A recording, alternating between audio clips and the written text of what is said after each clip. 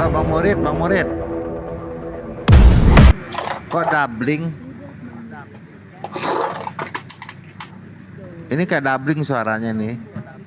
Enggak ada, kayak ada suara-suara rekaman. Coba Bang Toto mute bentar Bang Toto. Oh enggak, tempat si Pebi. Mute sebentar Pebi. Kenapa? Coba mute bentar. Udah nggak apa-apa, udah aman. Oh di tempat Bang Murid. Apa? Kenapa di tempat saya? Ada suara-suara. Bukan. Suara-suara Ya udah, apa? Itu ada apa namanya kayak doubling gitu tempatmu. Nggak ada doubling. Oke, lanjut. Apanya yang dilanjut, orangnya udah turun.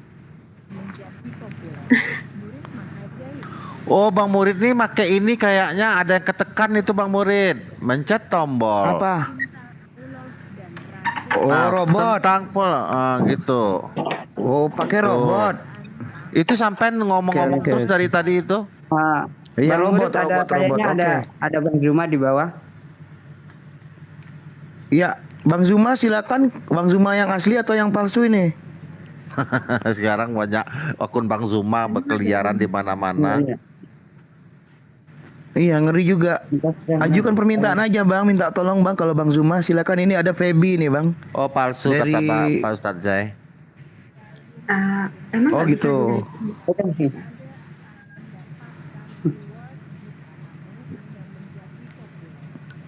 Maksudnya nggak bisa. Masih sih kedengaran abang nggak tadi? robotnya?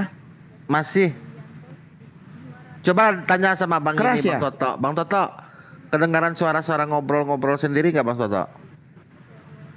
Di saya nggak ada suara ngobrol-ngobrol sendiri. Itu Nggak, Mas, maksudnya ada jernih sih, Kak. Zoom. Tuh. Pebi dengar nggak? Dengar semua. Tuh. Itu ada Zuma, ada Ali bin Hamid. Emang Mas nggak bisa naikin? Bang Zuma. Kita terima ya 05. Bang Zuma ya. Kalau Bang Zuma 05 ini kayaknya asli. Asli terima. Ini asli. Mudah-mudahan. Soalnya Feby juga belum pernah berbicara langsung sama yang asli. Mudah-mudahan ya, asli, mudah-mudahan asli ya. Ya. Assalamualaikum Abang. Waalaikumsalam Oh, ya, warahmatullahi asli. wabarakatuh. Alhamdulillah. Asli ternyata. Mohon maaf Alhamdulillah. lahir dan batin. Minal aidin wal faizin Abang. Iya Abang, sama-sama Abang. Masya Allah. Iya. Alhamdulillah ya. Diberikan kesempatan lagi sama Allah Abang naik ke komal saya. Ini ada Mbak Feby Abang. Beliau ini Kristiani tapi dari Protestan apa dari Katolik itu. Iya. Tapi beliau ini keyakinan seperti saksi Yahova Bang. Nah, Siap. Jadi tadi saya sempat menjelaskan sedikit apa yang saya pahami dan alhamdulillah Bang Zuma naik. Mudah-mudahan dengan naiknya Bang Zuma ini merupakan anugerah terbesar untuk Mbak Febri bisa mendapatkan kebenaran. Tafadhol Bang bertegur sapa. Silakan Abang. Ya, semangat malam menjelang subuh. Saudari Ya, Feby, salam Selamat kenal. Ya, salam kenal juga Bapak. Iya.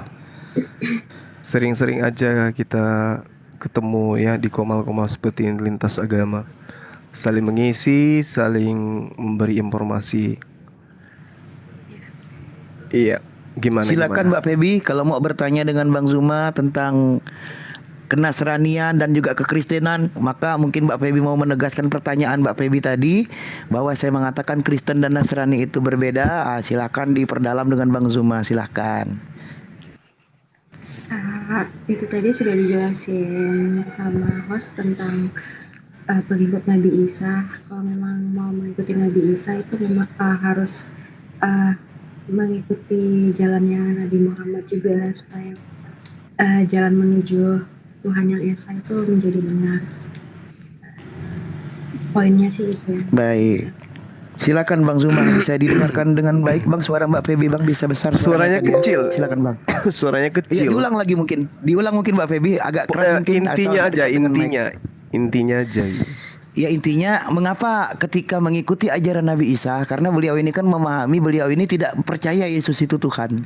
beliau percaya Yesus itu utusan dan beliau mengaku berkeyakinan Nasrani, begitu.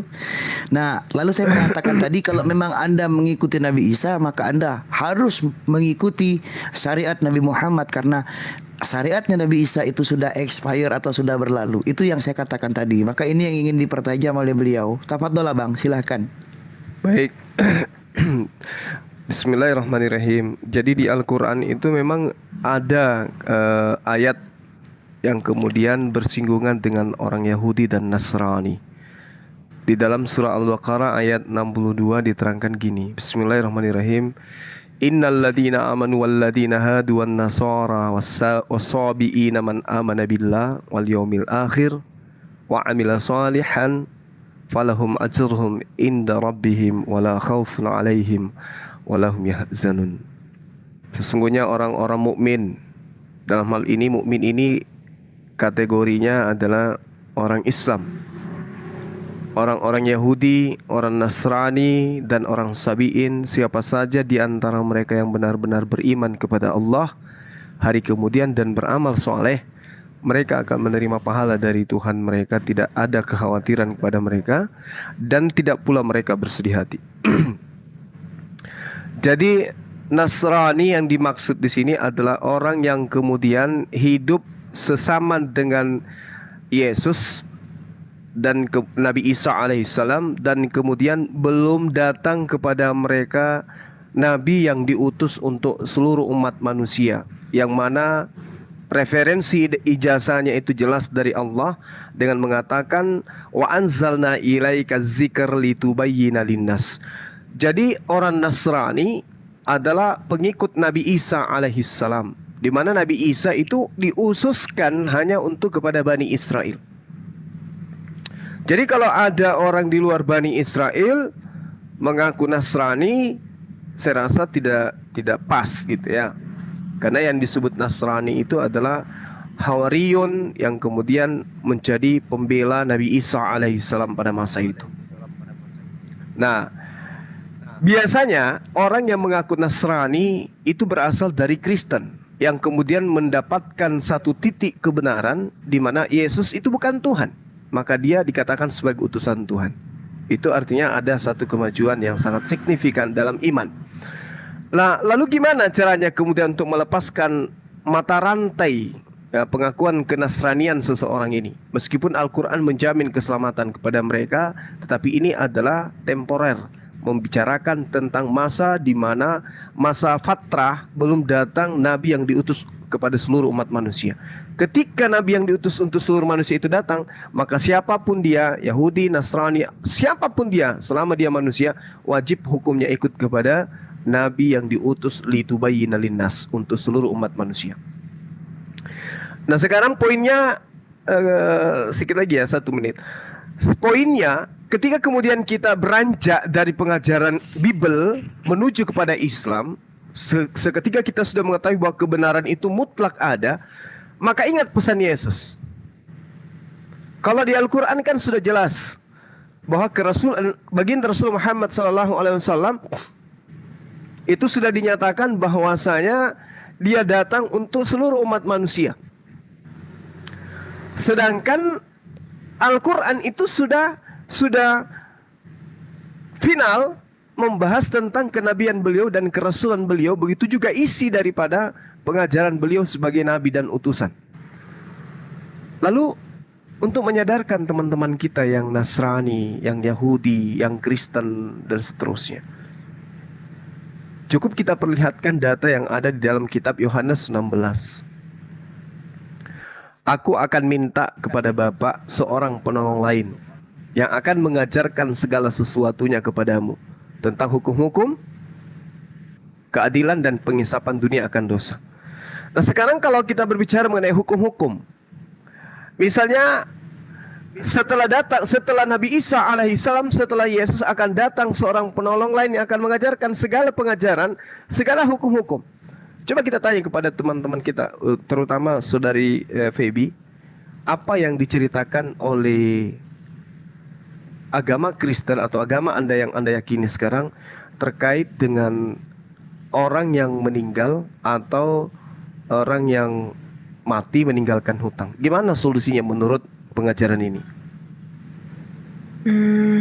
Gimana ya? Karena segala hukum-hukum katanya. Kalau meninggalkan hutang itu aku nggak tahu, cuman kalau di agama Feby tuh bilangnya hanya percaya kepada Yesus maka engkau akan mendapatkan sorga yang kekal gitu. Oke. Baik. Itu benar tuh. Itu tidak salah. Percaya kepada Yesus, maka orang itu akan memperoleh hidup yang kekal. Nah, sekarang kita uji, apakah sahabat saudara-saudari kita ini yang percaya atau kami yang muslim. Ketika kemudian Yesus mengatakan di dalam Yohanes 14 nomor 12, jika engkau percaya kepada aku, maka engkau juga akan melakukan pekerjaan-pekerjaan yang aku lakukan. Oke, mungkin saudari saya ini lulus dari pekerjaan itu.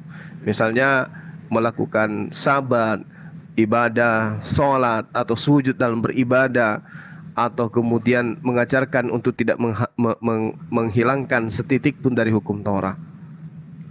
Tetapi pekerjaan Yesus diantaranya itu adalah mengabarkan akan datangnya sosok nabi, sosok rasul, sosok utusan, di mana dia mengatakan, masih banyak hal yang ingin aku ajarkan kepadamu, tapi kamu belum sanggup untuk menanggungnya.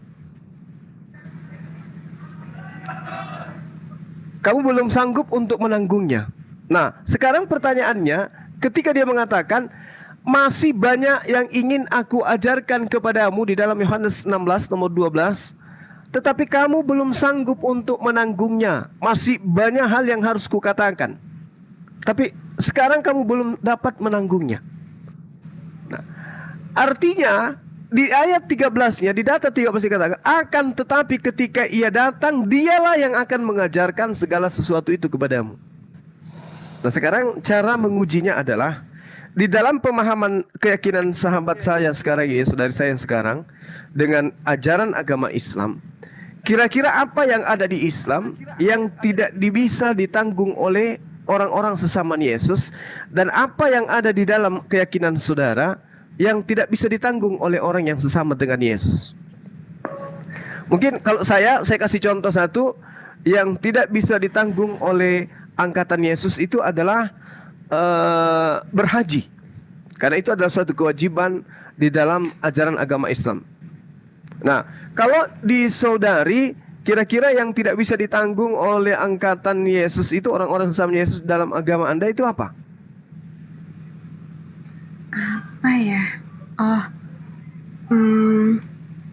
Menduakan Yesus, karena kan Yesus diakui sebagai Tuhan. Jadi menyembah yang lain selain Yesus gitu. Iya. Jadi yang tidak bisa ditanggung oleh angkatan Yesus adalah menuhankan Yesus. Saya rasa menuhankan Yesus itu tidak boleh menuhankan yang lain selain Yesus gitu maksudnya. Tetapi sangat disayangkan itu tidak kemudian menjadi sesuatu yang berat. Kenapa? Galatia 5 nomor 1, dengan dengan matinya Yesus, dia telah membebaskan kita dari hukum Taurat dan memerdekakan kita dari kuk penghambaan. Justru itu adalah sesuatu yang mengenakkan sekiranya Yesus mengatakan, wahai Bani Israel, kalian sekarang sudah dibebaskan dari hukum Taurat, dan sekarang kalian itu bebas dari kuk penghambaan. Apakah itu sesuatu yang berat? Justru itu sesuatu yang diimpi-impikan oleh orang Yahudi. Apa pembuktiannya? Kita lihat di dalam Matius 23. Orang Farisi, ahli Taurat, menurut Yesus, ahli Taurat, itu sudah menduduki kursi Musa. Sebab itu turutilah dan lakukan segala sesuatu yang mereka ajarkan kepadamu. Tetapi jangan kau turuti perbuatan-perbuatan mereka, karena mereka mengajarkan tetapi mereka tidak mempraktekkan. Nah, dengan munculnya ajaran menuhankan Yesus, artinya tidak ada lagi hukum Taurat yang perlu dilakukan oleh orang Yahudi angkatan pertama. Maka itu adalah sesuatu yang tidak berat. Itu yang pertama. Kedua, di dalam Yohanes 7 nomor 49, Yesus mengatakan orang banyak ini yang tidak mengenal hukum Taurat, terkutuklah mereka. Mereka tidak mengenal hukum Taurat pada masa itu, tidak lagi kemudian melakukan syariat Musa, tetapi mereka dikutuk. Nah, sedangkan kalau saudari saya mengatakan ajaran yang lebih sulit itu adalah menuhankan Yesus dan tidak kemudian menuhankan yang lain. Justru ini ajaran yang lebih enak. Karena dengan menuhankan Yesus, tidak perlu lagi bersunat, tidak perlu lagi menahan diri untuk tidak makan, tidak perlu lagi kemudian menjaga kekudusan Sabat, bebas, tidak ada lagi batasan-batasan bait suci, seperti Kristen layaknya.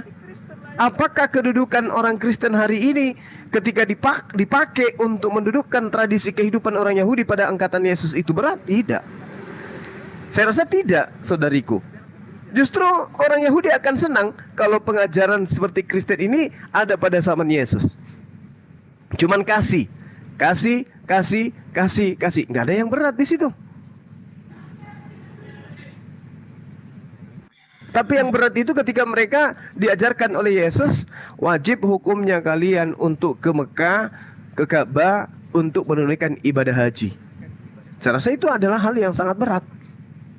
Kemudian yang berat kedua adalah mereka diwajibkan sholat, wajib hukumnya 5 kali sehari semalam, dan itu rutin sampai mereka meninggal. Mau dia sakit tetap sholat, mau dia perjalanan jauh tetap sholat. Saya rasa ini yang berat dilakukan untuk angkatan pertama. Jadi kalau saudari saya mengatakan yang berat itu adalah menuhankan Yesus, coba Anda tanya diri Anda, apakah Anda berat menuhankan Yesus itu? Tidak ada hukum wajib di dalam agama saudara. Oh, saya wajib begini, mana dalilnya? Ibadah pun cuma sekali seminggu, itu pun cuma datang nyanyi-nyanyi. Tapi kan tidak sesuai yang Yesus firmankan di situ, yang aturannya hari Sabat, kenapa kok hari Ahad yang dilakuin gitu? Kan nggak sesuai. Kecil suaranya ya. Agak besar sedikit suaranya Mbak Feby, mungkin takutnya nanti Bang Zuma kurang bisa memahami apa pertanyaannya, silakan. Kan nggak sesuai sama yang di Alkitab, yang aturannya gereja hari Sabat, kenapa kok hari Ahad gitu? Masih banyak hal yang tidak bisa kamu tanggung. Masih banyak hal yang ingin aku ajarkan, tapi kamu belum sanggup untuk menanggung hal tersebut. Kalau hanya memindahkan hari Sabat ke Minggu, itu bukan hal berat.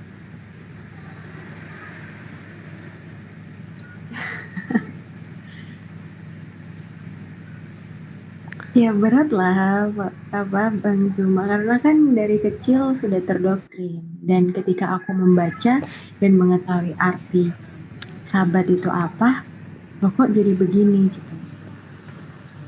Terus yang aturannya harus bersunat, kenapa kok nggak bersunat? Yang Sekarang gini, saudariku, menurut saudari, berat mana prosesi ibadahnya orang Yahudi dengan prosesi ibadahnya orang Kristen? Yahudi. Sementara Yesus mengatakan masih banyak ajaran yang ingin ku ajarkan, tapi kamu belum sanggup untuk menanggungnya. Berarti ajaran ini jauh lebih berat. Nah sekarang lisan saudari saya mengatakan lebih berat ajaran Yahudi daripada Kristen. Berarti apa yang ditanggung oleh angkatan Yesus ketika muncul ajaran Kristen itu lebih ringan. Ajaran Kristen itu harusnya masih banyak ajaran yang diajarkan yang lebih mudah gitu. Tapi ini kamu belum sanggup untuk menanggungnya. Artinya ketika ajaran syariatnya Yahudi dihilangkan, dimasukkan ajaran Kristen, berarti orang Yahudi sanggup. Nah sekarang kalau ajaran Yahudi dihilangkan, dimasukkan ajaran Islam kepada mereka, ini baru tepat. Mereka belum sanggup untuk menanggung pada saat itu. Wajib hukumnya mereka kemudian sholat, 5 kali sehari semalam. Wajib hukumnya mereka berpuasa sebulan penuh. Mereka wajib hukumnya kemudian berhaji. Wajib hukumnya mengimani orang yang di luar daripada bangsanya menjadi seorang nabi mereka. Tak sanggup mereka itu. Tapi kalau dikatakan hanya Kristen, gak ada yang berat. Saudariku sendiri mengakui bahwa lebih berat Yahudi. Berarti kehidupan orang Yahudi dengan kehidupan orang Kristen dalam prosesi ibadah jauh lebih berat Yahudi daripada Kristen. Sementara menurut Yesus, jika hidup keberagamaanmu tidak lebih baik dari kehidupan keberagamaan ahli Taurat, maka engkau tidak akan masuk ke dalam kerajaan surga. Di dalam Matius 5 jelas tertulis seperti itu nasihat Yesus. Berarti kesempurnaan agama setelah agama ahli Taurat itu adalah kesempurnaan agama yang jauh lebih sempurna syariatnya, ajarannya lebih komplit daripada ajaran syariat yang ada. Coba kita lihat dalam Matius 5 itu tertulisnya seperti itu. Jika hidup keberagamaanmu tidak lebih baik daripada ahli Taurat, maka engkau tidak akan masuk ke dalam kerajaan surga. Itu jelas itu. Tidak lebih baik atau tidak lebih sempurna, maka engkau tidak akan masuk ke dalam kerajaan surga. Di situ dikatakan dikausenu atau dikausene. Artinya kewajiban agama yang lebih komplit, yang lebih sempurna, yang lebih teratur, yang lebih kebenarannya dan keadilannya itu lebih akurat, lebih sempurna, itu engkau tidak akan masuk ke dalam kerajaan surga. Maka aku berkata kepadamu, jika keagamaanmu, agama di sini dalam bahasa Yunani adalah humon, artinya tuntunan, aturan atau iman, ya, tidak lebih benar atau tidak lebih sempurna atau tidak lebih baik daripada hidup keagamaan ahli-ahli Taurat dan orang Farisi, sesungguhnya kamu tidak akan masuk ke dalam kerajaan surga. Berarti mau tidak mau, suka ataupun tidak, ikhlas ataupun tidak, agama yang datang setelah ahli Taurat adalah agama yang lebih sempurna ajarannya, lebih benar ajarannya daripada ajaran para ahli Taurat. Pertama, ajaran yang datang harus lebih berat karena belum bisa ditanggung waktu itu, artinya ajarannya pasti jauh lebih berat. Yang kedua, jauh lebih baik, jauh lebih sempurna aturan-aturannya daripada itu. Dan itu hanya disifati di Islam. Saudariku sendiri telah mengatakan lebih berat ahli Taurat agama Yahudi daripada Kristen. Dah selesai kita di situ. Tapi kalau dibandingkan dengan Islam dan agama Yahudi, maka Islam jauh lebih berat. Jauh dibandingkan agama Yahudi itu. Saya kira gitu untuk sekedar tanda perkenalan kita. Saudari Feby, silakan direnungkan, dan ya hidayah itu hanya milik Allah. Silakan. Mungkin dari teman yang lain. Makasih. Baik, makasih banyak Bang Juma. Ini ada Bang Yonatan juga ini. Ya udah Bang Yonatan disuruh naik aja, aku turun. Ya udah ya Bang Yonatan turun. Bang Yonatan turun, aku turun. Assalamualaikum warahmatullahi wabarakatuh. Waalaikumsalam warahmatullahi wabarakatuh. Salam kenal sahabat. Maaf tanah itu ya, baik. Mudah-mudahan Bang Juma masih ada waktu ya Bang ya. Barangkali nanti teman-teman kita yang lain ingin cari kebenaran masih bisa melempar 1-2 pertanyaan. Mbak Feby barangkali silakan kalau masih mau mencari 1-2 pertanyaan mungkin. Karena saya yakin Mbak Feby ini kalau sudah mendengarkan apa yang disampaikan oleh Bang Zuma, karena Mbak Feby ini orang yang suka berpikir tengah malam, pasti insya Allah akan titik pencariannya nanti. Tadi saya itu Baik, ke atas ayo Bang, karena silakan. ini loh, ada yang berbicara Ya. mengenai nubuatan tadi kan. Makanya saya numpang lewat, kedengaran pertanyaannya dia. Makanya saya masuk. Orangnya nggak bisa naik lagi.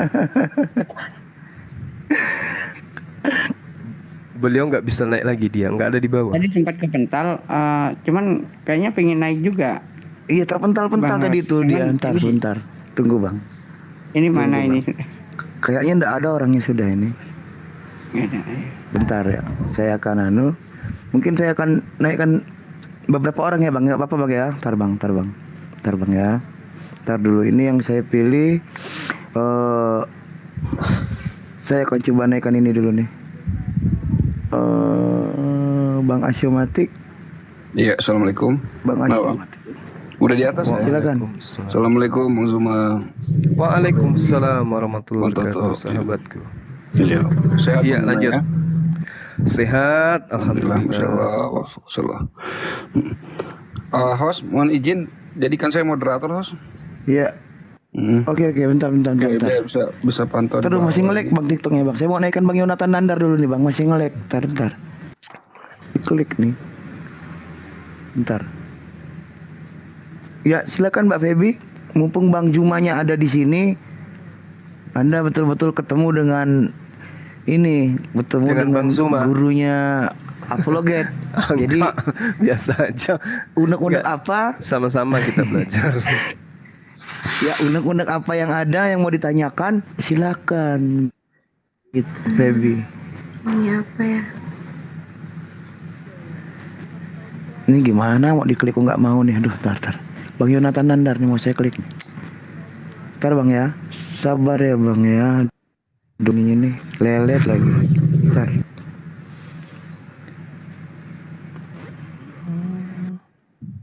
Allah. Ini silakan yang udah dinaikkan naik ngomong silakan. Ngelag sekali TikToknya di. Waalaikumsalam warahmatullahi wabarakatuh. Warahmatullahi wabarakatuh. Iya. Gimana, Bung? Saudari Agak Feby, besarkan suara mikrofonnya ya, Saudari agak kedengaran Feby. dengan jelas. boleh nggak saya bernarasi sedikit? Boleh. Iya. Saudari saya dari mana tadi? Protestan ya? Iya. Oke, baik. Nasrani. Iya, dari Nasrani. Bang Oke. Zuma, Bang Zuma. Mbak Feby yang semalam itu kan kita diskusi Mbak Feby ya. Ya, kenapa? Iya. Nasrani kalau Iya. Berarti kalau Nasrani tidak menuhankan Yesus berarti ya? tidak Iya. menuhankan Yesus dia. Iya. Baik. Nah, kendalanya di mana gitu sekarang kalau misalnya beliau tidak menuhankan Yesus? Ya kendalanya itu seperti di dalam pengajaran Nabi Musa alaihissalam ketika mereka beriman kepada Allah yang mengutus Nabi Musa, tetapi kemudian mereka tidak percaya kepada kenabian Nabi Musa alaihissalam.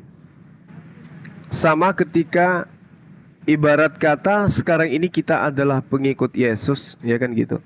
Lalu kemudian orang-orang yang ada di zaman Yesus beriman kepada Nabi Musa, beriman kepada Tuhan yang mengutus Nabi Musa, tapi tidak beriman kepada baginda Rasulullah, tidak beriman kepada Nabi Isa alaihissalam atau Yesus. Imannya kepada Musa, imannya kepada Tuhannya Nabi Musa tidak diragukan.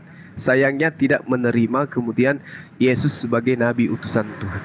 Nah, posisi ini sekarang ada pada saudari kita Feby.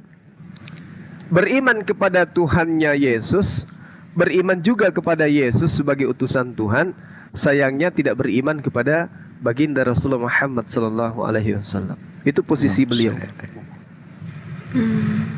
Posisi beliau ada di situ. Nah, sedangkan kalau ingin keluar dari sana, Tuhan pencipta langit dan bumi itu sudah pasti kemudian memberikan tuntunan kepada manusia sebagai pelengkap daripada risalah para nabi. Nabi Adam alaihissalam kemudian diberikan tuntunan, jangan engkau makan buah ilmu pengetahuan. Larangannya ada, perintahnya ada. Makanlah semua buah yang ada di sini, satu jangan kau makan. Jadi ada tuntunan, ada syariat, ada akidah yang kemudian harus diperjuangkan oleh Adam alaihissalam. Ada larangan, ada perintah di sana. Apakah kemudian perintah dan larangan ini sifatnya global kepada seluruh manusia? Tidak. Itu hanya bersifat untuk Adam alaihissalam dan juga istrinya. Setelah itu, apakah turun kemudian perintah yang jauh lebih besar daripada itu? Yes. Nabi berikutnya kemudian menerima perintah, menerima risalah untuk disampaikan kepada kaumnya, kerabatnya. Setelahnya, apakah kemudian poin itu mencakup kepada seluruh umat manusia? Tidak, hanya kepada golongan tertentu. Begitu seterusnya. Jadi hukum mengikat kepada para nabi itu hanya temporer, bersifat sementara.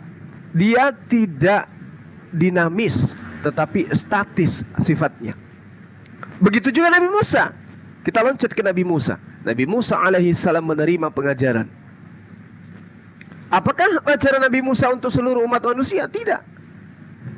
Itu cakupannya untuk Nabi Musa aja dan umatnya. Al-Quranul Karim menjelaskan dalam surah Al-Araf ayat 145, jelas sekali diterangkan bahwasanya perintah Allah kepada Nabi Musa agar meneguhkan hukum Taurat itu kepada kaumnya. Wa katabna lahu fil alwahi min kulli syai' mau'izatan wa tafsila likulli syai'. Lalu Allah mengatakan apa? Fa khuzha biquwwatin. Itu perintahnya, jelas. Berpegang teguhlah kepadanya. Artinya berpegang kuatlah kepadanya. Suruhlah kaummu kemudian berpegang kepadanya dengan sebaik-baiknya hukum Taurat itu. Aku akan memperlihatkan kepadamu negeri orang-orang fasik. Jadi Nabi Musa diperintahkan oleh Allah ketika Musa kemudian dituliskan kepadanya Taurat, ya, sebagai sesuatu pelajaran dan penjelasan untuk segala hal kepada Nabi Musa dan kaumnya. Allah merintahkan, perintahkan kepada kaummu untuk teguh berpegang terhadap apa yang kuperintahkan. Ini tertulis di dalam kitabnya Bani Israel, ulangan 6, ulangan 4, agar kemudian perintah itu mereka jalankan dengan setia secara turun-temurun kepada keturunan daripada Bani Israel. Itu jelas itu. Lalu kemudian di Yeremia 31-33, hukum Taurat ini diberikan kepada Bani Israel. Aku akan memasukkan hukum Taurat kepada batin setiap Bani Israel, bukan kepada setiap Bani Adam. Nah, kemudian Nabi Isa alaihissalam datang juga demikian. Aku diutus hanya kepada domba-domba yang hilang dari Bani Israel. Al-Quran As-Zukhruf ayat 59. Bahwa beliau diutus hanya kepada domba yang hilang dari Bani Israel.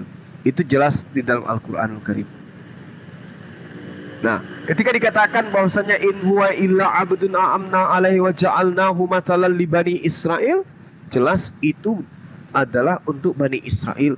Sama ditegaskan kembali di dalam Kisah Para Rasul 2 nomor 22, Yesus untuk pertanda bagi Bani Israel. Begitu juga di dalam kitabnya saudara kita, Yesus mengakui bahwasanya aku diutus hanya kepada domba-domba yang hilang dari Bani Israel. Itu diterangkan dalam kitabnya saudara kita di dalam Matius 15 nomor 24. Nah sekarang, apakah ketika Nabi Isa alaihissalam atau Yesus datang kepada Bani Israel, manusia hanya Bani Israel saja yang ada? Enggak.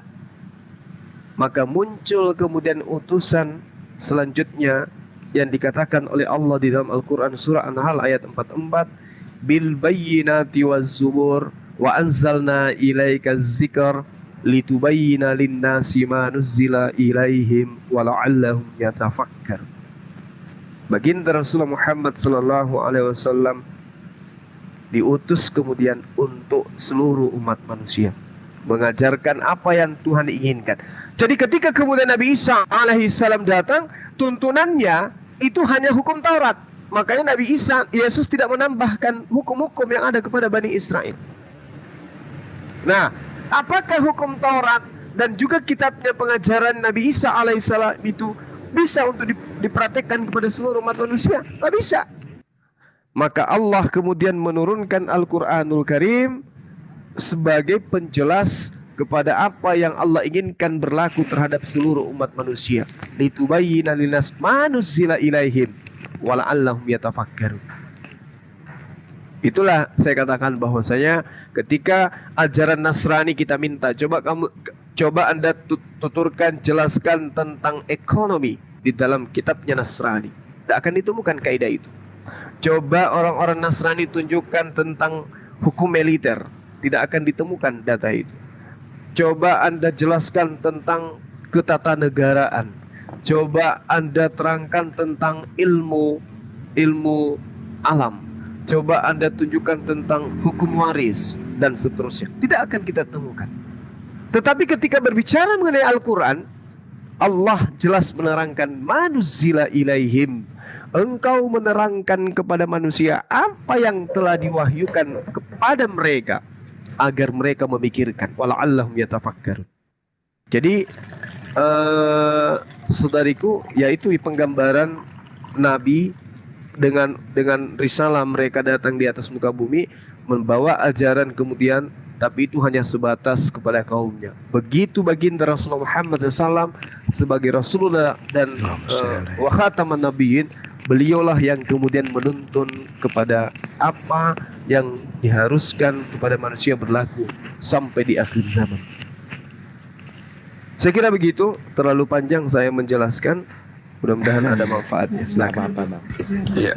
Salah Ini host, izin ada sekali lagi, beberapa host. Ini permintaan, ada belasan permintaan. Barangkali yang Muslim nanti ada yang bisa mengalah ya.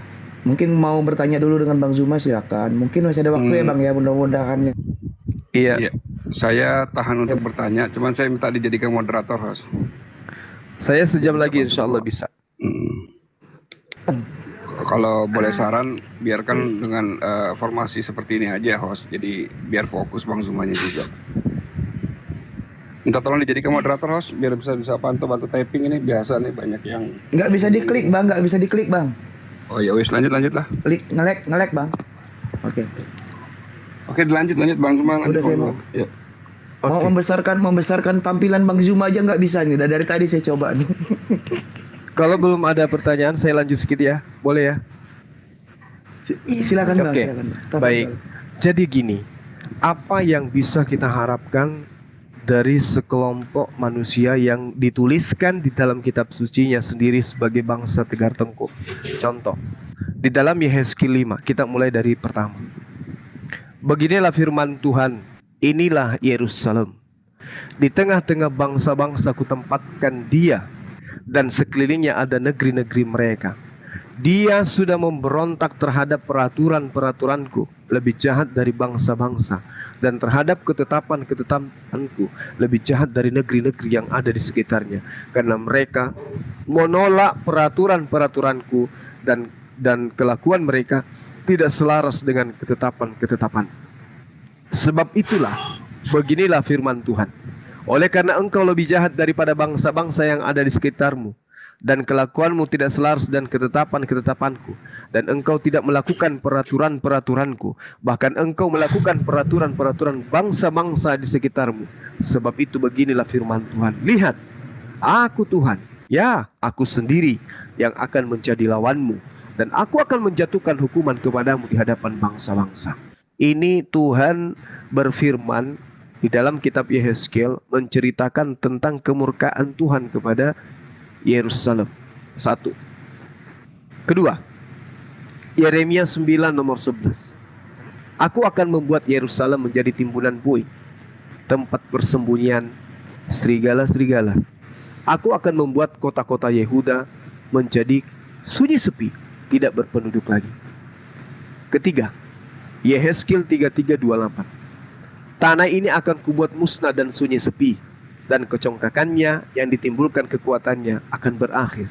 Gunung-gunung Israel akan menjadi sunyi sepi, sehingga tidak seorang pun berani melintasinya. Keempat, Yeremia 4 nomor 7. Singa telah bangkit dari belukar, pemusnah bangsa-bangsa telah berangkat, telah keluar dari tempatnya untuk membuat negerimu menjadi tandus. Kota-kotamu akan dijadikan puing, tidak ada lagi yang akan mendiaminya. Kelima, Yeremia 34 nomor 22. Sesungguhnya demikianlah firman Tuhan.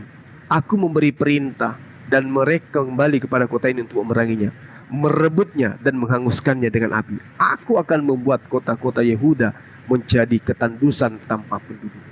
Selanjutnya, Yeremia 33 nomor 10. Beginilah firman Tuhan. Di tempat ini yang kamu katakan telah menjadi reruntuhan tanpa manusia dan tanpa hewan, di kota-kota Yehuda dan di jalan-jalan Yerusalem yang sunyi sepi itu, tanpa manusia, tanpa penduduk dan tanpa hewan. Selanjutnya, Yeremia 6 nomor 11. Tetapi aku penuh dengan kehangatan murka Tuhan. Aku telah payah menahannya, harus menumpahkannya kepada bayi di jalan dan kepada kumpulan taruna bersama-sama. Sesungguhnya baik laki-laki maupun perempuan akan ditangkap, baik orang tua maupun yang sudah lanjut usianya. Selanjutnya, Yeremia 4 nomor 29. Oleh karena hiruk pikuk pasukan berkuda dan pemanah seluruh negeri melarikan diri. Mereka masuk ke dalam belukar dan naik ke bukit-bukit batu. Kepada setiap kota yang ditinggalkan dan tidak seorang pun tinggal di dalamnya. Ini bercerita, masih banyak lagi data yang bercerita tentang keadaan Yerusalem yang dihadirkan dengan keadaan seperti itu karena kemurkaan Tuhan.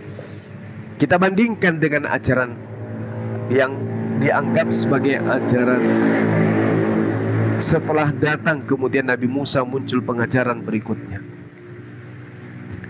Apakah mungkin kemudian ketika Tuhan sudah murka kepada Israel, murka kepada Yerusalem, murka kepada tanah yang kemudian dijanjikan orang-orang ini untuk menguasai, seketika kemudian muncul pengajaran yang lebih ringan daripada ajaran yang disyariatkan kepada Bani Israel untuk kemudian menghukum orang-orang yang ada di Israel demi untuk memuaskan apa yang Tuhan murkahkan kepada mereka.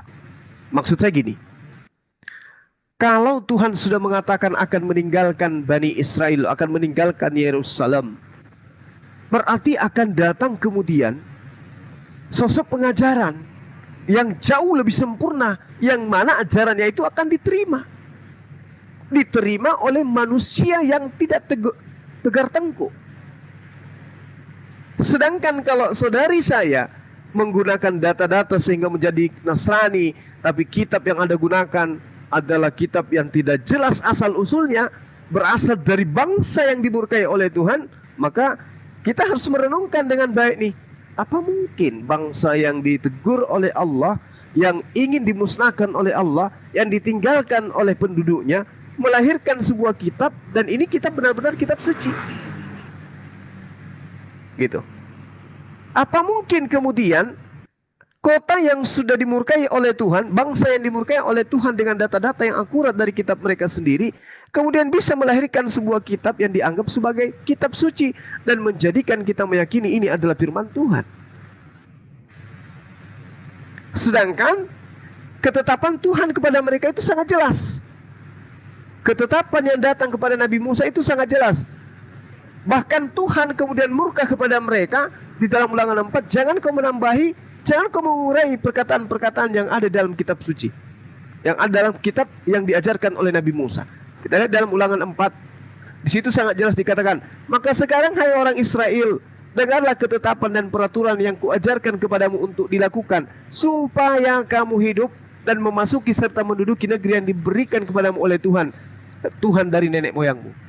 Janganlah kamu menambahi apa yang kuperintahkan kepadamu, dan janganlah kamu menguranginya. Dengan demikian kamu berpegang pada perintah Tuhan Allahmu yang kusampaikan kepadamu.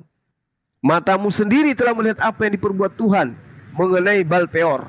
Ini Baal Peor ini adalah sebangsa penyembah-penyembah dewa, dan ini sendiri adalah dewanya. Mereka selalu mempersembahkan darah manusia kepadanya. Sebab Tuhan telah memusnahkan dari tengah-tengahmu semua orang yang mengikuti dewa Baal Peor. Sedangkan kamu sekalian yang berpaut pada Tuhan masih hidup pada hari ini. Ingatlah, aku telah mengajarkan ketetapan dan peraturanku kepadamu, seperti yang diperintahkan kepadaku oleh Tuhan, supaya kamu melakukan yang demikian itu di dalam negeri yang kamu masuki untuk menduduki. Lakukanlah itu dengan setia, sebab itulah yang akan menjadi kebijaksanaan dan akal budimu di mata bangsa-bangsa. Nah, apakah kemudian Bani Israel memegang teguh ketetapan itu? Tidak. Tidak. Makanya Yesus mengatakan dalam Yohanes 7 nomor 49, orang banyak ini yang tidak mengenal hukum Torah, terkutuklah mereka. Artinya, ketika bangsa ini sudah sedemikian rupa pembangkangannya dan murka Tuhan ada kepada mereka, mustahil kemudian kita mengharapkan kebenaran muncul dari sana. Makanya Allah kemudian mengutus nabinya yang sama seperti Musa yang mengajarkan seluruh aspek yang dibutuhkan oleh manusia yang tersimpul di dalam Al-Qur'anul Karim. Halo. Iya. Silakan. Ya, silakan Mbak Feby mungkin mau bertanya dari penjelasan Bang Zuma tadi.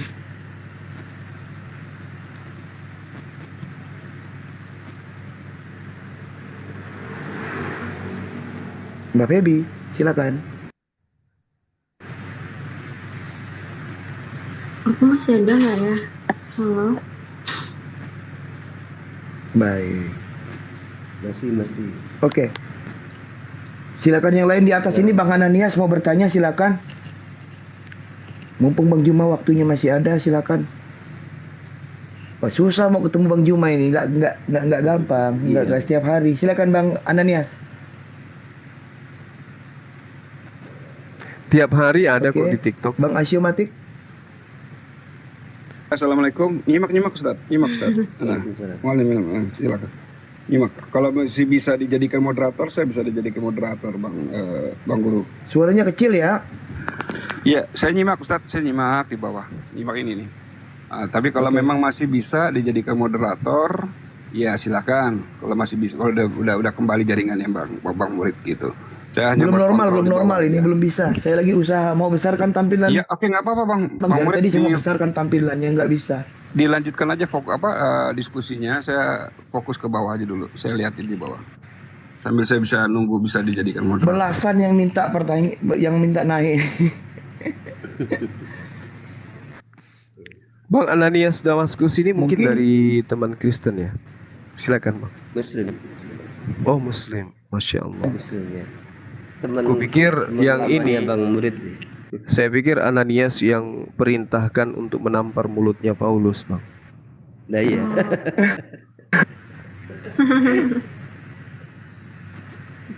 Ya, dari keterangan yang dari informasi yang disampaikan oleh Bang Zuma tadi mungkin ada nih Mbak Feby hal-hal yang sifatnya prinsip dan Mbak Feby masih bingung, silakan.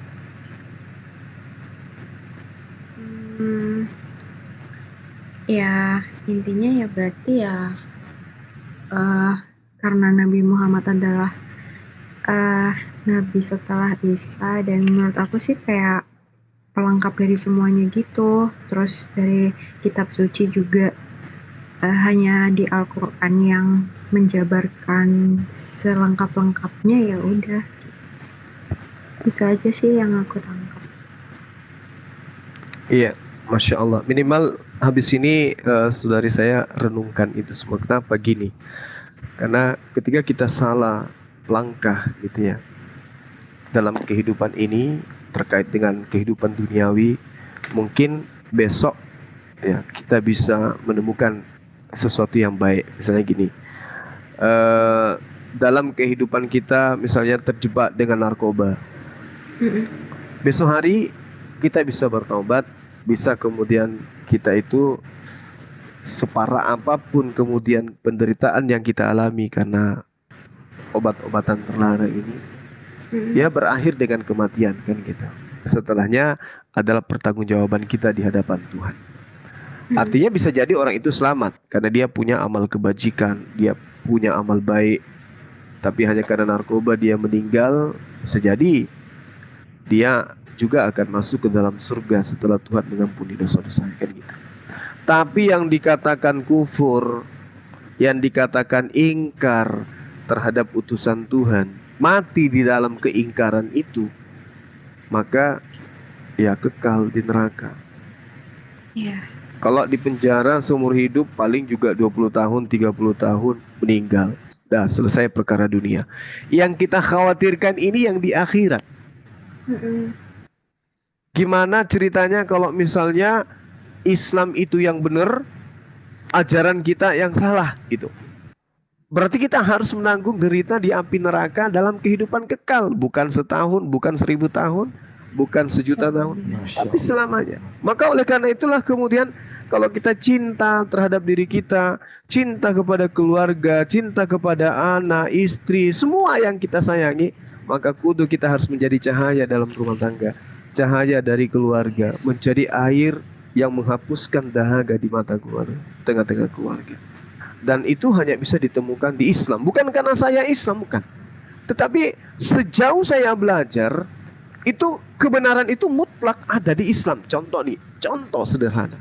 Al-Quranul Karim menjelaskan dengan sangat-sangat terperinci di dalam surah Al-Hajj ayat 34 yang selama kurang lebih 2-3 pekan ini saya bahas, tapi belum ada teman Kristen yang mampu untuk menguraikan dengan baik. Walikulli ummatin ja'alna mansakal liyazkurusmallah ala ma razaqahum min bahimatil an'am. Bagi setiap umat terdahulu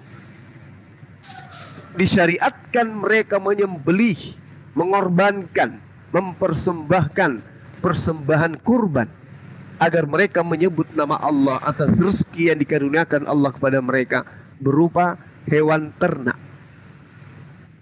Hewan ternak yang diminta, dan itu dijelaskan oleh Al-Quran. Sedangkan baginda Rasulullah Muhammad Sallallahu Alaihi Wasallam itu adalah orang yang ummi. Dalam arti kata beliau tidak ngerti Torah, dia tidak ngerti Injil, tidak ngerti Zabur, tidak kenal Abraham itu siapa, Musa itu siapa, Isa itu siapa, nggak kenal beliau. Tapi seketika datang pemberitaan kepadanya berupa wahyu, diberitakanlah hal ini. Dan ternyata kita di zaman sekarang, hidup di zaman digital, apapun bisa kita akses dengan mudah. Kita mengetahui bahwa ternyata memang betul Al-Quran 1400 tahun silam menerangkan seperti itu. Ternyata memang betul. Di Imamat 1 nomor 2 ternyata Tuhan meminta persembahan kurban hewan. Nah, sekarang permasalahannya adalah ketika kita mengakui Islam itu benar, karena Islam meminta persembahan kurban hewan dari aspek ini aja, kita tidak bisa pungkiri kebenarannya itu, bahwa ini adalah sebuah kesalahan. Nabi Musa alaihissalam memerintahkan kaumnya juga untuk mempersembahkan hewan. Bagaimana dengan Yesus? Ternyata subhanallah, Yesus pun di dalam kitabnya orang-orang Kristen, Lukas 5 nomor 14, Matius 8 nomor 4, Yesus meminta kepada pengikutnya untuk mempersembahkan darah hewan. Islam, Musa, Yesus, satu pengajaran, mempersembahkan persembahan berupa penyembelihan kurban itu berupa hewan. Sedangkan agama Kristen mempersembahkan kemudian sosok manusia, darah manusia di atas tiang salib. Sedangkan kalau kita berbicara mengenai sejarah, yang mempersembahkan darah manusia kepada dewa-dewa mereka itu adalah ajaran Aztec, Meksiko. Ajaran Maya yang ada kemudian di kisaran benua Amerika. Kemudian Inca, itu juga di Kolombia atau Amerika juga bisa. Celtics, itu juga adanya di benua Eropa. Persembahan mereka, ajaran mereka itu seirama dengan ajaran Romawi kuno, Israel kuno, Mesir kuno, Yunani kuno. Mereka mengorbankan manusia untuk sebagai persembahan kepada dewa-dewa mereka. Dan itu Islam sifati hal yang sama. Kristen sifati hal yang sama. Mempersembahkan darah manusia kepada apa yang mereka imani sebagai rasa takut, supaya nggak masuk neraka, supaya nggak dimurkai oleh dewa, supaya bisa disayangi oleh dewanya. Maka mereka mempersembahkan darah manusia untuk mengademkan kemurkaan dewa-dewa mereka. Na'udzubillah summa na'udzubillah. Tapi di Islam justru mengajarkan hal yang sangat luar biasa. Walikulli ummatin, pada setiap umat telah kami syariatkan penyembelihan kurban berupa hewan ternak. Imamat 1 nomor 2, apabila di tengahmu, apabila kamu mau mempersembahkan, ajarkan kepada Bani Israel agar mempersembahkan persembahan kepada Tuhan. Haruslah persembahan yang kamu persembahkan itu dari ternak. Imamat 1 nomor 2. Nah, lalu kemudian ajaran-ajaran persembahan yang seperti disebutkan tadi itu disinggung kemudian di dalam Imamat 20 nomor 3. Aku sendiri akan menentang orang itu dan akan melenyapkan dia dari tengah-tengah bangsanya, karena dia menyerahkan seorang dari anak mereka kepada dewa Molok dengan maksud menajiskan tempat kudusku dan melanggar kekudusan namaku yang kudus. Lalu larangannya di mana? Imamat 18 nomor 21.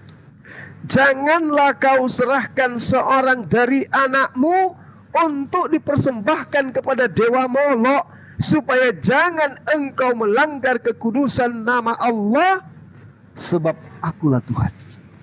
Subhanallah.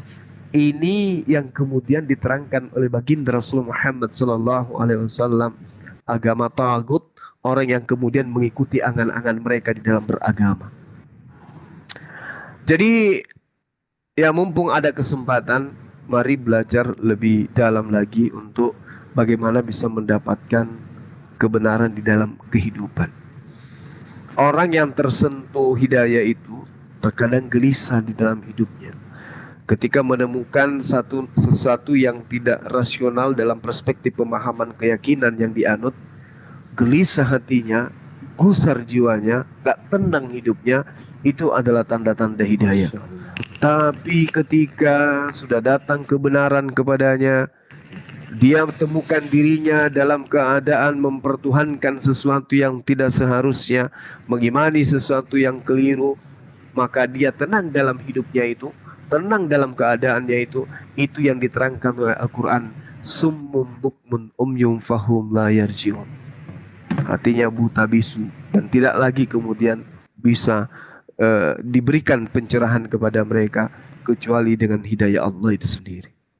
Saya kira begitu sahabat-sahabat sekalian, saya jadi khotbah di sini dikarenakan karena sahabat kita dari Kristen juga mungkin sesi belajar atau ingin memperdalam lagi materi-materi keislaman atau apapun itu, sehingga kalau saya banyak bicara, saya mohon maaf teman-teman sekalian.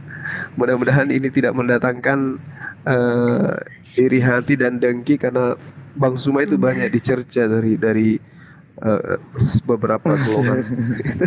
Saya juga kok, Bapak. Masya Allah. Iya. Silakan teman-teman yang lain ditambahkan atau ada yang ingin diralat dari penyampaian saya. Iya, apa yang abang sampaikan udah cukup bagus bang ya. Artinya udah Insya Allah masih bisa berpikir. Tapi ini banyak permintaan ini, gimana nih, bisa saya naikkan salah satu atau gimana nih kawan-kawan yang di atas ini? Ada yang mau bertanya atau tidak ini kira-kira? Kalau ada oten dinaikkan aja bang. Bang Toto? Ya udah nggak apa-apa. Iya makanya saya mau naikin ini, makanya. Sambil Bang Atta, nggak apa-apa. Nggak usah. Feby di sini aja, nggak apa-apa. Tenang aja, Feb. Saya nggak apa-apa, saya turun dulu aja, ganti sama yang lain. Nanti kalau memang udah bisa. Oke, coba ngalah dulu Bang Asiomatik. Ini ya. Kayaknya dari awal tadi udah minta nih, cuman saya nggak nge-lag juga TikToknya nih.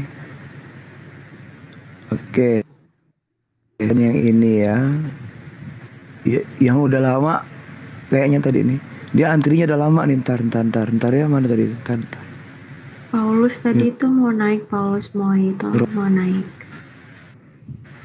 Kenapa Mbak Feby? Paulus Moy tadi loh yang pakai kacamata tadi, dia mau naik. Oke. Sebentar. Baby kemarin ini karena pesan Al-Quran tuh udah nyampe ya? Belum nyampe. Lama pre-order, ada pre-order gitu. Pre-order. Saya akan coba naikkan yang ini dulu nih. Aduh. Ntar dulu. Nge-lag ini ya, coba bentar. Coba ada kawan-kawan yang diturunkan dulu. Bang Toto turun dulu, Bang Toto. Mohon izin. Saya nggak berani nurunkan nih, karena kalau saya keluar dari menu yang ini takutnya nanti nggak bisa balik. Oh, turun sendiri. Ya udah nggak apa-apa, biar Feby turun nanti. Hancur ini. Saya turun tadi Bang Host, nggak apa-apa saya turun. Nanti kalau udah bisa dijadikan moderator ya. Turun, oke. Dilanjut Bang semua ya, dilanjut semua ya. Makasih Bang, makasih. Sehat selalu. Waalaikumsalam warahmatullahi wabarakatuh. Ini kasihan nih, karena udahlah dari tadi nih. Tapi biasa juga mereka saking lamanya sampai tidur loh. Begitu dinaikkan ngorok dia.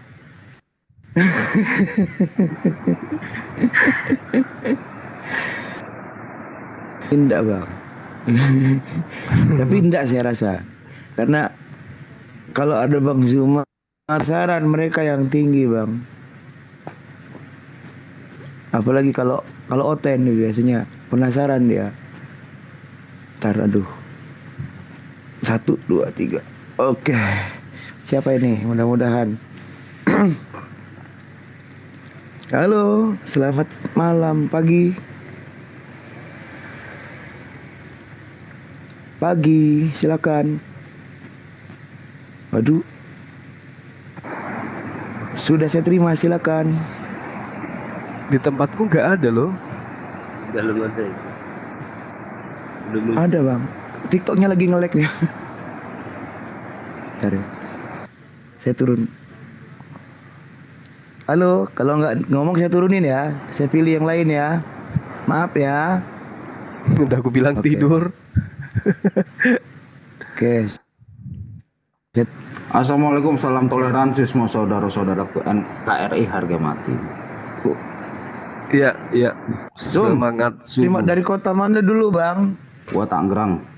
Cuma Iya, Oke, Tangerang. iya, Baik, gimana silakan kabar bang. saudaraku, saudara sebangsa tanah airku ini. siap. Sholat lima waktu 86 jalan bro. 86,3. Iya, gimana? Kusut lo. Ya lo tau gue lah, gua Kristen. Gue mau nanya nih Zoom. Iya. Ya, itu gua kan lo tau gua nggak ada urusan penghujatan. Gue cuma mau nanya, yang bener itu yang mana ya? Sahabatnya Nabi Muhammad pertama tuh itu Abu Bakar As-Siddiq atau Umar bin Khattab ya? Yang mana ya? Gue bingung. Maksudnya pertanyaan ini tujuannya apa, Bang? Tujuan gue adalah gue ingin mencari ilmu pengetahuan. Gue nggak ada urusan penghujatan. Gue mau cari ilmu pengetahuan. Gue anti penghujatan agama soalnya. Gue mau tahu. Karena kan ada Utsman bin Affan, ada Ali bin Thalib. Gue bingung. Kalau Umar bin Khattab tuh siapa ya? Ya, sahabat beliau. Nah, ada sejarahnya gak Zoom? Gue bisa dapetin di mana ya? Sejarahnya tentang beliau itu. Jadi kalau Umar kita bin Khattab. berbicara Coba jelasin. sahabat-sahabat Rasulullah itu ya, yang pertama kali kemudian menjadi teman pada saat beliau mendapatkan risalah kenabian, ada Khadijah, kemudian Ali bin Abi Thalib, Abu Bakar, Utsman bin Affan. Yaitu sahabat-sahabat beliau. Itu ada gue bisa dapetin tentang sejarah mereka di mana ya, Zoom? Sirah Nabawiyah juga ada. Nggak, gue nyarinya di mana? Gue kan orang Kristen. Gue nyarinya gue nggak tahu nih kalau referensi tentang sejarah sahabat-sahabat Nabi. Ya Biasanya itu gua bisa dia. nyarinya di mana? Di Gramedia ada, kurasa di Gramedia. Oh ada ya. Iya. Karena gue tanya teman gue, dia ustadz gue, dia bilang karena susah nyarinya. Gue diminta cari ke Gunung Agung nggak dapet. Gramedia kemarin gue juga nggak dapet juga. Kalau di online ada Zuma? Gimana? Kira-kira. Kalau di online ada gak kira-kira di online? Saya rasa ada. Ada ya. Iya. Iya ya. Oke, sama nih tadi lu bilang katanya kan juga banyak juga orang-orang yang nggak suka lu. Cuman kalau gua sendiri bilang, gua respect ke lu. Gua seorang Kristen garis lurus dan gua respect ke lu. Karena sejauh yang gua lihat, lu nggak pernah menghujat agama Kristen. Lu hanya meluruskan apa yang oknum Oten tanda kutip adalah selingkuhan dari yang tertulis di Al-Quran. Gue melihat lu adalah itu suatu tindakan yang benar. Lu memberikan namanya suatu keterangan meluruskan. Ya, tetap berjuang ya Zuma ya. Iya, terima kasih ya saudaraku, Masya Gue Allah. seorang Kristen garis lurus, Tuhan gue Yesus, tapi gue mendoakan lu Zuma untuk tetap lu berjuang demi agama Islam. Amin. Oke, gue permisi dulu, Tuhan berkati semuanya. Oke, Permisi. terima kasih Ya, silakan, saudara bro. Erik. Ya. Thank you. Baik. Ini abang tadi ini Kristen juga bang ya? Iya, beliau Kristen. Iya, baik. Baik, saya naik. Ada Erik, ada mudah-mudahan bisa dinaikin ya, silakan. Ingat ya kalau saya panggil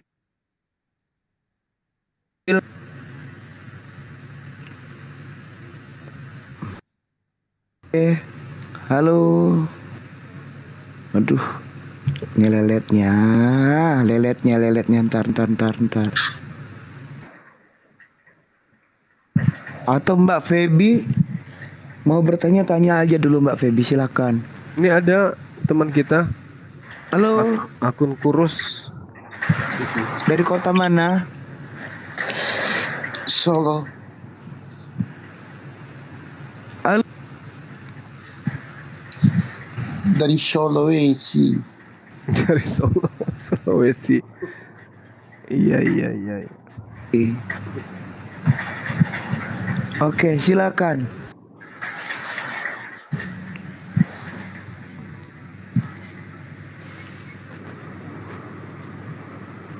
Halo. Silakan Bang Lurus. Ngomong bang. Kalau nggak ngomong nanti ini bang. Sariawan. Halo, silakan bang. Dari tadi Naikkan baru dinaikkan sudah dari tadi aku ngomong. Dari tadi ngomong. Oke bang, silakan. Suaranya nggak kedengaran di sini. Nggak kedengaran bang, nggak kedengaran. Oke, silakan bang. Termute ini.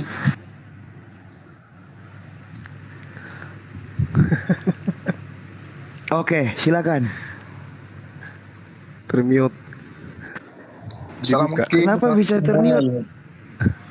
Tak tahu lah wah ini. Nggak ada yang meniut bang. Silakan. Abang dari kota mana tadi bang? Sulawesi. Sulawesi mana bang? Utara, selatan. Sulawesi.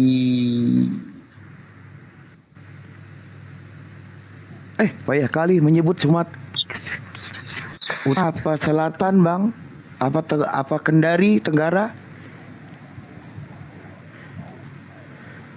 Baik, silakan abang. Sinyal jelek. Iya, oke. Silakan. Apa yang abang ingin tanyakan atau ingin sampaikan dengan Bang Zuma? Silakan.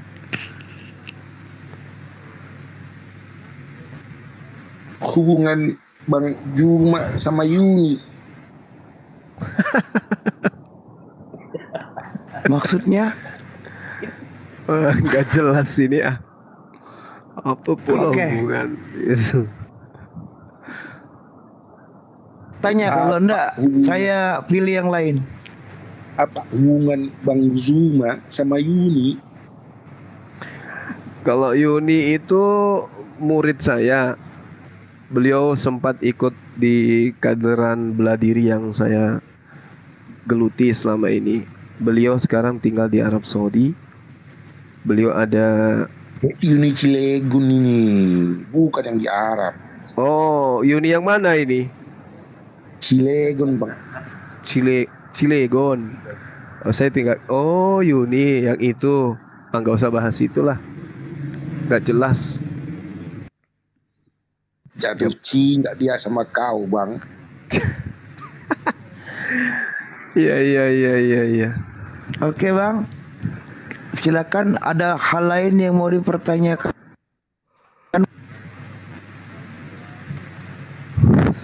Kalau enggak ada, saya pilih yang lain. Turun dulu. Iya, hati-hati di jalan. Iya bang, yang Bang Lurus. Iya oke bang, baik silakan. Tangganya tak ada ini. Mana turun? Meluncur Oke, aja silakan. bang, luncuran. Berarti saya pilih yang lain. Baik. Terima kasih ya bang. Ada Oke, yang saya berikutnya saya terima, siap-siap. Jangan bertanya di luar ini ya. Di luar apologet. Di luar keilmuan. Iya, betul. Jangan bertanya di luar keilmuan ya. Oke. Nih. 1 2 3 4. Waduh, ngelik banget. Ya Allah.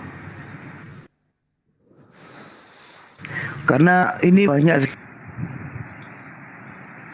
lebih sampai nge-lag begini. Ntar sabar, saya sudah lik ini yang penting hostnya jangan tidur aja. Iya. Dari Bang Rizal tadi ketiduran kayaknya. Bang Rizal. Halo host enggak bang? Parah kali ini. Aduh. Masih ada dia. Bapak mau bertanya bapak, silakan. Mau bertanya tidak bapak?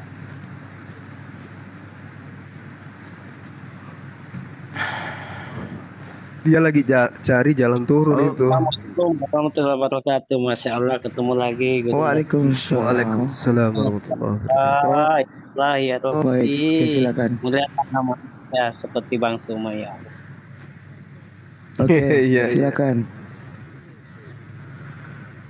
Aku bingung milihnya, masalahnya udah. Teman kita yang satu nggak? Tentang bulan Juni mau tanya Ya, nih yang, tanggal yang mau berapa? naik silakan kirim angka 1. Berapa Yang Bang? mau naik silakan angka 1. Bulan Ya. Juni itu kalau nggak salah kemarin teman-teman sepakat tanggal 29. Tapi 29. belum fix. Iya, Lo hadirnya. amin. Ini teman kita ini. Secara mualaf ya. Iya, insya Allah. Iya bang, bentar bang. Kemudian Ini bapak ini nggak bisa turun sendiri rupanya. Harus Diturunin aja. harus seperti ini tuh. Iya. artinya dia bilang kita kejang-kejang Bang, jadi turunin. Saya turunkan bang ya, bapak ya. Ya saya turunkan bapak ya, maaf ya. Saya terima yang lain juga nih. Karena turunkan. Allahu Akbar. malam ini ya Bang Zuma ya. Iya, iya. Ya Bang Indra silakan mau bertanya dengan Bang Ji. Saya muter-muter di Komal. Lebaran haji itu apa?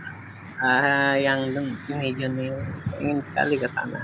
Iya, iya. Saya insya dapat loh Allah. laporan komunikasi privasi ya, saya tidak dibeberkan di sini. Iya, iya. Tadi itu saya keliling Komal. Ada yang Komal sampai 9 orang gitu. Berharap dinaikkan di tempatnya teman-teman Kristen. Ada beberapa Komal saya datangi, tidak Saya dinaikkan. enggak, betul, saya enggak dinaikkan di room Uti, room ini Mikana. Mereka kick saya. Kalau saya Mikana dari sejak pertama sudah diblokir sampai sekarang. Tentang saya buka, saya ingin membahas tentang Yohanes 17 ayat 3 itu saja. Itu simple aja. Bahkan pastorku dulu nggak bisa jawab saya. Iya, iya. Antum mualaf ya, akhi ya. Alhamdulillah Bang. Masya Allah. Kalau dikatakan Yesus itu satu. Kenapa Mbak Baby turun Mbak Bi? Oke. Kenapa di Yohanes Oke, 17:3 dia Yesus sendiri? Ada apa? Betul. Ya itu aja Bang. Naikkan yang lain Bang ya. Saya nunggu di bawah aja. Makasih ya Bang Hendra ya. Sabar. Alhamdulillah Saya sama-sama lagi Bang. klik-klik nih, saya lagi klik-klik. Sabar. Masya Allah luar biasa. Assalamualaikum warahmatullahi wabarakatuh. Waalaikumsalam. Waalaikumsalam. Ini saudara Masalahnya- kita si kurus ini nyangkut kayaknya deh. Nah, Tapi hilang di tempat saya, Bang. Makanya, cuman kalau saya turunin dia dulu ini nih. Tuh, ada Epic Plus. Ban Toto juga mungkin tidur dia. Aku masih ada di sini. Nah, Bang, silakan. Lagi ini apa ini?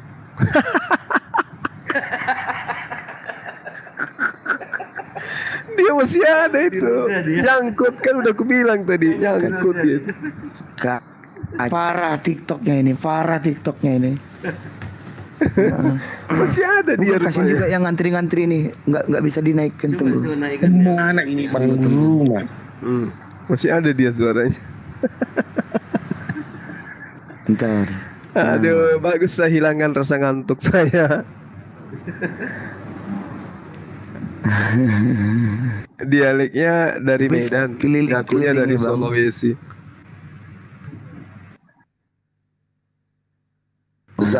Zampul Bang. Lah, Mbak Feby tadi itu memang mencari kebenaran dia tuh Bang.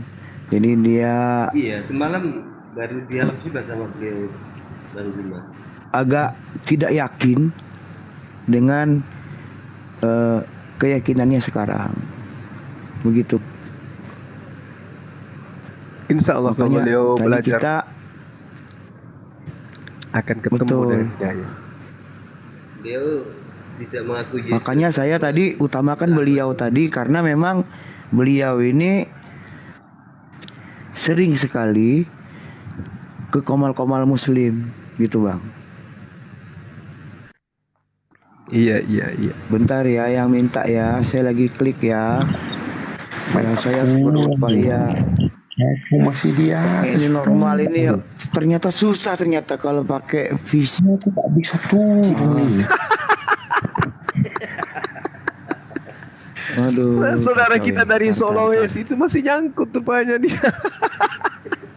Belum Iya. cari jalan turun dia itu, kasih senter.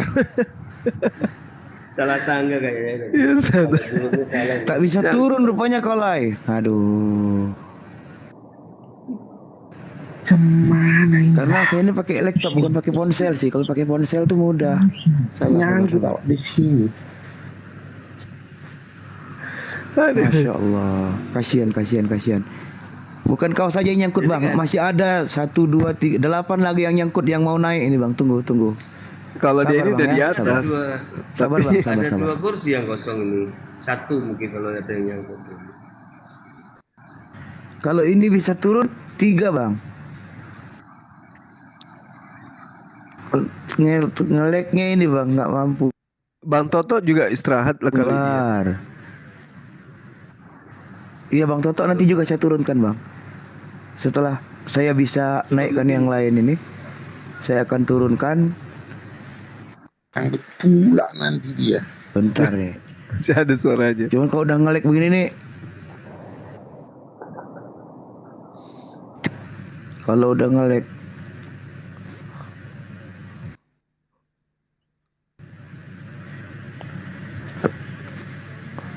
mungkin karena ini banyak permintaan, jadi agak berat. Mana? Tinggal 1 HP ini. Allahu Akbar.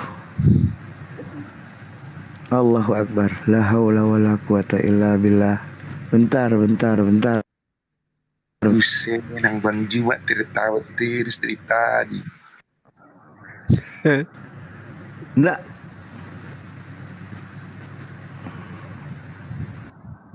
Kacau ini. Kacau.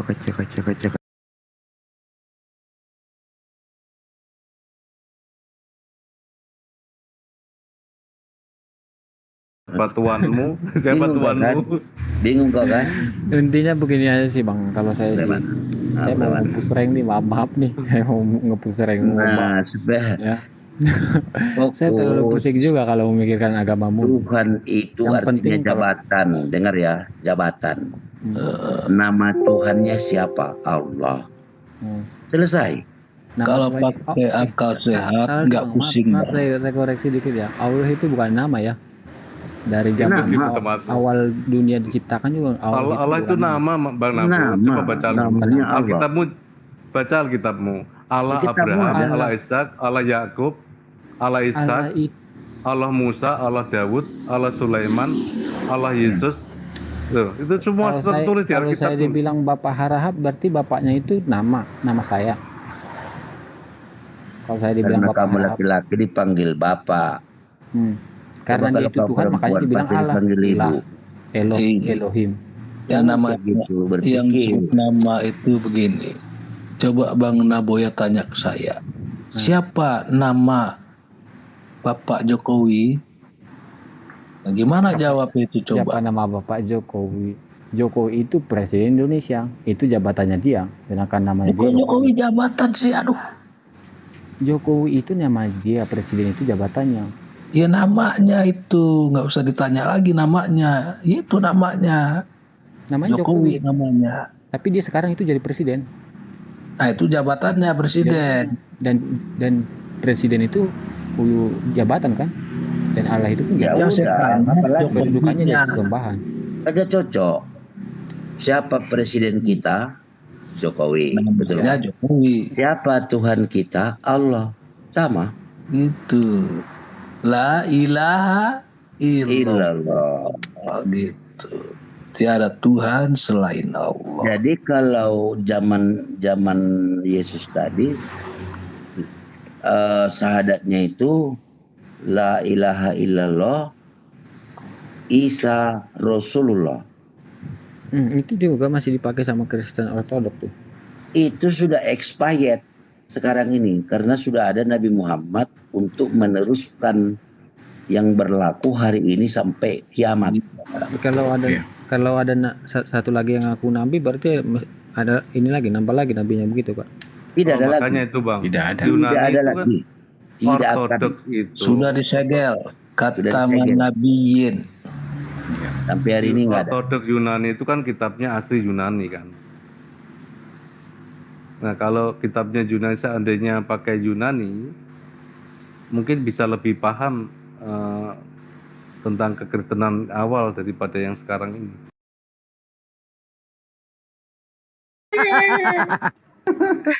Udah nangis aja dulu Bang Andre, nangis. Kok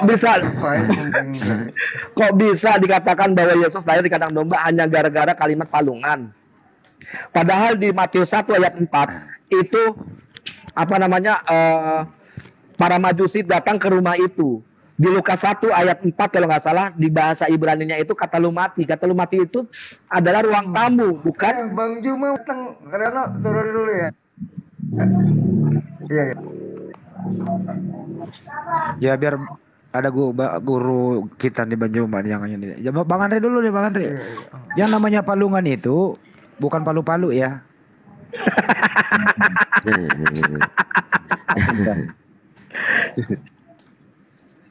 Jadi gini, cek, bisa suaraku didengar? Dengar Pak. Bang Hendik. Iya Bang, kenapa Bang? Iya kopi. Iya. Kenapa Bang?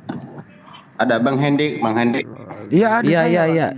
Kenapa Bang? Tadi udah dijawab oleh Bang Hendik. Manggil saya tapi diam.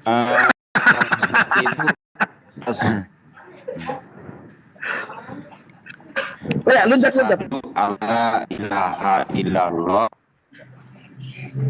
Gitu kan Bang Hendik? Iya. Terus? Iya kan?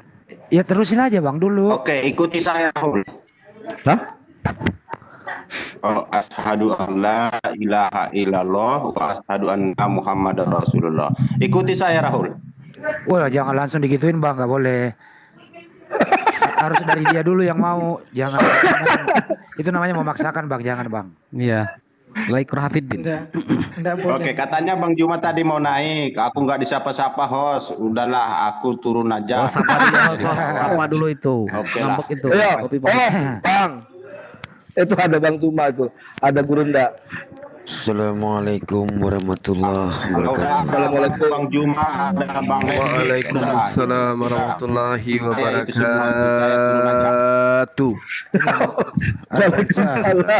Waalaikumsalam. Apakah di sini ada korban dewa Molok?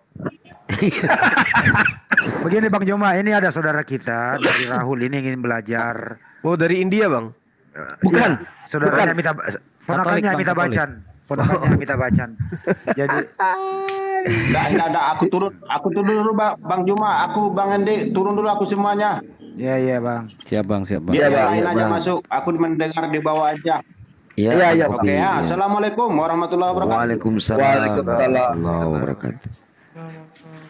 Jadi topiknya adalah bahwa Rahul ini masih dalam keadaan ingin bertanya, kenapa sih saya Katolik?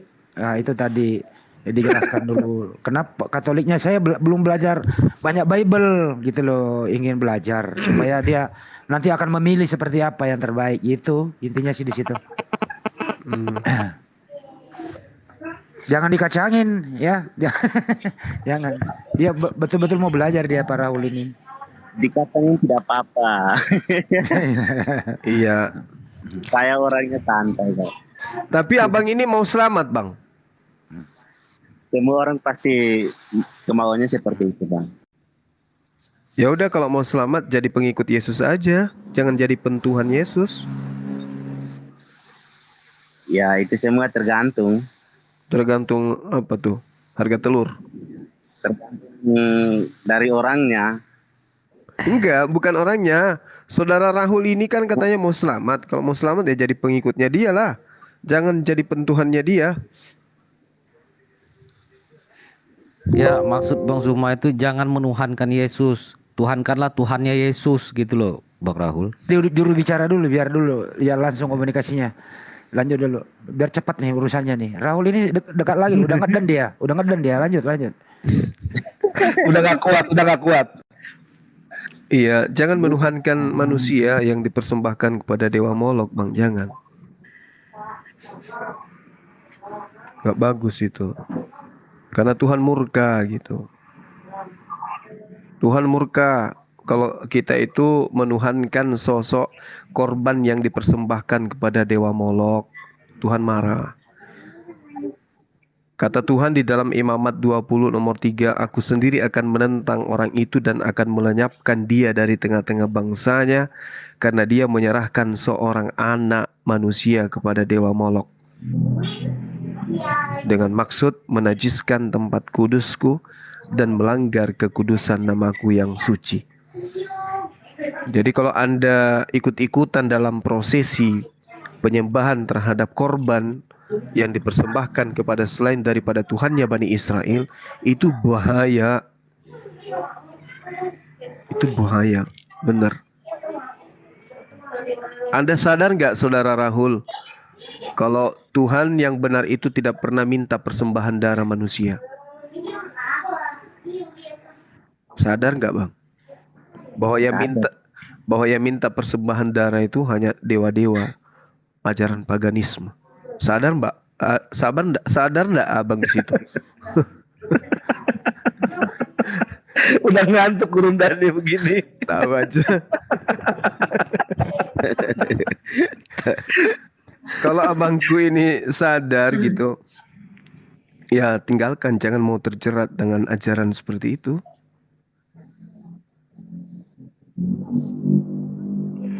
Itu namanya merek mobil di Sulawesi Selatan, namanya Sadar Mas CP. Iya, betul. Jendela Aku lagi ngerekamin aja kasih makelong. Enterehara. Kasih. Mekia kareng.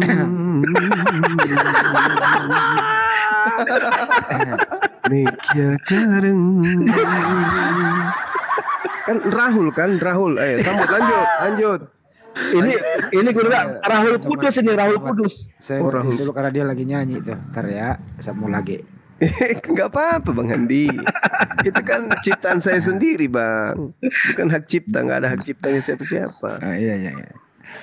Ayo Bang Rahul, ayolah diskusi, Bang. Yang sederhana lah, kasih. Jangan terlalu tinggi. Iya, itu sudah, itu ibaratkan bisanya dicabut dulu. Percuma Bang kita dialog jauh-jauh kalau bisanya masih ada dalam tubuhnya, kan gitu. Ya cara mencabutnya itu ya sentuhlah dia dengan beras liter. Wah. Ya sentuh hatinya kalau perempuan, tapi ini laki-laki, kepalanya yang disentuh itu. Nah, jadi posisi Bang Rahul ini kan gini loh Bang. Kalau kita berbicara mengenai kebenaran, kitabnya orang Yahudi, ya kita mau baca dari bahasa apapun, inti dari semua pengorbanan yang dilakukan itu adalah selalu korbannya hewan. Tapi di Kristen khususnya Katolik korbannya manusia. Sementara yang minta korban manusia itu hanya dewa Molok, dewa-dewa orang terdahulu.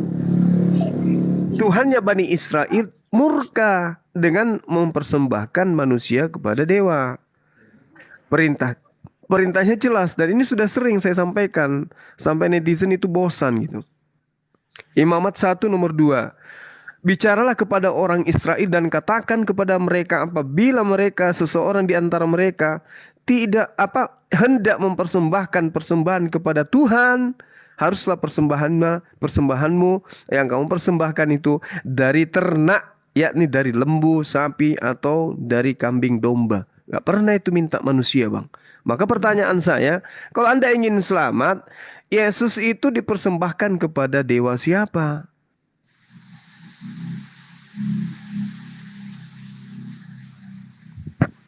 Cina lagi. Bang Rahul jawab. Bang Rahul. Ini Bang Juma ini ketinggian gini. Menurut Bang Rahul, dia menuhankan Yesus itu, dia pahami dan sering dia dengar. Aku dan Bapa adalah satu. Kamu memanggil aku guru dan Tuhan. Betul katamu itu, sebab aku guru dan Tuhan. Itu ya, dia menuhankan Yesus di situ dia. Waduh. Itu. Itu standarnya Kristen itu. Insyaallah. Benar, iman Islam itu memanggil dia Tuhan, itu sudah benar. Kita memanggil beliau Tuhan. Tuhan dalam arti kata nabi, utusan. Itu udah jelas itu. Dia rasul kepada Bani Israel. Dia guru kepada Bani Israel. Jadi memanggilnya kurios itu sudah benar. Yang masalah ini ketika memanggilnya pencipta, memanggilnya Tuhan dalam arti kata dialah Tuhan yang datang inkarnasi menjadi manusia, itu yang salah. Tapi kalau memanggil dia sebagai Sayyid, memanggil dia sebagai Tuhan, ya memang beliau adalah orang yang diberi kedudukan spesial di hadapan Tuhan. Bayangkan aja di Islam itu disebut sebagai manusia suci. Coba, orang yang terkemuka di dunia dan terkemuka di akhirat. Coba, termasuk orang yang didekatkan kepada pencipta langit dan bumi. Luar biasa itu. Tapi jangan kebablasan menganggap dia itu adalah Tuhan. Gitu Bang Rahul. Ngomong dong, ngomong. Please. Dia lagi makan di dapur kali Rahul. Udah jam 2 di Makassar ini, ngomong. Jangan sampai saya nyanyi lagi nanti. Ya kan maksudnya kan satunya ngomong, satunya mendengarkan. Gitu. Ya udah, Anda lagi yang ngomong, saya lagi yang tidur. Silakan. Yalah.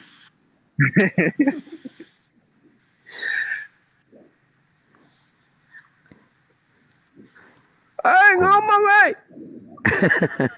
Ini Kom Alba. Host, coba disapa dulu Kom Alba ini.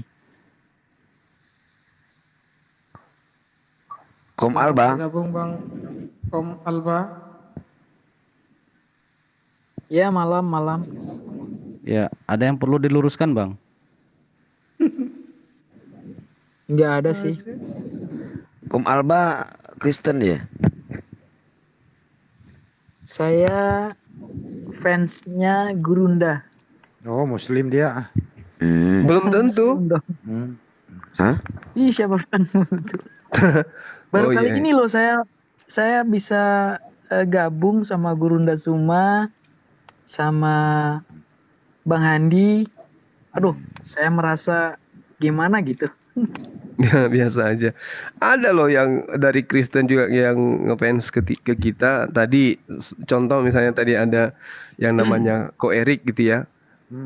Dia menguji, entah dia nguji atau apa gitu, sahabat pertama Rasulullah Muhammad SAW yang dia pertanyakan. Ya harusnya saya mengatakan Abu Bakar As-Siddiq kan. Tapi karena saya melihat beliau ini abu-abu, jadi saya tidak menjawab sesuai dengan apa yang diharapkan. Ujung-ujungnya ya dia mengatakan bahwa tetaplah berjuang Bang Zuma, saya ini fansmu, saya ini Kristen, saya penyembah Yesus, tetapi saya suka dengan cara penginjilan saudara. Gitu-gitulah tadi. Jadi ada juga fans kita dari Kristen. Betul. Tapi Gurunda. Bang Zuma. Iya, Bang Zuma. Siap, 86,3 sedikit. Lanjut. Kenapa nggak datang itu waktu buka bersama di mana itu? Jawab itu, jangan dijawab kedua kali ah. Saya ada di situ, tapi Anda enggak lihat. Aku datang pribadi kedua, aku yang datang.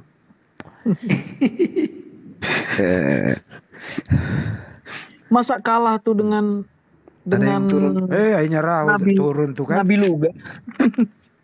Jangan itu. Rahul turun. Kepental kali dia, kepental. Hotelnya dinaikkan lagi. Nantilah kita jumpa di Makassar bulan Juni. Oke. Juli lah. Iya, Juli. Ya sudah teman Oten dinaikkan lah, masih ada Oten tersisa di Indonesia ini. Iya. Ya kalau ini turunin aja saya, enggak apa-apa, nanti Oten aja naikin. Yang penting saya udah Saya keliling Komal cari mau naik minta di Komal 9 Kristen, aku naik minta sendiri, nggak mau mereka. Terlalu takut itu. kemarin Gurunda saya debat sama tuh Kiamat. Kiamat jelek-jelekin Gurunda loh waktu itu. Nggak ada orang yang benar di hadapannya. Dia aja sendiri Iya. yang benar.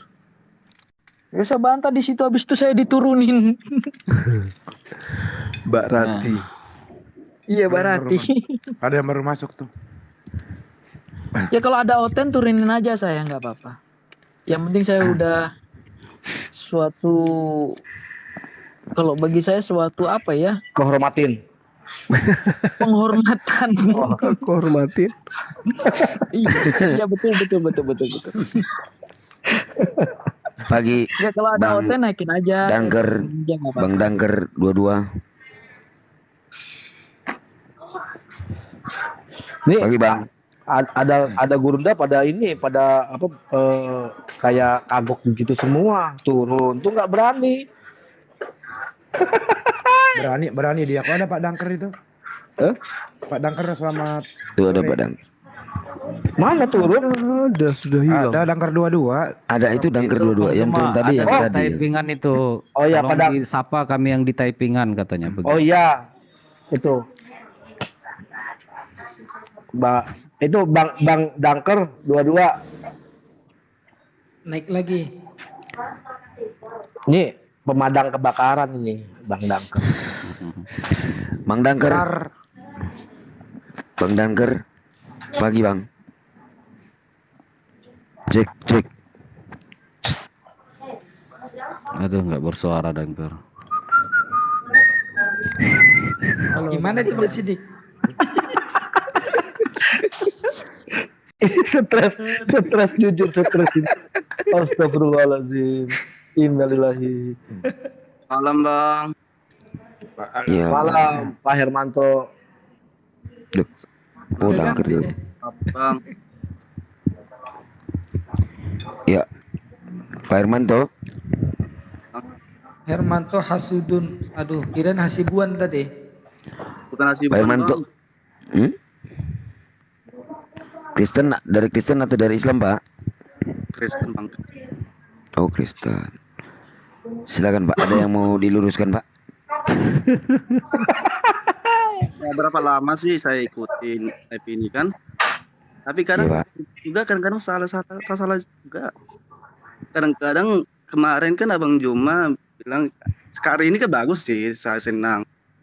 Tapi kemarin kan tentang terkutuk itu, yang dibilang dong terkutuk Yesus itu. Bang, gini. Ya. Pertama saya minta maaf dulu ya. Kalau kita melihat dari pengajaran Nabi Musa alaihissalam, apakah orang yang kemudian membatalkan hukum Tuhan itu, ketika dia mati dalam keadaan baik atau mati dalam keadaan terkutuk? Ketika orang ini membatalkan hukum Tuhan. Ulangan 21, Ulangan 27 nomor 26. Barang siapa yang tidak mempraktekkan hukum Taurat dengan perbuatan, maka terkutuklah dia. Itu dulu, jangan lari ke Yesus dulu. Ya, tahu. Ya. Ya. Nah, sekarang teman-teman Kristen ini kan dibebaskan dari hukum Taurat. Artinya orang-orang Kristen ini bebas untuk tidak melakukan hukum Taurat. Tapi sebelum mencapai pada posisi itu, orang Kristen kudu harus ada yang menjadi tumbal. Dengan cara apa? Dengan cara terkutuk di atas tiang salib. Betul atau betul? Ya, menurut di dalam tidak ada. Tapi betul kan? Gimana? Di dalam Alkitab betul ada tertulis, ya kan? Benar. Tapi kan yang diutus itu siapa? Kan ibaratnya Yesus itu kan utusan kan? Iya, betul. Di Al-Quran juga ada. Iya, beliau ya kan? utusan. Iya. Sebenarnya Yesus itu sebenarnya lahir dari Maria. Betul. Tapi belum nikah sama si Yusuf. Masih gadis. Masih perawan. Siapanya? Baca lagi bang Bible-nya. Dia sudah bertunangan itu. Kan masih gadis, belum nikah toh? Belum, betul. Tapi masalahnya di mana? Ini kan kita berbicara tentang terkait apa yang saya utarakan bahwa beliau adalah manusia terkutuk. Kenapa dia terkutuk? Ya karena memang sudah dinyatakan dalam kitab saya, di kitab saudara saya ini. Dijelaskan bahwasanya Yesus telah menebus kita dari kutuk hukum Taurat dengan jalan menjadi terkutuk karena kita. Kalau di sini di perjanjian baru, di terimaan baru dikatakan kutuk saja. Padahal kata ara itu artinya kutukan atau yang terkutuk. Kristus telah menebus kita dari kutuk hukum Taurat dengan jalan menjadi terkutuk karena kita. Sebab ada tertulis terkutuklah orang yang digantung pada kayu salib. Ini Yesus demi untuk menyelamatkan Kristen, demi untuk membebaskan Kristen. Paulus mengajarkan Yesus mati dalam keadaan terkutuk di atas tiang salib. Itulah bang. Jadi saya tidak menghujat, saya tidak menista. Justru kalau Anda berbicara mengenai Islam, Islam sangat memuliakan beliau adalah manusia suci. Al-Quran surah Maryam ayat 19. Di sini dia, di pengajaran saudara, dia tidak suci, dia terkutuk. Gitu loh, silakan. Makanya selama ini saya senang ngikutin. Ada memang betul-betul benar di dalam Alkitab, yang abang debat dalam Alkitab. Tapi kan kadang-kadang kan ada yang nggak ngerti tentang, tapi kadang-kadang dihujat. Kan bisa dijelasin. Kalau nggak apa, kalau ibaratnya kalau nggak paham langsung turunkan aja. Kasihan kan dihujatan. Yang lain-lain Kristen yang paham kan jadi malu. Gini saudaraku. Di dalam Yesaya 44 nomor 10, satu perikop, di situ Tuhan bertanya, siapakah mereka yang menuangkan Allah ke dalam patung, menuangkan Allah dalam bentuk? Mereka semua akan kubuat. Mereka semua akan kubuat malu. Kamu punya adat nggak kamu ini? Maka karena itulah kemudian kalau ada yang malu, ya itu sudah dinubuatkan saudaraku. Kalau kalian malu mempertuhankan manusia yang kalian anggap Tuhan, ketika dibahas itu sudah dinubuatkan dan kudu wajib ada yang menggenapi itu. Coba Anda baca satu perikop Yesaya 44 itu. Siapakah yang menuangkan Tuhan? Siapakah yang membentuk Tuhan? Maka dia semua akan kubuat malu. Jadi kalau hari ini saudara-saudara saya malu dengan bahasan seperti ini, ya itu sudah nubuatan. Dan kalau tidak ada yang menggenapi itu berarti itu bukan firman Tuhan. Tidak benar dia. Di dalam Ulangan 20, 21, 22, kalau ada yang mengajarkan sesuatu dan tidak tergenapi, maka dia itu harus mati. Karena itu adalah nabi palsu. Nah, Nabi Musa alaihissalam menceritakan itu di dalam kitabnya beliau. Nabi Yesaya menubuatkan itu. Dan harus ada yang menggenapi. Karena kalau tidak berarti Yesaya itu nabi palsu. Nah hari ini Anda merasa malu dengan bahasan Tuhan kalian itu mati terkutuk di atas tiang salib. Jangan bang, kami malu atau dia akan malu. Memang itu sudah nubuatan.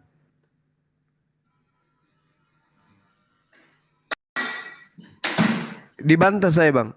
Saya butuh teman Kristen yang punya ilmu, punya pemahaman yang tinggi, punya pengetahuan Bible yang bagus. Silakan. Di sini banyak guru-guru kita yang ada. Makanya kalau ada yang lebih tinggi, saya senang juga dengar-dengarnya. Makanya kalau gini kan, makanya kan saya dengar juga, saya senang ada yang bagusnya. Tapi kadang-kadang loh bang, aku nanya dulu ya. Iya. Kan pernah juga ada ustadz juga kan? Iya. Saya udah tahu Kristen. Kenapa dipaksanya aku harus Muslim? Terdapat pahala katanya. Enggak, itu bukan ustadz itu. La ikraha fiddin. Tidak ada paksaan di dalam ajaran agama Islam. Gak boleh. Gak boleh. Menyampaikan ya. Mengajak dengan cara yang baik ya. Membantah dengan cara yang baik iya, itu perintah. Silakan. soalnya bukannya ibaratnya ngada-ngada, aku emang nyata. Udah sama satu sih, masih satu orang sih Ustadz yang maksa aku. Ya agamamu lah, yang kamu sembah ya sembah. Ya saya sendiri ya saya sembah ya sembah. Tapi yang penting saya pahami tentang agama saya. Gitu. Iya kan betul nggak? Di agama Muslim kan gitu, agamamu ya kan? Iya. Lakum dinukum waliyadin kan gitu. Enggak, paksaannya kayak gimana, Bang? Paksaannya kayak gimana?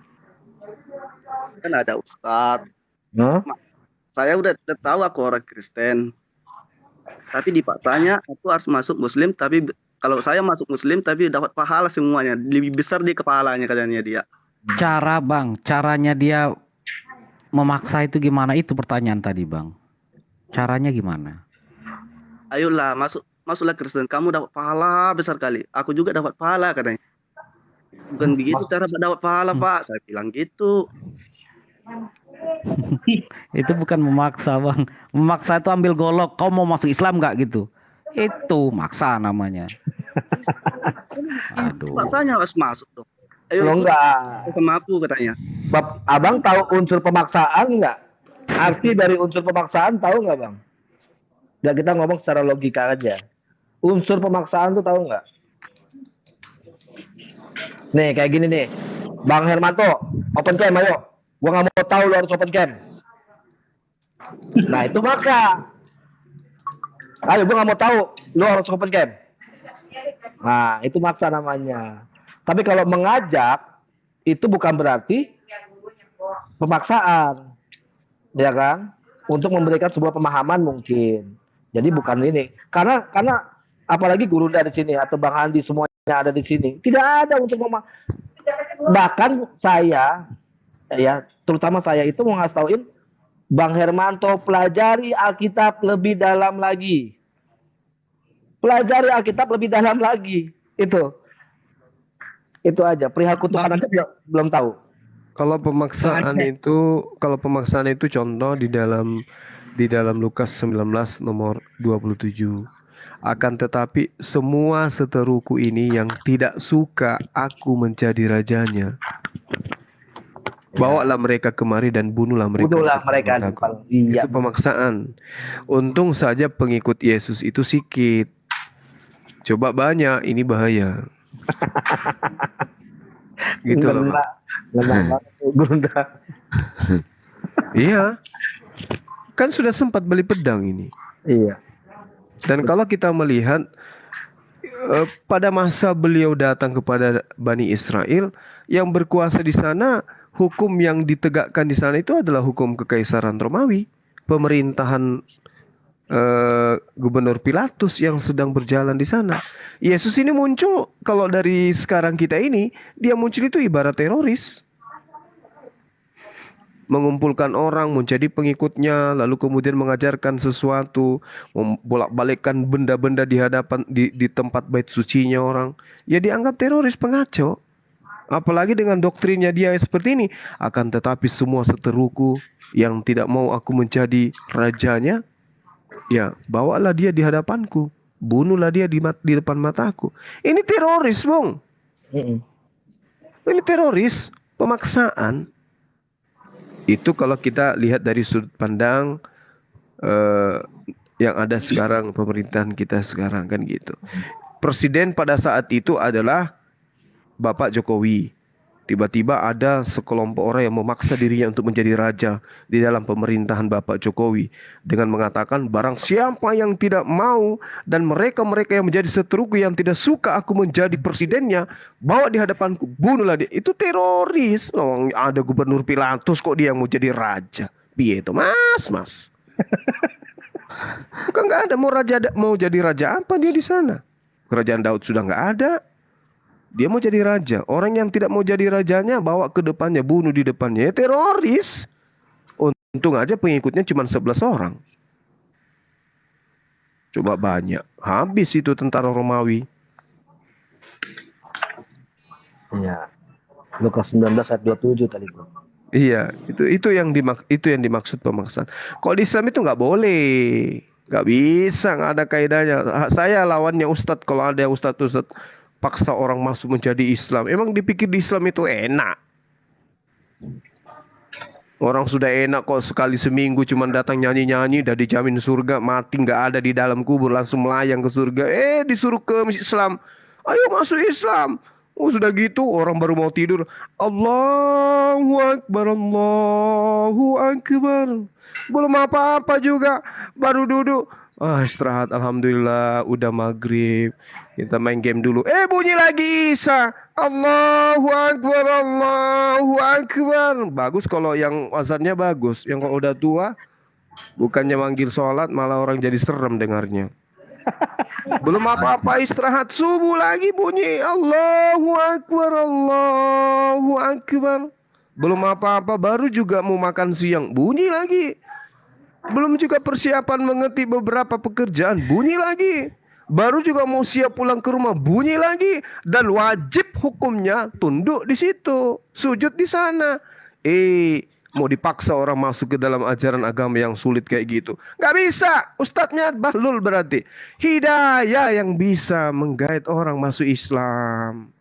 Bukan duit, bukan jabatan, bukan pangkat. Berbeda dengan agama di sebelah.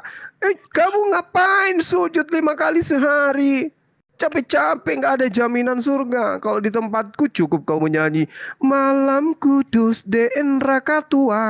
Kan itu gampang sekali. Udah dijamin. Barang siapa yang berkata dengan mulutnya bahwa Yesus itu adalah Tuhan dan apa yang dikatakan oleh mulutnya itu diimani sepenuh hati, maka dia akan diselamatkan. Belum lagi 1 Yohanes 2 nomor 1 nomor 2, anak-anakku yang janganlah engkau berbuat dosa. Namun apabila di antara kamu ada yang berdosa, janganlah khawatir karena ada Yesus sebagai pendamai atas dosa kita. Gampang kali di Kristen itu. Galatia 5 nomor 1, dengan matinya Yesus Kristus dia telah memerdekakan kita dari aturan-aturan dan memerdekakan kita dari kuk penghambaan. Gampang, gak perlu menghambakan diri, gak perlu lagi hidup dalam aturan. Gampang itu. Tiba-tiba mau diajak ke Islam, ustadznya bahlul. Kalau kayak gitu nggak ada. Aku dapat pahala kalau kau masuk Islam. Terus kalau kamu masuk Islam kamu juga dapat pahala. Ini ajaran dari mana? Jangan-jangan saudara fitnah Hermanto. Mana ada ustadz yang kayak gitu? Nggak ada. Nggak ada ustadz. Jangan abang bilang fitnah. Emang kayaknya Anton bilang gitu diajak-ajak. Bukan kalau abang bilang tadi ya oke lah. Bukan pemaksaan. Kalau disuruh Bang, kalau Anda disuruh, ayolah saudara Hermanto mari jadi pengikut Yesus. Yesus itu adalah muslim yang taat, menyembahnya kepada Allah, tidak pernah mengajarkan menyembah kepada dirinya. Beliau muslim, baru itu benar. Tapi kalau maksa nggak bisa. Gak boleh orang maksa-maksa orang masuk Islam. Kayak mana orang tadinya cuma sekali seminggu itu pun cuma datang petik gitar, habis itu pulang mati masuk surga. Disuruh dia susah-susah beribadah di Islam. Bahkan banyak orang yang murtad itu Bang karena capek sholat. Bahkan ada yang bilang, aku lagi sujud, tiba-tiba ada cahaya, aku tidak dapat melihat cahaya itu, yang kulihat hanya Yesus. Bahlul, tadi katanya nggak bisa lihat cahaya tapi bisa lihat Yesus. Gimana ceritanya? Ada Yesus datang kepada saya pada saat saya salat subuh. Tiba-tiba dia datang memeluk aku. Ku tanyalah dia, yakin itu Yesus? Yakin Bang Zuma. Kamu lihat pahanya ada tato? Aku nggak lihat pahanya karena cahayanya terlalu terang. Loh, kok kamu bisa tahu? Jangan-jangan itu lampu bus yang lewat depan rumahnya. Tidak Bang, saya yakin itu Yesus. Kamu Yang pernah keriting lihat apa sebelum? yang rambut lurus Bang, bilang Bang. Yesus. Gimana? Yang keriting atau yang rambut lurus? Nah itu dia. Kayak gitu Bang. Jadi kalau di Islam itu ada yang paksa-paksa orang masuk Islam itu nggak boleh. Apalagi kalau mau hanya sekedar kau jadi istriku ya, tapi jadi Islam, nggak bisa. Ada yang kayak gitu-gitu di Islam itu. Gitu loh. Masa ya? Ini saudara kita ada yang baru masuk, seniman terlantar. Wih, keren kali namanya. Iya, malam Bang Juma. Malam. Malam semuanya. Malam Bang. Iya. Ya malam Mbak, malam. Abang dari Kristen Iya. atau dari Muslim Bang? Saya dari Kristen Bang. Oh Kristen. Iya, saya mau tanya untuk Bang Juma. Boleh tak ya? Boleh. Hmm. Eh, Nabi Isa itu dengan Yesus itu sama enggak menurut abang? Kalau saya dari perspektif utusan dan tugasnya itu sama, Bang. Dia oknum satu. Orangnya. Iya, betul. Tapi Orangnya. kalau iya betul. Tapi kalau kita lihat dari sudut pandang pengajaran Islam dan Kristen berbeda. Enggak, yang abang jawab satu aja. Menurut abang itu sama orangnya. Sama, orangnya sama. Betul. Orang yang sama ya. Siap. Oh. Ini sama beda bang. Biar ada pendapat juga. Menurut abang sama beda? Beda. Beda. Ya udah, topik ini aja, lanjut. Tugas abang menunjukkan perbedaannya, tugas Bang Juma menunjukkan persamaannya. Silahkan. Silakan. Saya enggak begitu banyak tahu juga sih, tapi dari ajaran yang saya percayai, kalau Tuhan Yesus itu dia mati, bangkit dan naik gitu loh. Sementara kalau di Nabi Isa itu di Muslim dia enggak mati gitu. Ya itulah perbedaan. Yang mati itu. Itulah yang perbedaan. mati itu katanya. Itulah yang dimaksud Bang Juma tadi, perbedaan pengajarannya bang. Perbedaan pengajarannya. Iya. Tapi kalau orangnya orang yang sama gitu. Iya. Jadi kalau saudara saya, ya gimana Bang? Menurut abang pengajaran yang lebih pertama di muka bumi ini pengajaran Kristen atau pengajaran dari Islam? Islam. Iya. Kalau di kami juga ada, di contohnya Nabi Musa kita ada juga, Abraham juga ada, gitu.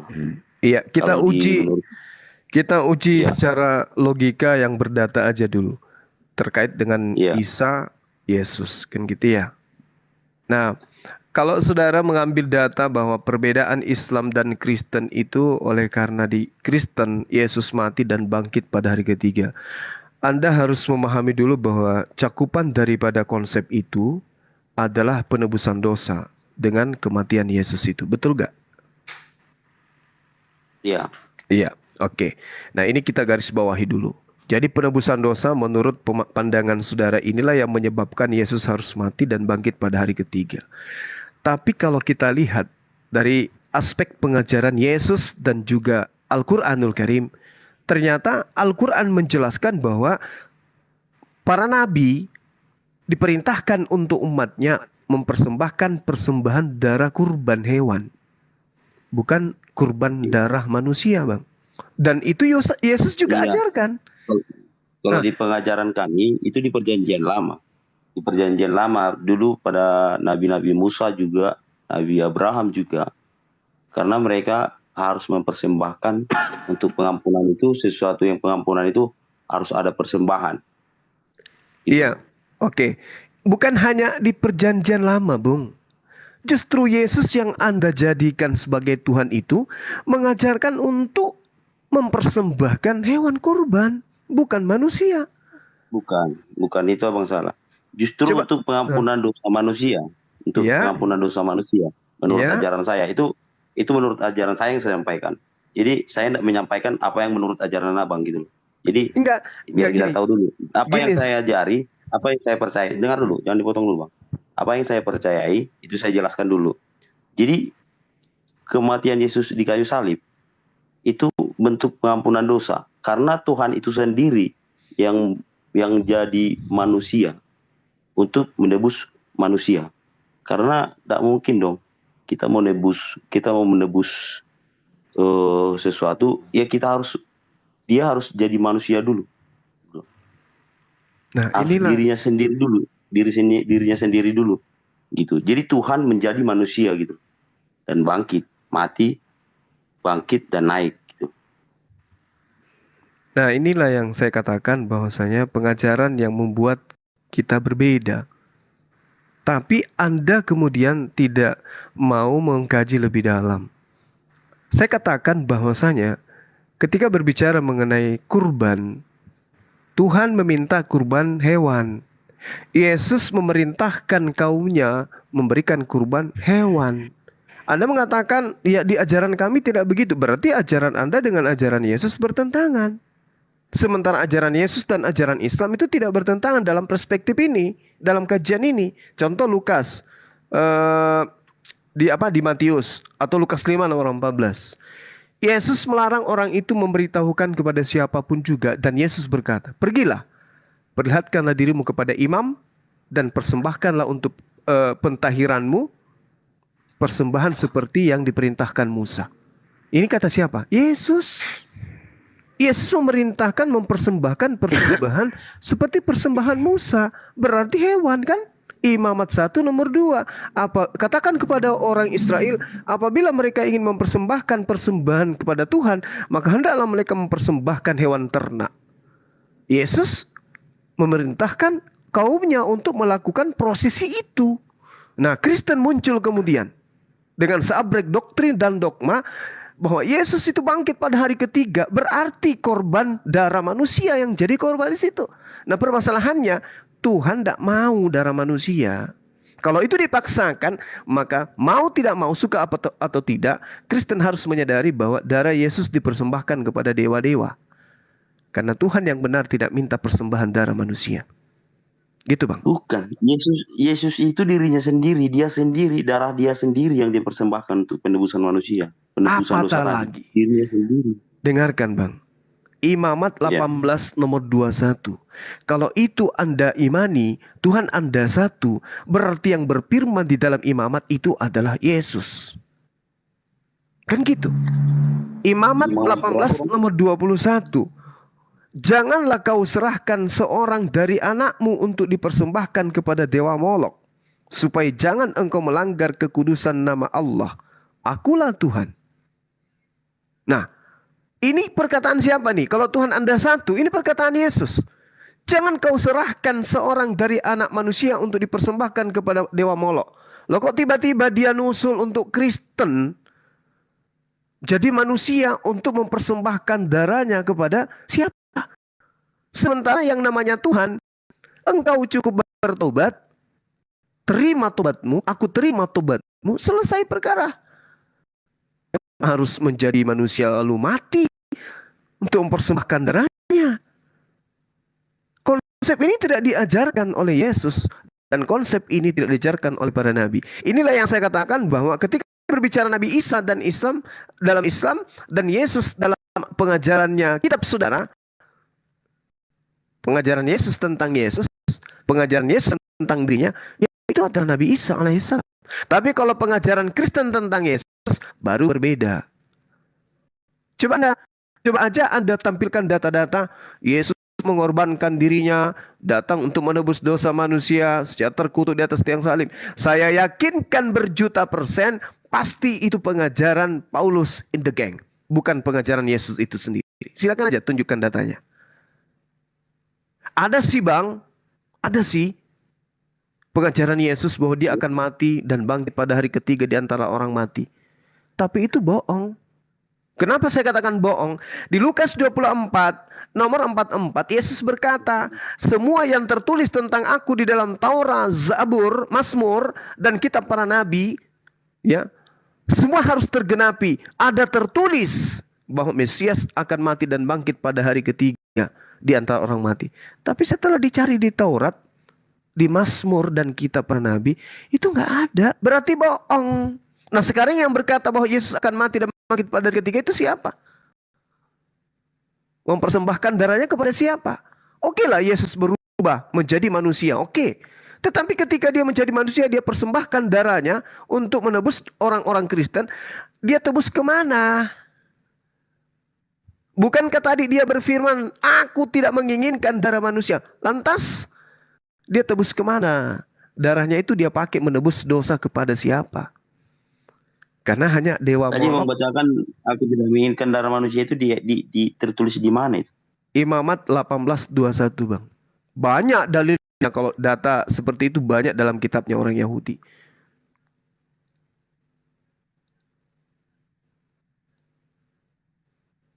Silakan. Kalau Anda minta data yang sama, itu banyak, Bang. Imamat 20 nomor 3, Mazmur 106 dari nomor 35 sampai nomor 40. 2 Raja-Raja 23 nomor 10, 2 Tawarik 28 nomor 3, Yeremia 7 nomor 31, Yeremia 32 nomor 35. Matius 8 nomor 4, Lukas 5 nomor 14.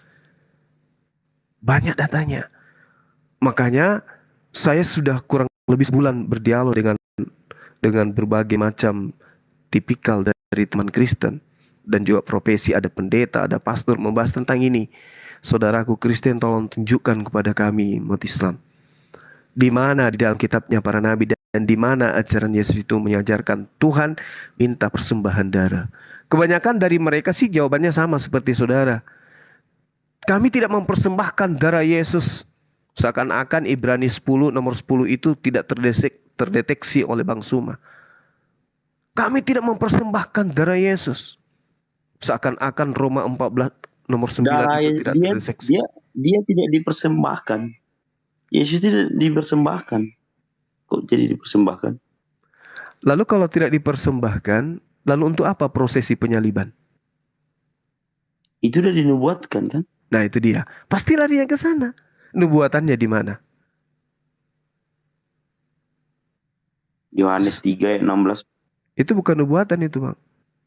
Kalau di dalam imamat dikatakan nubuatan, justru dihantam oleh imamat itu sendiri 18:21. Jangan kau mempersembahkan anak manusia. Kan itu ada Imamat jelas. 18 ayat 21. Dia judul perikopnya kudusnya perkawinan, Bang. Ya, jadi kalau di Alkitab nih, kalau kita main comot-comot ayat, memang bunyinya bentur-membenturkan. Karena Alkitab ini menjelaskan dirinya sendiri. Jadi Alkitab ini sebenarnya tidak perlu dia penjelasan dari mana-mana. Alkitab bisa menjelaskan dirinya sendiri. Kalau abang bermain comot sana, comot sini ayat itu akan bisa sangat gampang abang permainkan semua ayat-ayat itu. Jadi kalau membaca Alkitab tuh, kita lihat dari judul-judul perikopnya. Yang memberikan judul perikop itu siapa, Bang? Di Imamat 18 ayat 21 itu. Janganlah kau serahkan seorang dari anakmu untuk persembahan kepada Molok, supaya jangan engkau melanggar kekudusan nama Allahmu. Akulah Tuhan. Maksudnya kan dia kan tidak berbicara tentang untuk Tuhan itu. Itu berbicara untuk sesama manusia. Gitu. Oke, jadi, coba dibaca Imamat 1 nomor 2. Ayat-ayat itu, kalau abang bermain di Alkitab itu, abang comot sana ayat, abang comot ini, comot itu. Woi, abang bisa hancur olok-olok semua itu ayat. Itu. Jadi abang merasa pintar di antara. Bukan pintar. Ini kita mencari titik kebenaran persembahan darah manusia itu, Bang. Coba Anda baca Imamat 1 nomor 2. Imamat 1 ayat 2. Ya. Korban bakaran. Silakan. Judul perikopnya korban bakaran. Berbicaralah kepada orang Israel dan katakan kepada mereka, apabila seorang di antara kamu hendak mempersembahkan persembahan kepada Tuhan, haruslah persembahanmu yang kamu persembahkan itu dari ternak, yakni dari lembu, sapi, atau dari kambing domba. Ini kan dari bentuk persembahan manusia kepada Tuhan. Sama seperti yang abang-abang lakukan semua pada hari raya kurban. Gitu loh. Jadi di kami nggak melakukan itu lagi. Hari raya kurban itu, kami tidak mempersembahkan seperti itu lagi. Kami tidak memotong kerbau, sapi, kambing, itu. Jadi penebusan tadi. Alasannya? Jadi mau mereka. Alasannya tidak mempersembahkan kurban lagi kepada Tuhan? Apa, Bang? Di Yohanes 3 ayat 16, Bang. Karena begitu kasih Tuhan. Jadi darah Tuhan itu sendiri yang sudah datang. Yang Tuhan itu sendiri yang sudah menjelma jadi manusia, yaitu Yesus tadi. Yesus yang sebagai manusia. Itu. Yang sudah mati di atas kayu salib. Dengan darahnya kita ditebus. Jadi pada zaman di perjanjian lama kayak di imamat ini yang dimaksud, Bang. Kan persembahan manusia untuk menebus sebuah kesalahan. Pada zaman dulu bangsa Israel kan setiap mereka ada kesalahan atau pelanggaran, mereka harus buat penebusan. Kepada? Kayak gitu. Sama kepada Tuhan. Nah, kepada sekarang Tuhan. Kristen tidak melakukan itu lagi. Sama seperti yang dilakukan di kami Abraham. Saat Tuhan meminta anaknya, kalau di kami anaknya yang sebagai pewali waris kan Nabi Isa, si Ishak. Bukan Ya, si Ismail. artinya gini loh Bang. Artinya Kristen ini Jadi anaknya sendiri pun sudah diminta sama Tuhan untuk dipersembahkan, gitu loh. Jadi persembahan tuh sudah dari zaman Nabi dulu. iya tahu. Kejadian 22 tahu. Digenapinya pas di Iya. Tuhan Iya Yesus. tahu. Tuhan itu sendiri yang datang. Tuhan itu sendiri yang datang jadi manusia untuk menebus manusia gitu. Kayak mana Bukan ceritanya itu Bang? Kayak mana hewan ceritanya? lagi. Gimana ceritanya Tuhan minta persembahan darah hewan untuk Bani Israel. Tapi untuk Kristen Tuhan sendiri yang datang mempersembahkan darahnya. Itu kayak mana ceritanya tuh? Kok Kristen maksudnya? Lah kan cuman Kristen yang mengajarkan Tuhan datang menjadi manusia untuk tebus dosa kalian, teman Kristenku ini. Yahudi enggak. Apalagi Islam. Kan gitu. Makanya muncul kemudian, Anda kan punya dosa nih. Yahudi juga punya dosa. Dosanya Yahudi dihapuskan dengan cara darah hewan. Dosanya Kristen dihapuskan dengan darah manusia. Kan gitu. Sedangkan Tuhan secara garis besar itu tidak minta darah manusia. Yang biasa diajarkan memberikan persembahan darah manusia itu hanya dewa-dewa. Termasuk dewa Molok. Kalau Anda mengatakan kami tidak mempersembahkan kata Abang. Tapi dengan adanya darah Yesus dosa Abang dihapuskan. Betul nggak?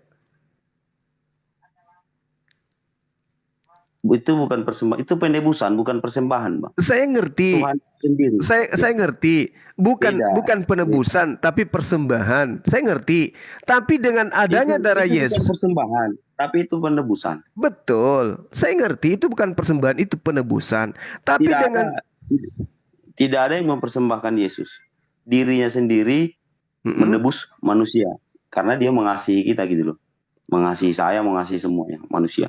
Ya, dia tebus kemana Bang? Maksudnya?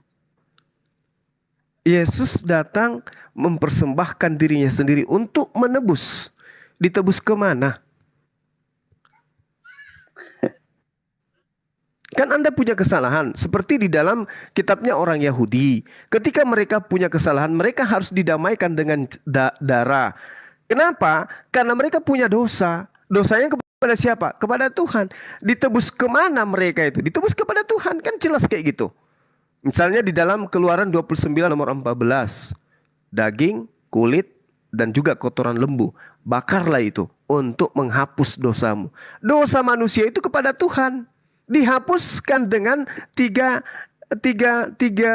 konsep tadi. 3 hal tadi. Daging, kulit, dan kotoran sapi. Dibakar, selesai sudah. Kan gitu. Hapus sudah dosanya itu terhapus. Nah sekarang Yesus menebus dosa teman-teman Kristen. Ditebus kepada siapa? Abang tahu enggak pemisah abang dengan Tuhan itu apa? Yang menjadi memisahkan abang dengan Tuhan itu tahu enggak? Oh, jelas. Kita tidak pernah berpisah dengan Tuhan. Cuman kita ini biasa antara Tuhan dengan kita itu terjadi tabir. Semakin banyak dosa, tabir itu semakin tebal. Tapi semakin suci kita, tak ada tabir itu. Kita bisa melihat langsung Allah itu. Seakan-akan kita melihat Allah. Seakan-akan kita melihat Tuhan. Dan Tuhan juga demikian. Jadi justru itulah tadi. Jadi dosa antara Tuhan dengan manusia, penghalangnya itu adalah dosa. Betul. Dosa abang tadi. Ya. Jadi supaya dosa ini harus Tuhan itu sendiri yang menebus ini, yang menghapuskan ini. Harus dia sendiri. Dengan cara mengampuni dosa. Contoh saya kasih di dalam 2 Samuel 12 nomor 13. Lalu berkatalah Daud kepada Nathan, aku sudah berdosa kepada Tuhan. Dan Nathan berkata kepada Daud, Tuhan telah menjauhkan dosamu itu, engkau tidak akan mati. Ini sudah dihapuskan dosa Daud, tapi belum ada pengorbanan manusia. Itu contoh. Ternyata tanpa darah dosa pun bisa diampuni. Ketika Tuhan mengampuni dosa manusia, tidak ada yang bisa menghalangi. Oh, aku tidak bisa mengampuni dosamu. Kenapa? Kamu belum memberikan darah kepadaku. Ya kalau Tuhan sudah mau mengampuni, Itu yang terjadi. Tanpa darah pun dosa manusia dihilangkan. Nah sekarang di konsep saudara, Tuhan sendiri yang datang menyerahkan dirinya untuk menghapuskan dosa teman-teman Kristen. Ini logikanya seperti apa? Contoh. Kalau misalnya umat Islam atau orang Yahudi lah, jangan Islam terlalu jauh. Orang Yahudi memiliki kesalahan. Yang berbuat kesalahan misalnya Bang Handi. Ini contoh. Bang Handi adalah seorang Yahudi yang hidup sebagai praktis Yudaism. Beliau punya dosa. Misalnya dia membunuh seseorang. Cara penghapusan dosa, penebusan dosanya yang dituntun oleh kemudian Torah misalnya, korbannya harus hewan. Maka yang melakukan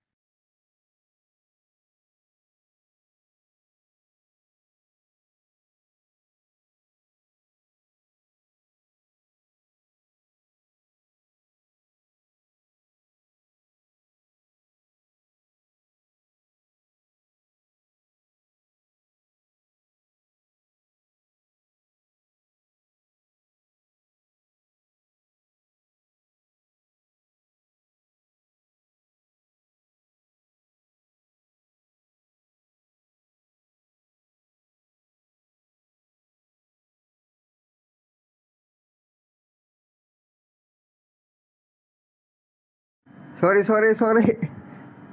Wifi. Naik lagi.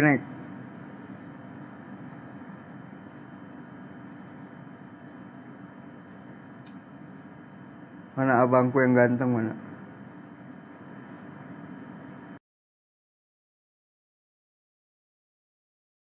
Mana abang? Gimana? Maaf bang, wifi bang.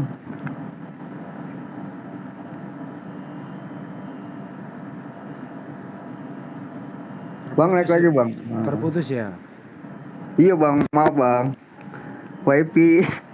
Iya nggak apa-apa. Ini udah 5 jam nih baru ini nge-lag ini. Maaf ya abangku yang ganteng, Bang Juma. Bang Handi juga lah ganteng. Oh iya. Gagah dan cakep. Nah, jadi saya lanjut untuk mengedukasi, ya kan? Iya betul. Iya.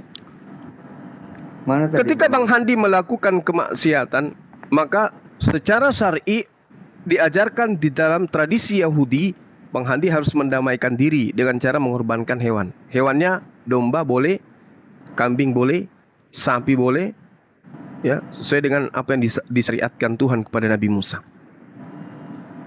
Maka yang terjadi kemudian adalah tanggung jawab daripada Bang Handi, ya menghapuskan, mengadakan sebuah pendamai atas dosa-dosanya dengan cara mengorbankan hewan itu. Selesai permasalahan. Bang Handi kemudian melakukan kemaksiatan lagi. Ya lakukan lagi penebusan dosa itu dengan cara pendamai dan seperti yang diajarkan oleh Nabi Musa. Selesai. Kan gitu masalahnya sekarang. Nah, di sini tidak. Di tempat teman kita itu tadi tidak. Jadi bagaimana kemudian ketika misalnya si Fulan melakukan pemerkosaan dan penganiayaan terhadap seorang gadis sampai pada posisi gadis itu meninggal. Gak ada yang tahu kalau pelakunya adalah si Fulan misalnya. Gak ada yang tahu kalau pelakunya adalah si Fulan. Tapi si Fulan setelah melakukan pembunuhan terhadap wanita yang diawali dengan pemerkosaan ini, percaya kepada Yesus yang telah menebus dia dengan darah. Artinya keselamatan terjadi terhadap seorang laki-laki pemerkosa. Lalu bagaimana dengan korbannya yang tadi? Nah sekarang ketika Bang Handi melakukan hal yang sama, apakah kemudian korban hewan yang tadi itu bisa menyelamatkan Bang Handi setelahnya? Aku sudah punya korban. Aku sudah mengorbankan seekor kambing. Maka saya kemudian percaya kepada kambing tersebut. Dia bisa menyelamatkan saya. Gak bisa. Gak bisa kayak begitu. Itulah konsep ini keliru. Misalnya saudara kita seniman ya, melakukan pencabulan terhadap seorang wanita. Wanitanya meninggal. Tidak ada yang tahu. Misterius. Yang tahu hanya Tuhan. Saudara seniman dengan wanita yang meninggal tadi. Bebas beliau. percaya kepada Yesus adalah Tuhan dan seterusnya sebagai juru selamat yang telah menebus dosanya. Berarti kalau konsep itu betul adanya, saudara seniman melenggang masuk ke surga karena percaya kepada Yesus. Lalu bagaimana dengan wanita yang jadi korban tadi ini? Bagaimana dengan korban tadi? Nah, inilah yang disebut konsep itu keliru. Kalau Bang Handi melakukan sesuatu dan penebusnya adalah domba sesuai yang disyariatkan oleh para nabi, maka dosa yang dilakukan itu hanya sampai pada saat dia melakukan persembahan itu. Dosanya setelahnya, ya harus kemudian mempersembahkan korban lagi. Kalau yang Kristen enggak, cukup sekali untuk setiap dosa yang mereka lakukan. Enak kali. Konsep itu keliru. Maka Yesus mengajarkan dalam Matius 8:4, perlakukanlah persembahan seperti persembahan Nabi Musa. Kalau Tuhan yang dikorbankan, apatah lagi ada iming-iming loh Bang. 1 Yohanes 2 nomor 1 dan seterusnya. Anak-anakku, janganlah engkau melakukan dosa. Namun apabila engkau melakukan dosa, jangan takut, jangan khawatir, jangan was-was. Sebab ada Yesus yang menjadi pendamai atas dosa kita. Bukan hanya dosa kita, bahkan dosa seluruh dunia. Wow, keren. Abang nggak salah bacain ayat Matius 8 ayat 4. Lakukanlah persembahan seperti yang lakukan Musa. Abang kita dari mana-mana abang bacain. Isinya apa, abang bilang apa. Nah, coba Anda bacakan. Coba Anda bacakan. Bahaya abang tuh comot ayat itu sangat berbahaya sekali. Coba Anda bacakan kepada saya, silakan. Di Matius 8 ayat 4. Nah, itu comot juga ayat. Coba Anda bacakan. Iya, abang bilang tadi kan Matius 8 ayat 4. Iya, coba Anda bacakan, Bang. Bacakan Matius saya. 8 ayat 4. Lalu Yesus berkata kepadanya, ingatlah, janganlah engkau memberitahukan hal ini kepada siapapun, tetapi pergilah, perlihatkanlah dirimu kepada imam dan persembahkanlah persembahan yang diperintahkan Musa bagi bukti bagi mereka. Abang tahu ini apa? Konsep apa? Judul perikopnya, Yesus menyembuhkan seorang yang sakit kusta. Jadi abang menggabungkan apa ayat-ayat itu dengan gimana ya? Sekarang saya tanya, persembahan yang diperintahkan Musa itu apa? Ayam, kucing, orang, setan, kambing, sapi, cicak, atau apa Bang? Yang maksudnya gimana? Persembahan yang diperintahkan Musa kepada kaumnya itu persembahan apa? Ayam, kucing, Bu Darni, Yesus. Malam Bu Darni. Malam. Yang jadi heran gini loh. Kok kalian setelah dibaca anunya balik ke konteks? Emang kalian ini cuma baca konteks? Sementara kalau kalian ambil di Yohanes 10:30, comot satu ayat aja kan? Aku dan Bapa adalah satu kan gitu. Padahal nggak baca dari 10 Yohanes 10:23 gitu. Coba fokus pertanyaan Bang Joma. Sebentar dulu. Persembahan apa yang dimaksud di sana, bro? Bro, ini dulu dijawab. Persembahan apa di sana? Kambing, monyet atau apa begitu? Itu aja dulu. Data yang Anda bawa di Matius itu. Itu aja dulu. Enggak, kita gini berdebat gini. Jadi biar enggak menjatuhkan satu sama lain. Jadi bahasa-bahasa yang kita pakai yang agak-agak enak gitu. Oke, yang enak. Jadi, begini ya. Kalau memang kita membahas agama, dan abang juga nggak mau dong kalau agama abang tuh saya buat pembahasan kayak mengolok-olok gitu. Nggak mengolok-olok Bang. Mengolok-olok sih. Abang dengar. Ini saya luruskan dulu. Matius 8 nomor 4 yang Anda bawa. Pertanyaannya, di sana itu persembahannya apa? Dikasih pilihan domba atau apalah dan seterusnya. Silakan gitu. Abang, jadi bukan ada pilihan. Jadi yang Bang Juma bilang tadi, judul perikopnya dengan pembahasan tadi itu berbeda, tidak pas. Ayat yang itu tidak pas. Gitu ya dijawab jadi, aja Bang, persembahan apa sebelum Bang Juma lanjut. Di situ persembahan apa? Silakan. Yang ada dibuat persembahan apa? Bung, yang menjadi firman Tuhan itu judul perikopnya atau isi dari ayat ini? Iya. Parah. Jadi gitu. Alkitab itu menjelaskan dirinya sendiri. Ya iya, makanya karena Alkitab menurut Anda yang adalah Biblos itu menjelaskan dirinya sendiri, maka jangan yang Anda gunakan untuk menampar ayat Anda itu adalah judul. Yang memberikan judul itu siapa? Lai. Judulnya di sini kan Yesus menyembuhkan seorang yang kusta. Betul. Iya nggak Terus apa-apa saya baca judulnya. dulu. Nah, Saya baca dulu.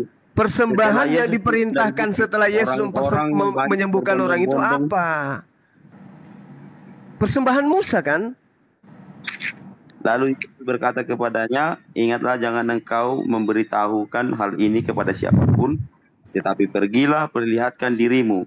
Dia kan setelah disembuhkan tadi, setelah dia disembuhkan Yesus, perlihatkan dirimu kepada imam dan persembahkanlah persembahan yang diperintahkan Musa sebagai bukti bagi mereka. Ya itu pertanyaannya. Jadi Yesus menyuruh, menyuruh tadi orang yang disembuhkan itu. Iya, apa untuk persembahan? mempersembahkan Persembahannya apa yang diperintahkan Musa? Apa yang persembahan disembahkan? yang dipersembahkan Musa, Nabi Musa juga mempersembahkan persembahan bakaran.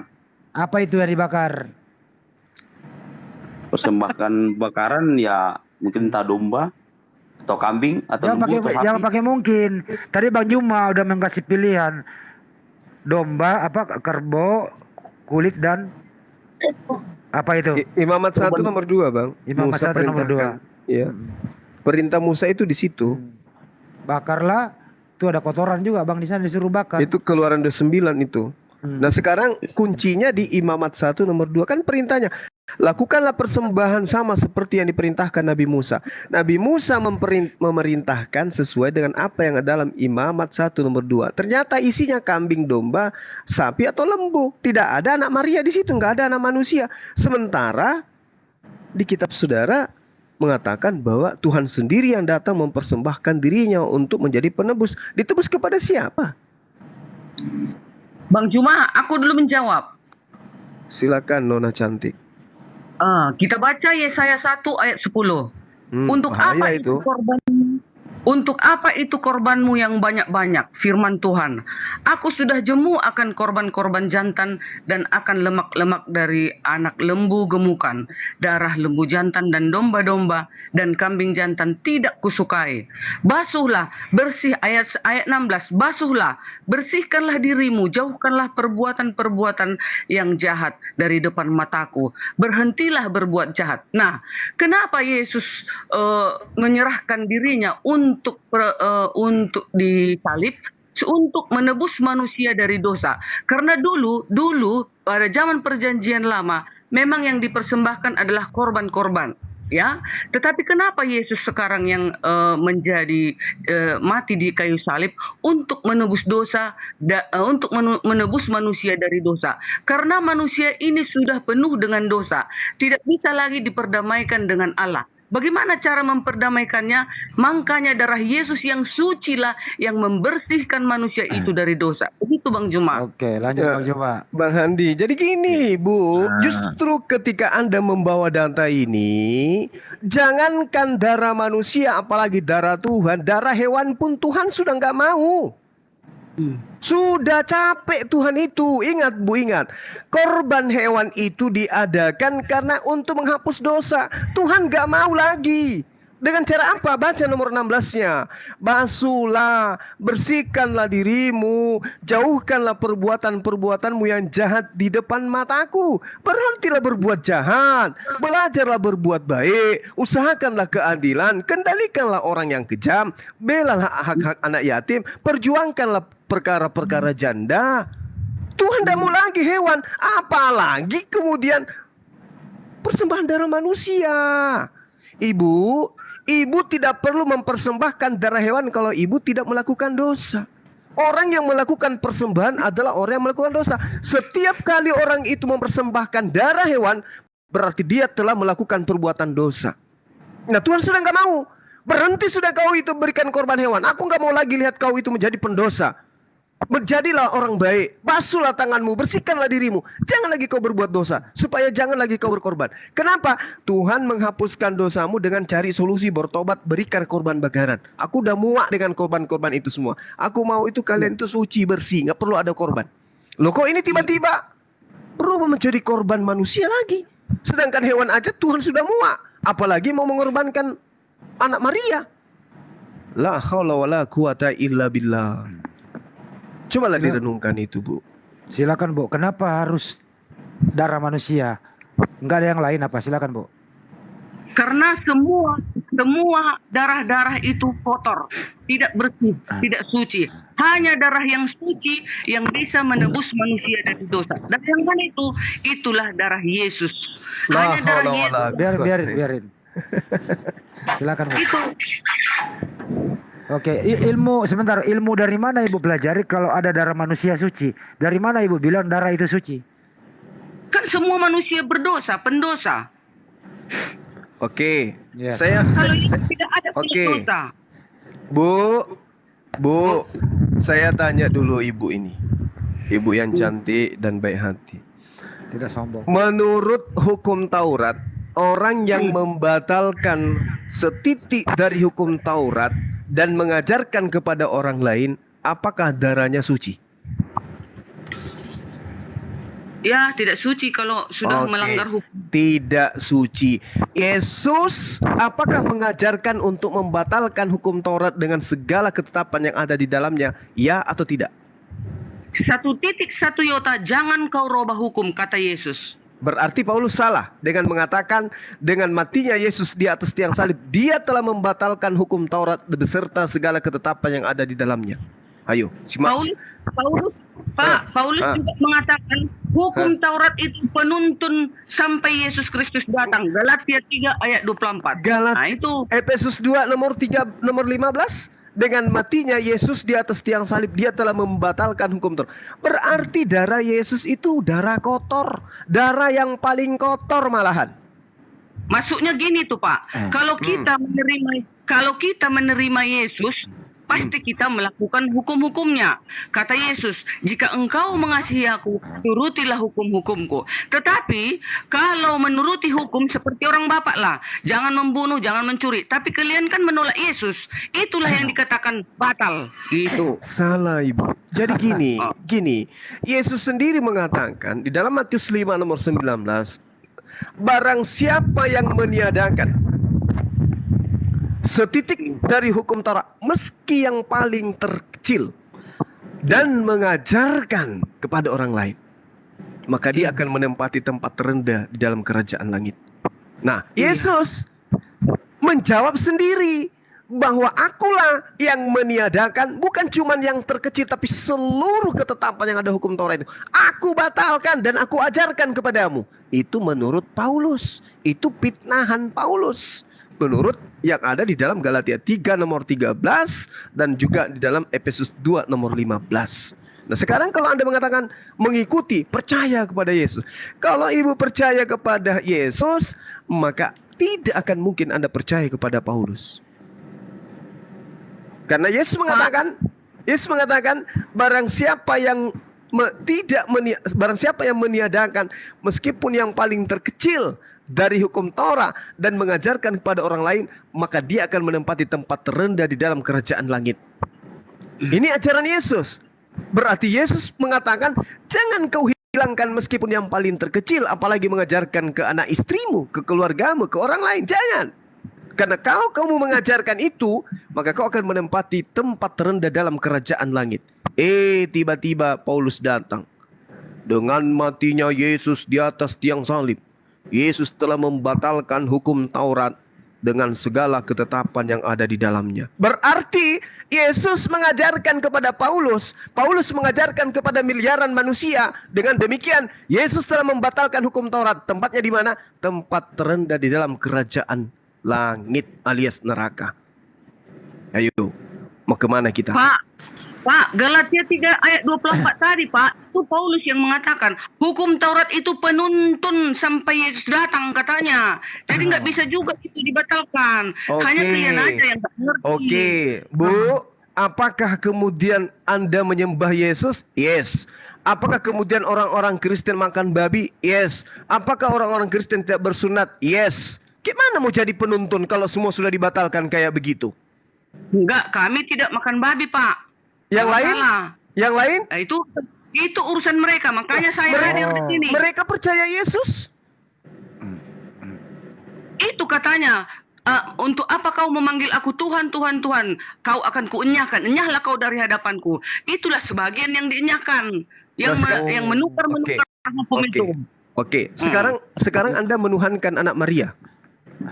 Bukan anak Maria yang saya tuhankan, tapi memang Tuhan itu sendiri yang awal dan yang akhir itu, dan yang akan datang, yang akan membalas setiap perbuatan orang. Terdapat di dalam Matius 16 ayat 27. Yesus akan datang bersama para malaikatnya di awan-awan. Semua bangsa akan meratap. Dia akan membalas setiap perbuatan orang. Bagaimana Kata itu? siapa? Kata siapa? Kata Matius 16 ayat 27. Kata Matius, Yesus mengatakan, aku tidak berkata-kata dari diriku sendiri. Kok Matius enak kali ngomong kayak gitu? Dari mana Matius dapatkan ilmu itu? Alkitab itu sudah firman Tuhan. Makanya di dalam ini kalau sudah embulet kayak begini, tai kambing pun Anda katakan itu coklat. Namanya sudah iman. Loh, itu sudah lari, udah sesat. Saudariku, Anda mengatakan itu perkataan Matius.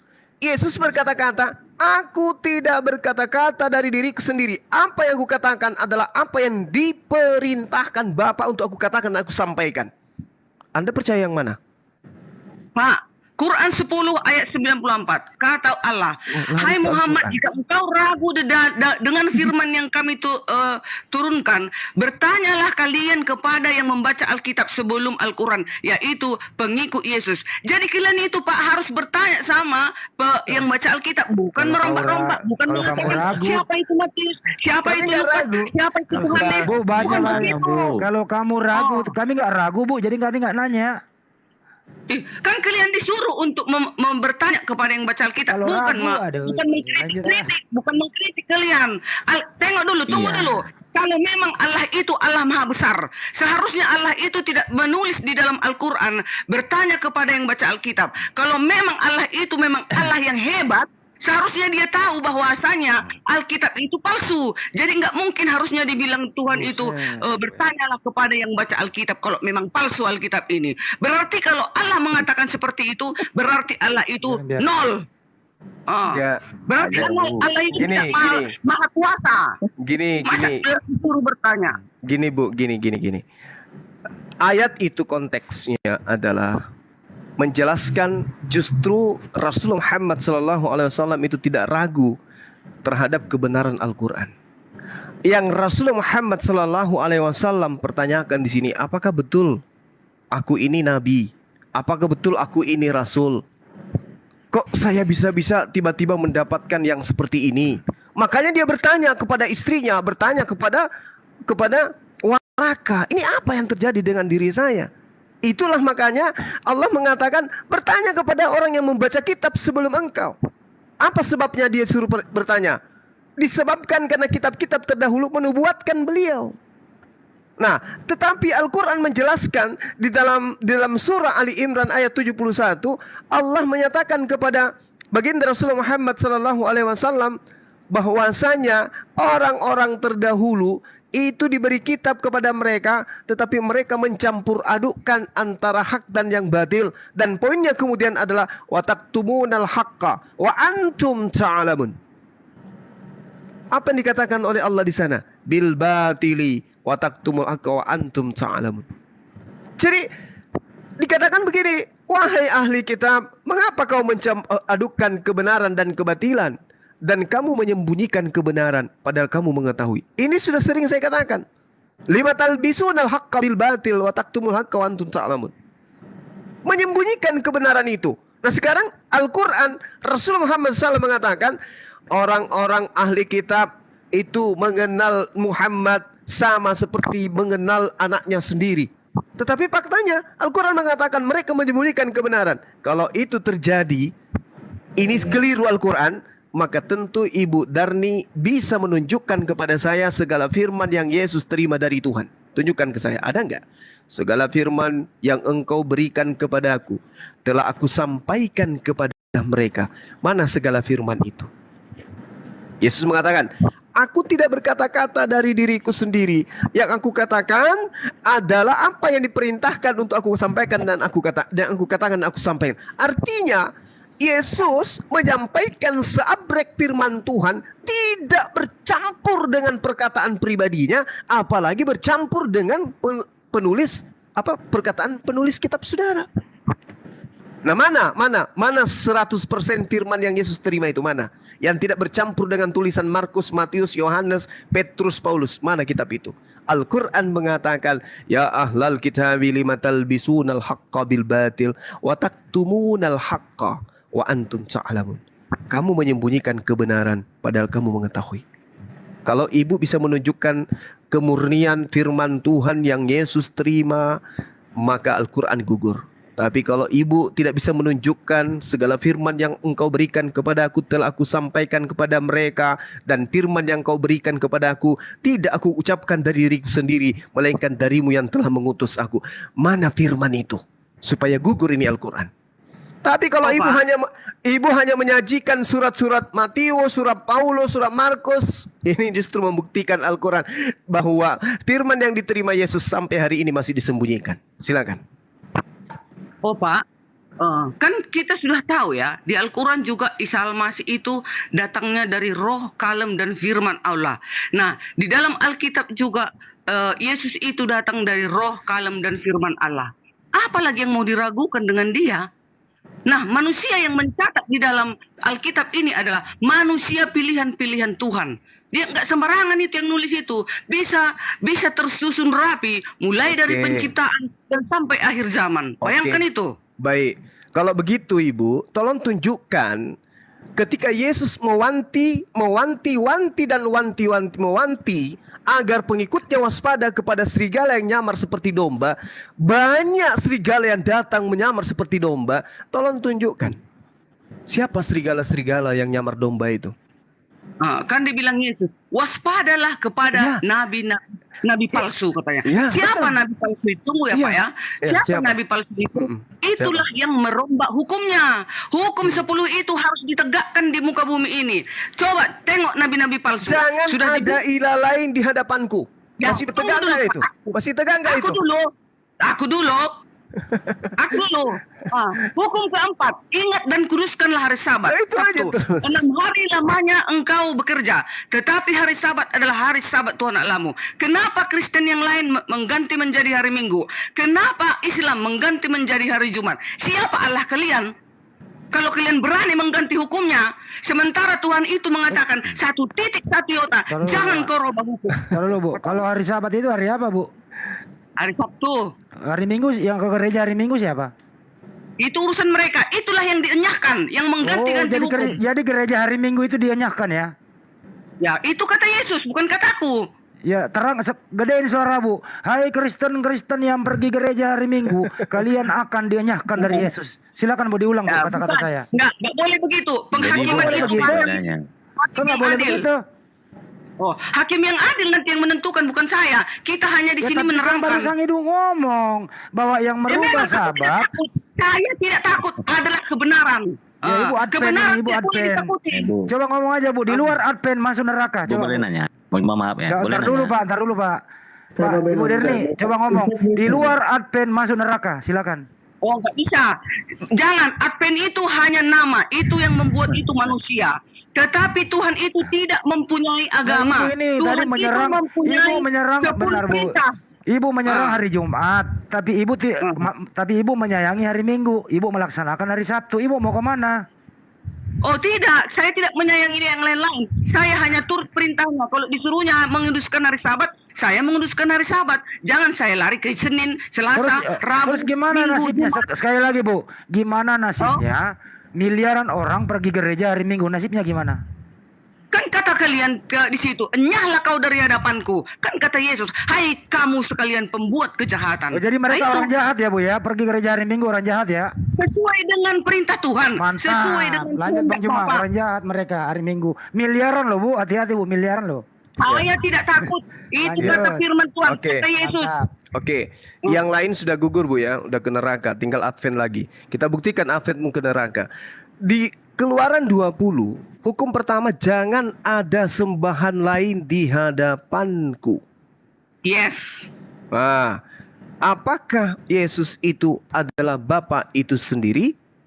Iya, Yesus itu adalah yang awal dan yang akhir, dan turun ke bumi menjadi manusia melalui perawan Maria yang suci. Itulah namanya Yesus di muka bumi. Kita buktikan bahwa ibu mengganti ilah sembahan Musa dengan Yesus Kristus sembahan Kristen. Kita buktikan. Gini, serang aku Bang Juma, serang aku. Kayak gini baru mantap. Kita buktikan Bu ya, kita buktikan ya. Oke. Ketika Yesus mengatakan hidup kekal itu adalah mengenal engkau satu-satunya Tuhan yang benar. Posisi Yesus di sana sebagai apa? Yesus posisinya masih di dalam bumi, di bumi manusia. Manusia. Yang satu-satunya Tuhan yang benar itu siapa? Satu-satunya Tuhan yang benar itu adalah Yahweh yang berada di kerajaan surga. Yahweh ini mau ndak dia disandingkan dengan sembahan lain? Tidak mau dong. Tidak. Terus yang tadi manusia ini Anda sandingkan dengan dia? Bukan, manusia bukan disandingkan. Hanya Yesus yang turun ke bumi, rohnya Allah, kalamnya Allah itu, firman Allah itu diturunkannya ke bumi. Makanya dibilangnya di dalam Musa, keluaran, aku mengutus aku kepadamu, katanya. Nah, Yesus lah itu yang diutus. Allah itu sendiri mengutus roh, kalam dan firmannya ke bumi. Aku mengutus aku kepadamu, itu bukan Yesus, Bu. Itu bukan Yesus. Sekarang gini, kita buktikan bahwa ibu menggantikan ilahnya Nabi Musa dengan Yesus. Yesus itu manusia, Bu. Ketika dia mencari manusia, dia mengatakan, aku tidak dapat berbuat apa-apa dari diriku sendiri. Lalu bagaimana caranya Yesus itu menjadi Tuhan? Ya, memang di bumi ini dia tidak berkata-kata dari dirinya sendiri. Dia tetap utusan kan? Dari utusan. Dia diturunkan Allah ke bumi. Nah, gitu. sekarang bagaimana caranya dia membuat dirinya menjadi Tuhan sementara dia adalah manusia? Setelah dia kembali kepada tatanya, makanya dibilangnya aku dan Bapa satu. Sekarang dia kan berada di surga. Kalau dia hanya manusia biasa, kalau dia hanya nabi, dia akan mati dan masih tinggal di dalam bumi. Yang saya tanya, sisi kemanusiaannya yang tidur, makan, itu mana sekarang?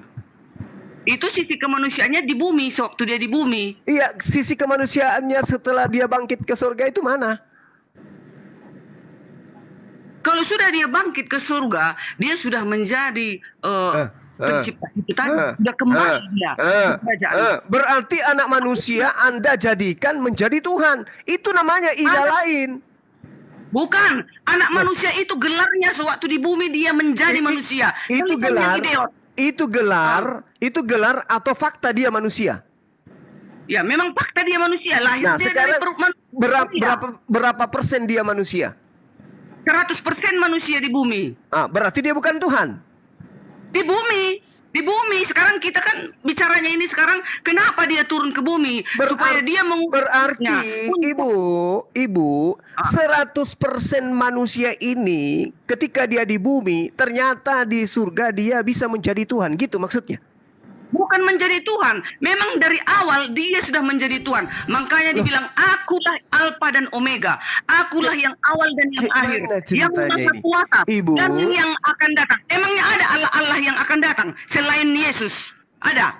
Sekarang gini, ketika 100% manusia ini adalah manusia dan manusia, seperti apa kemudian 100% manusia ini bisa menjadi Tuhan itu sendiri? Bukan menjadi Tuhan, kan orang bapak yang selalu tidak memahami tadi ini kan dia manusia 100%. Di bumi, iya Pak. Iya, di bumi. Artinya setelah dia terangkat ke surga, ada proses dari manusia menjadi Tuhan. Bukan proses, dia kembali ke tatanya. Dia kembali gimana tu asalna. Bahasa Bataknya. Kembali ini kemudian butuh proses. Loh, apa Bapak nggak percaya Allah Maha Besar? Percaya itu. Justru karena itulah saya percaya dia bukan manusia. Karena dia Maha Besar. Ya, kalau Allah di surga memang tidak manusia, Pak. Dia ke bumi itu hanya diutus sebagai manusia sekarang, untuk menebus manusia dari dosa. Nah, yang sekarang yang saya cari adalah anak Maria yang pernah netek ke ibunya itu mana? Anak yang Maria yang pernah menetek ke bumi itu kan sudah mati kemarin itu kan dia sudah mati di bumi. Nah, sudah mati. Dan bangkitlah dia ke arah Rohnya sudah bangkit. Yang bangkit ini Tuhan atau manusia? Sudah jelas lah yang bangkit ini Tuhan. Makan ikan goreng. Tetapi masih dia sempat menunjukkan jati dirinya kepada muridnya. Inilah yang dimaksud Anda menggantikan ilah lain dengan ilah yang diperkenalkan Musa. Tapi itulah Allah kami.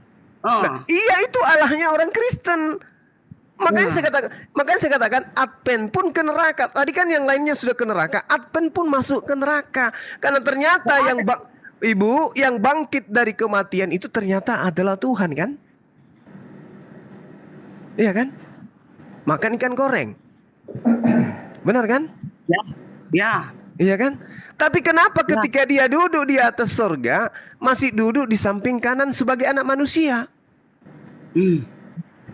Kan dia kan di bumi gelarnya anak manusia, tetap dibuat dia gelarnya anak manusia. Makanya dibilang anak manusia bersama para malaikatnya akan datang di awan-awan. Semua bangsa akan meratap. Yesus akan membalas setiap perbuatan orang. Tidak dibilang Allah akan membalas setiap perbuatan orang. Para nabi akan membalas perbuatan orang. Tidak demikian.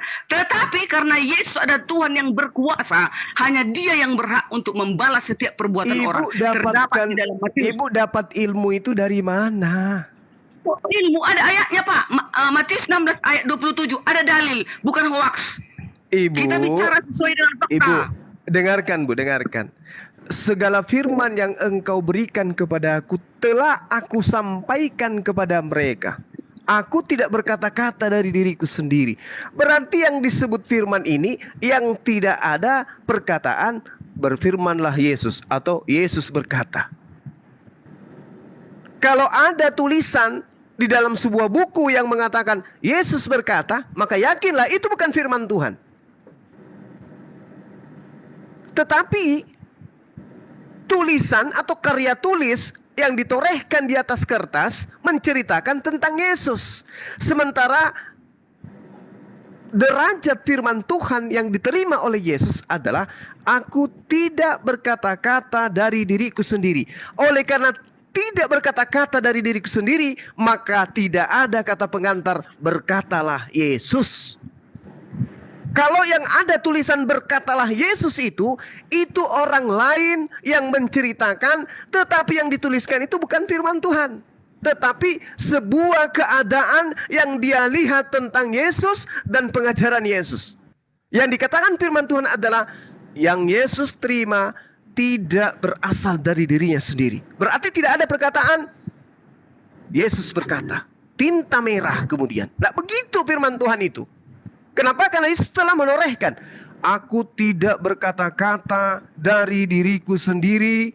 Apa yang aku katakan adalah apa yang diperintahkan oleh Tuhan untuk aku katakan dan aku sampaikan. Sementara Matius berkata begini, Yesus berkata.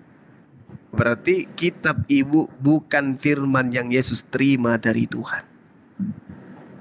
Terus buku yang bukan firman dari Tuhan Anda jadikan sandaran keyakinan untuk menggantikan ilahnya Musa dengan embel-embel ilahnya Musa menjadi manusia. Di mana Yesus mengatakan itu? Mana kitabnya?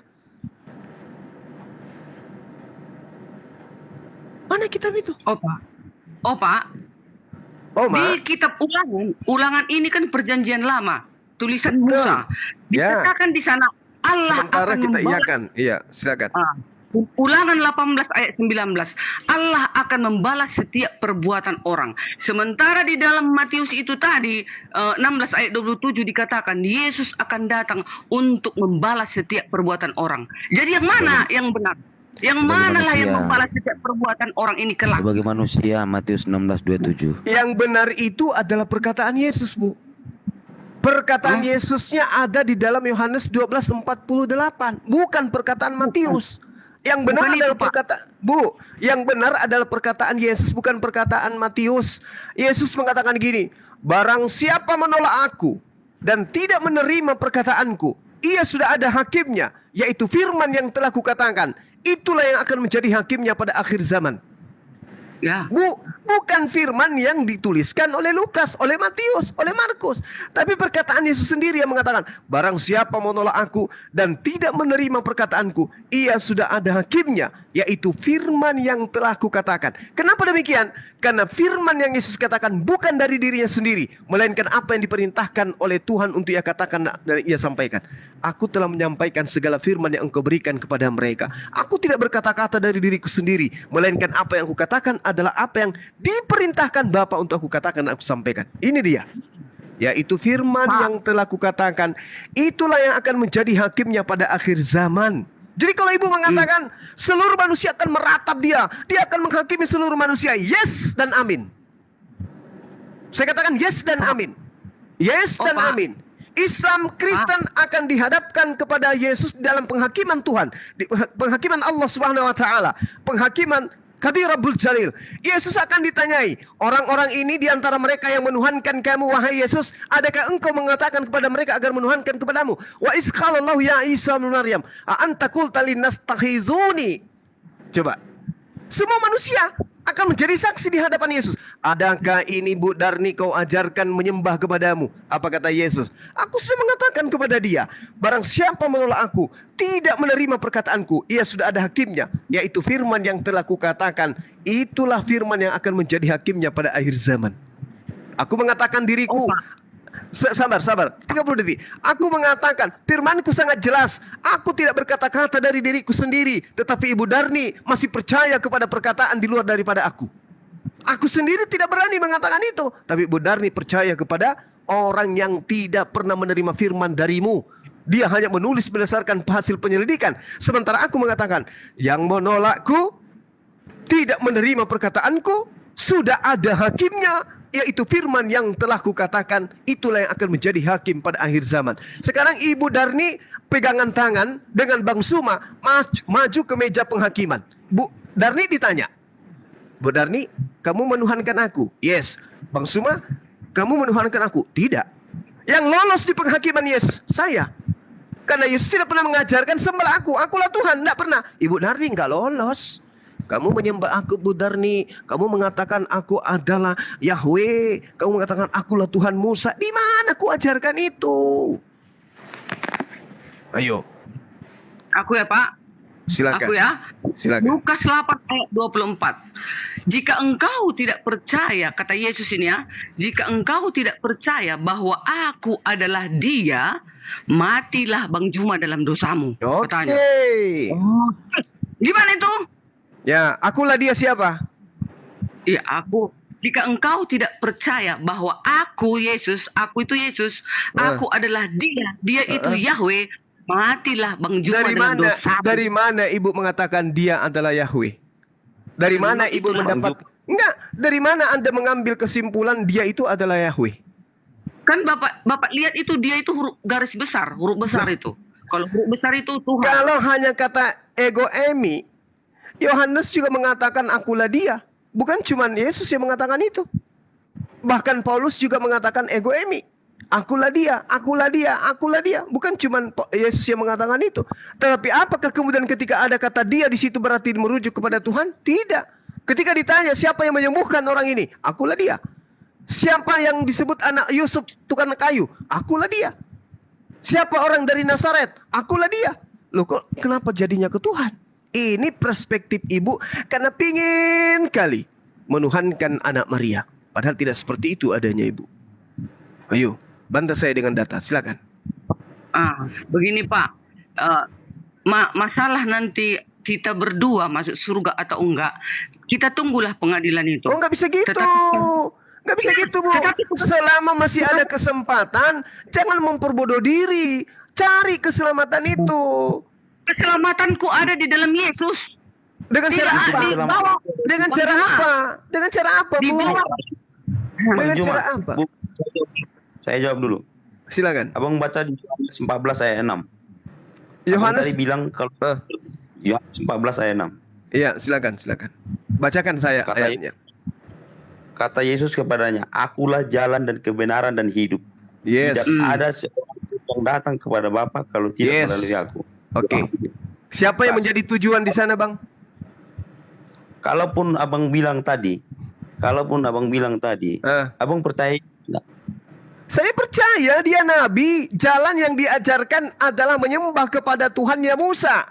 Kebenaran yang diajarkan adalah dia utusan Tuhan, bukan Tuhan. Hidup yang diajarkan adalah setiap orang yang percaya Tuhannya Yesus adalah Tuhan satu-satunya dan Yesus adalah utusan Tuhan yang benar, maka itulah hidup. Tidak ada yang sampai kepada Tuhannya Yesus kalau tidak mengikuti ajaran Yesus. Selesai. Tapi apakah menyembah Yesus itu adalah jalan yang diajarkan Yesus? Jawab saya. Dan Yesus berkata juga, Bang, aku dan Bapa adalah satu. Satu apa? Satu apa? Karena di dalam Yohanes 8 nomor 16 sampai nomor 18, aku dan Bapa adalah dua. Mana yang benar? Yohanes berapa, Bang? 18? 8. Yohanes 8 nomor 16, 17, 18 dan seterusnya. Aku dan Bapa adalah dua. Mana yang benar nih? Akulah jalan. Yes.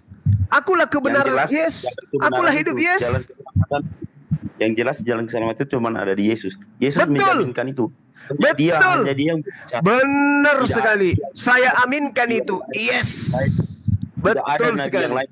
Yes, makanya tadi saya ajarkan kepada Anda, persembahkanlah persembahan yang diperintahkan Musa. Kenapa Anda tidak ikuti jalan itu? Kenapa? Ayo. Dan kami tanya, ikuti ajaran. Saya tanya kepada saudara, Yesus memberikan jalan ajaran, yaitu persembahkanlah persembahan yang diperintahkan Musa. Kenapa Anda tidak ikuti itu? Itu jalan yang ditunjukkan oleh Yesus. Ayo saudaraku, silakan. Kenapa Anda tidak mengikuti jalan yang Yesus tunjukkan itu? Persembahkanlah persembahan yang diperintahkan oleh Musa. Kenapa Anda tidak mengikuti? Kenapa justru kami yang Islam yang mengikuti itu? Kenapa justru kami yang Islam yang mengikuti? Ayo. Itu di perjanjian lama. Loh, Yesus mengatakan di dalam Lukas 17 nomor 16, lebih mudah langit dan bumi lenyap daripada setitik dari perjanjian lama itu dihilangkan. Ayo. Katanya Yesus itu jalan kebenaran dan hidup.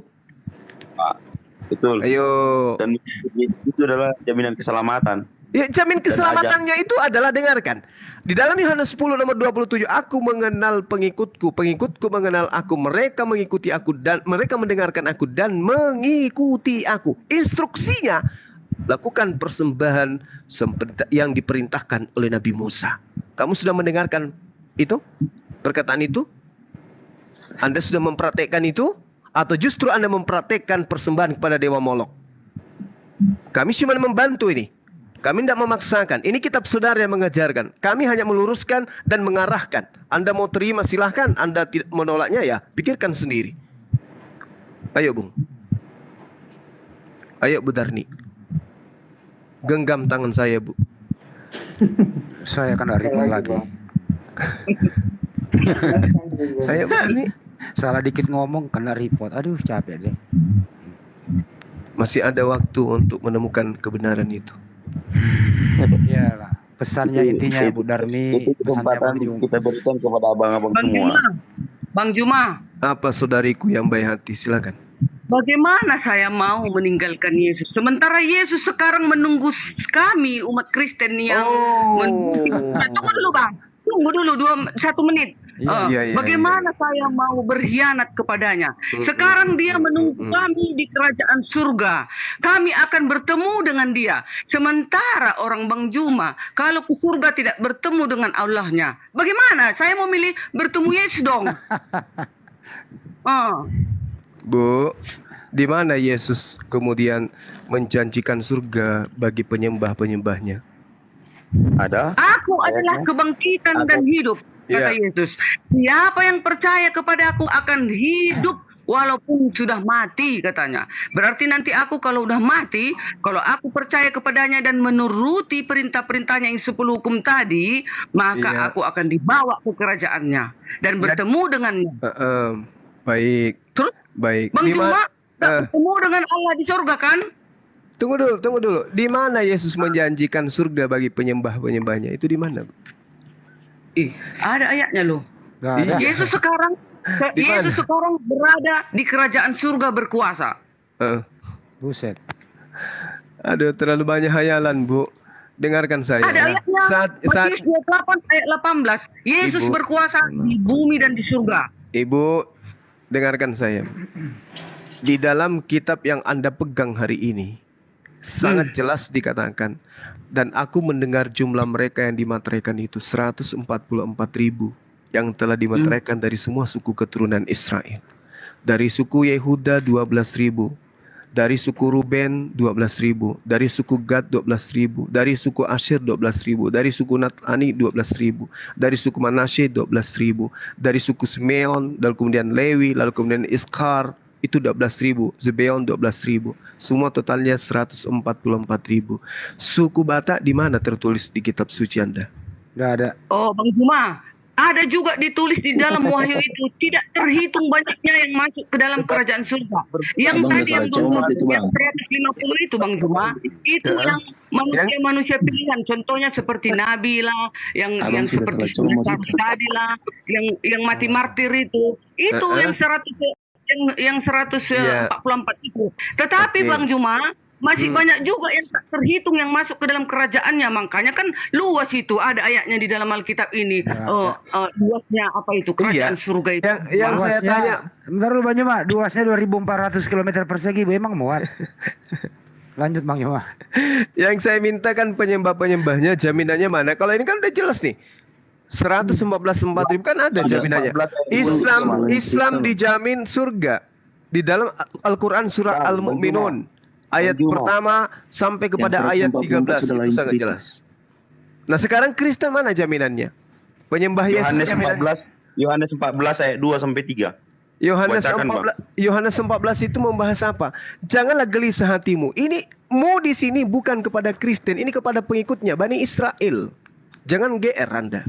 Bang cuma Bani Israel itu masuknya umat Allah. Umat Allah itu tersebar di seluruh penjuru bumi. Itu menurut tanggapan Ibu, Israel itu keturunan Yakub. Bani Israel keturunan Yakub. Ya, gimana Bung? Bang Juma, ya. Kristen itu sebutan untuk siapa?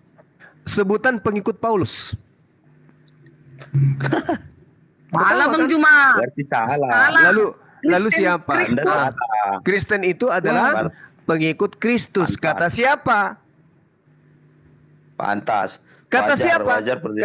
Kata siapa? Bung, kata siapa? Enggak nyambung. Enggak nyambung gimana? Kisah Para Rasul 24 nomor 5, Paulus itu dari sekte Nasrani. Itu baru betul. Jadi kubaca dulu di Yohanes 14 ayat 2. Ya, di rumah Bapakku banyak tempat tinggal. Jika tidak demikian, tentu aku akan mengatakannya kepadamu, sebab aku pergi ke situ untuk menyediakan tempat bagimu. Oke, mari kita buktikan. Untuk menyediakan tempat bagimu. Mari kita. Apabila aku telah pergi ke situ dan telah menyediakan tempat bagimu, aku akan datang kembali dan membawa kamu ke tempatku, supaya di tempat di mana aku berada, kamu pun berada. Ini mana ada seperti itu jaminan, Bang? Ini ucapan siapa? Ada jaminan seperti itu. Dengarkan di Islam itu yang ada jaminan justru masuk neraka dulu semuanya. Baru katanya diselamat. Dengarkan saya. Ini ucapan Yesus. Oh, nggak bisa berhenti juga mulutnya ini. Gantian Bang bicaranya Bang. Ini ucapan Yesus kepada siapa? Kepada pengikutnya. Bani Israel. Ada Kristen di sini. Anda jujur dulu. Kristen. Saya pengikut Yesus. Saya nenekmu kiper. Nenekmu kiper enak kali kau. Dengarkan. Dengarkan. Kalian jangan terlalu jauh mimpinya. Terserah mau pengikut Yesus. Dengarkan. Anda mengatakan di Yohanes 2 itu untuk Kristen. Di rumah Bapakku. Dengarkan, sabar. Bait Tuhan artinya Betel atau bait suci. Di rumah Bapakku artinya Baitel, ya. Bait El atau rumah Tuhanku, banyak tempat tinggal. Jika tidak demikian, tentu aku mengatakannya kepadamu, sebab aku pergi ke situ untuk menyediakan tempat bagimu. Sekarang bisa ndak orang Kristen masuk ke Baitullah, ke rumah Allah? Yehezkiel 4:49. Oleh sebab itu beginilah firman Tuhan, tidak seorang pun dari orang-orang asing yang hatinya dan daging kulupnya tidak disunat boleh masuk ke dalam rumahku, ke tempat kudusku. Ya, setiap orang asing yang di tengah-tengah Israel. Kira-kira orang yang tidak bersunat ini bisa gitu masuk ke rumah Tuhan? Itu yang abang maksud, tempat di dunia ini, di bumi ini. Kalau di dunia saja orang tidak Bung. Kalau di dunia saja orang tidak bersunat, tidak boleh masuk ke dalam rumah Tuhan, apalagi di surga tempat suci. Abang ini membahasnya terlalu dalam. Oh, emang harus. Diketahui terlalu tipis. Harus diketahui terlalu tipis, Bang. Harus kayak gitu. Di dunia saja, dengarkan. Di dunia saja Anda ditolak. Dan agama abang tuh Abang berbicara dalam, tapi yang Anda jangan curhat. Bung, di dunia aja Anda ditolak. Bagaimana di surga? Kita perjanjian lama, Bang, berbicara sunat itu soal fisik. Tapi perjanjian baru berbicara soal Daniel, hati. barusan tadi Ibu Darni mengatakan gini ya, dengerin baik-baik. Selain Advent, ya selain bukan Advent, bukan. Dengerin dulu Bu, selain Sabat, selain orang Sabat, di luar Sabat semua itu ke neraka. Gitu ya. Dan itu yang menjadi alasan kami, hanya Tuhan Yesus yang menjamin. Tidak ada jaminan. Mana jaminannya? Untuk Kristen mana jaminannya? Tunjukkan ke saya. Ingat. Matius, dengarkan. Matius 23, dengarkan. Matius 23 nomor 15, Kristen itu adalah orang neraka. Bang Juma, Roma 7 ayat 12. Galatia 2 nomor 8, nomor 14. Kristen itu adalah orang yang hidup secara kafir. Orang kafir najis masuk ke dalam surga. Bang Juma, Roma 7 ayat 12. Hukum ke-10 perintah Allah itu mengandung prinsip-prinsip yang mengikat semua manusia sepanjang masa. Jadi hukum Taurat adalah kudus. Dan perintah ini juga adalah kudus, benar, dan baik. Jadi siapa yang melakukan hukum itu, itulah yang bisa berkenan ke bait suci. Bukan hanya karena sunat, tetapi hukum Taurat itu salah satunya adalah sunat kulub. Kok dihilangkan? Oh, Pak. Bang Juma, ada orang disunat tapi membunuh, tapi berzina, tapi bercabul. Ada orang yang tidak bersunat tapi melakukan kebaikan. Mana yang boleh itu masuk bait suci? Tidak ada yang boleh, makanya bertaubat. Kalau melakukan kesalahan bertobat, mencuri bertobat. Tapi yang pasti perjanjian Tuhan, perjanjian kekalnya adalah sunat. Itu aja Kristen tidak lakukan. Sunatlah kulit ikatan hatimu, katanya. Nama-nama ini. Sunat itu berbicara sesuatu. Ada kata hati, Bu. Jangan ada ayatnya loh, ada ayatnya. Ada dalilnya ya. Jangan dicampur perjanjian lama sama surat Paulus, nggak nyambung. Ini perjanjian lama Bu. Ada itu. Saudara-saudara belum bisa menunjukkan jaminan. Anda juga tidak membaca satu berjalan menurut Alkitab. Kalau Anda membaca kitab Kejadian sampai Wahyu di sini. Ngapain kita berjalan menurut Alkitab kalau kita kitab Kejadian sampai Wahyu di sini itu bisa 4 tahun. Iya. Makanya saya kasih poin-poinnya aja supaya kalian itu bisa sehat. Begini saja, Bang. Sekarang jaminan Yesus kepada penyembahnya mana? Tunjukkan aja dulu. Itu aja dulu. Begini saja, kalau kita mau berjalan menurut Alkitab, enggak begini aja nih, ini topiknya nih. Tunjukkan di dalam Bible menyembah Yesus itu selamat. Silakan.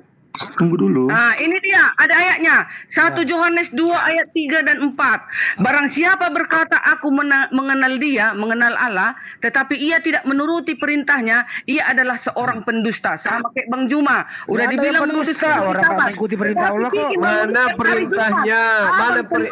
Mana perintahnya supaya manusia menyembah Yesus? Mana perintahnya? Nggak mau dijawab dulu itu, langsung ditekan dengan pertanyaan itu.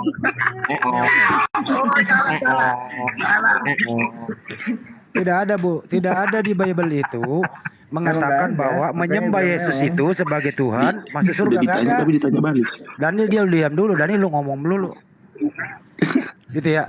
Coba dicari lagi Bu Darni. Menurut enggak, tapi tadi Juma itu. Kenapa hari Jumat? Lu diam dulu Daniel. Daniel, kamu diam Daniel. Kamu jangan jadi 1 Korintus 4 nomor 10 ya. Jangan jadi 1 Korintus 4 nomor 10. Aku mencari ayat dulu ya, mencari ayat. Ya, cari Daniel itu. Kamu Barang menyembah Yesus. siapa berkata, aku mengenal Yesus, tetapi dia tidak menuruti perintah Yesus, ia adalah seorang pendusta. Perintah Yesusnya apa? Tidak setitik pun dihilangkan dari hukum Taurat. Tidak ada hukum Taurat Sebelum yang langit dan dihilangkan. bumi ini lenyap. Perintah Hukum Yesus Taurat apa? dihilangkan. Turuti perintah Yesus. Apa perintah Yesus? Kenalilah Tuhan, satu-satunya Tuhan yang benar, dan Yesus sebagai utusan Tuhan. Mana Dapat Bang Juma, udah ini. Silakan. Yohanes 15 ayat 10. Ya. Jikalau kamu menuruti perintahku, kamu akan tinggal di dalam kasihku, seperti aku menuruti perintah Bapakku dan tinggal di dalam kasihnya. Itu dia. Mana perintahnya? Mana perintah Yesus agar menyembah dirinya? Mana? Perintahnya itu yang 10 hukum tadi, Bang Juma. Jangan membunuh, jangan mencuri, jangan berzina. Coba baca dulu. Pertama itu jangan ada ilah-ilah lain. Coba apa maksudnya jangan ada ilah-ilah lain, Bu? Iya, ilah lain selain Allahnya Ishak, Abraham, Ishak dan Yakub. Oke, Allahnya Ishak siapa? Sebentar, Allahnya Ishak siapa? Sekarang kita coba sebentar, jangan pindah dulu. Allahnya Ishak Yakub siapa? Yahweh. Tuhan Ibu Derni siapa? Tuhanku adalah Yahweh juga. Bukan Yesus, berarti bukan Yesus. Berarti Tuhan Ibu bukan Yesus. Dengerin dulu gantian. Tuhannya Ishak dan Yakub siapa? Diulang lagi, sekali lagi. Yahweh. Yahweh. Tuhannya Ibu Derni siapa? Tuhanku juga Yahweh. Berarti bukan Yesus Tuhan. Sudah kembali dia ke surga Yahweh. Dia sudah ini mendua lagi nih. Diulang lagi. Bingung dia nih. Tuhan Ibu Derni siapa? Tuhan Ishak, Abraham, Ishak dan Yakub, Yahweh. Tuhan Ibu Darni namanya siapa? Yahweh juga. Berarti Yesus bukan Tuhan. Yesuslah Yahweh. Apalagi? Mana datanya Yesus adalah Yahweh? Mana datanya? Kalianlah yang salah itu. Yesuslah Allah itu. Kalian yang selalu salah. Oke, berarti Tuhan, berarti Yahweh di surga itu punya fisik. Sekarang kutanya kalian. Kalian dulu, Bu, belum kelar. Berarti Yahweh. Berarti Yahweh di surga itu sekarang. Menurut Anda, Yahweh yang pernah disunat. Sebentar dulu. Yahweh disunat. Yang ini. Diam dulu kau. Oi, Ibu Derni lagi kau ini. Gampang, tanyalah. Jadi Yahweh di surga itu laki-laki yang pernah disunat. Ya, yang disunat itu kemanusiaannya di bumi, bukan Tuhannya yang disunat. Kan Yesus itu Yahweh. Iya, di bumi manusia loh, manusianya yang disunat, manusia. Kalau di surga Yesus manusia atau bukan? Di surga ya udah kembali roh, udah menjadi Allah dia. Fisiknya kemana? Fisiknya yang pernah disunat kemana? Satria baja hitam berubah. Fisiknya Bu Derni, dengerin baik-baik. Terakhir Bu. Fisiknya Yesus yang pernah disunat kemana? Fisiknya Yesus kan sudah mati di bumi loh. Sudah mati. Kuburan kosong. Ya, mau kuburan kosong, yang penting manusia daging sudah mati. Lama-lama. Kasihan ibu ini. Bisa-bisa Bunda Maria melapor polisi lu hilangkan anaknya ini. Anaknya Maria jangan dihilangkan, Bu. Anak Maria jangan dihilangkan. Enggak ada data. Tolonglah anak Maria jangan dihilangkan, Bu. Pertanyaan di televisi tidak perlu dijawab. Kenapa? Sulit ya? Sulit. Bukan sulit. Anda bertanya itu, pertanyaan Anda menghujat. Kok menghujat? Bertanya kok menghujat? Gimana sih lu? Iya, karena pertanyaan itu seperti itu. Sama Buddha remehkan. Enggak, tadi yang emang kami menghujat itu bukan menghujat, bukan. Kita ini diskusi, kita ini harus membawa kebenaran. Itu bukan menghujat, mereka berhak bertanya itu, nggak apa-apa Pak. Tadi yang dibaca sama Bu Darni itu, ya kan, perintah, ya, yang ditanya Bang Zuma, itu menyembah, ya, menyembah. Nah, yang dibaca Bu Darni itu perintah dan menyembah itu berbeda, ya, berbeda. Yang ditanya Bang Zuma itu di mana ayatnya bahwa manusia itu disuruh menyembah Yesus. Nah, itu perintah. Mute dulu bintang sama Juntak. Ya. Mute dulu. Itu bintang sama Juntak turunin aja dulu, Bang. Daripada berisik. Yuk, lanjut. Jadi tadi jaminan tadi udah jelas di Yohanes 14 tadi.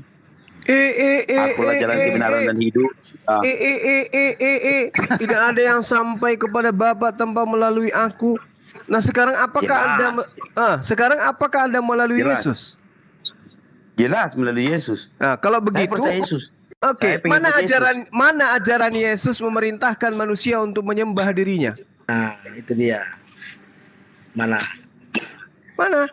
Ayo, mana dia? Tuhan tidak meminta dirinya disembah. Siapa bilang? Enggak ada. Tuhan kami bukan seperti itu. Bahkan seluruh para nabi itu mengajarkan Kalau untuk manusia menyembah. pun tidak mau menyembah. Gini aja, bro. Batu, Kalau kayu, Tuhan tidak semuanya pun meminta bisa dirinya disembah disembah, kenapa kau sembah dia? Tuhan kami tidak Dengerin dulu disembah. pertanyaannya. Kalau Tuhan Yesusmu itu tidak minta disembah, kenapa kau sembah dia? Siapa yang nyuruh kau? Itu kewajibanku, itu aku manusia. Iya, siapa yang nyuruh? Iya, siapa yang nyuruh? Siapa Ayo yang jawab. nyuruh? Iya. Katanya nggak minta disembah. Tuhanmu nggak minta disembah, tapi kau sembah dia. Pertanyaannya siapa yang nyuruh kau? Ayo. Diam kan lu? Tadi katanya mengikuti perintah Yesus. Maka kutanya mana perintahnya? Yang jelas itu. Saya percaya Yesus, saya mengikuti Yesus, saya Yesus, dan saya jaminan keselamatan saya cuman Yesus yang berkata. Itu namanya iman, doktrin Kalau itu, di bro. Muslim nggak ada. Di Muslim nggak ada, bro. Begini Dan aja, justru coba saudara Muslim sebutkan yang harus ke neraka apa yang Anda lakukan tiap hari. Dengerin dulu, apa yang Anda lakukan tiap hari tentang ajaran Yesus. Coba sebutkan ajaran Yesus yang kau lakukan sampai saat ini apa? Coba, ada berapa? Ya, ajaran Yesus. Coba. Anda tahu sendiri loh. Ya coba sebutkan ajaran Yesus yang kau lakukan sampai saat ini. 1, 2, 3, 4, 5. Coba sebutkan berurutan. Nggak ada. Contohnya saya tidak marah, saya mengasihi. Ya kan ajaran Yesus itu Menghujat ajaran Yesus. Ajaran Yesus. Aku menjawab. Iya, itu ajaran Aku dia. menjawab. Iya, silakan. Itu ajaran dia. Ya lu diam dulu, kau nggak bisa jawab. Ibu Darni yang jawab.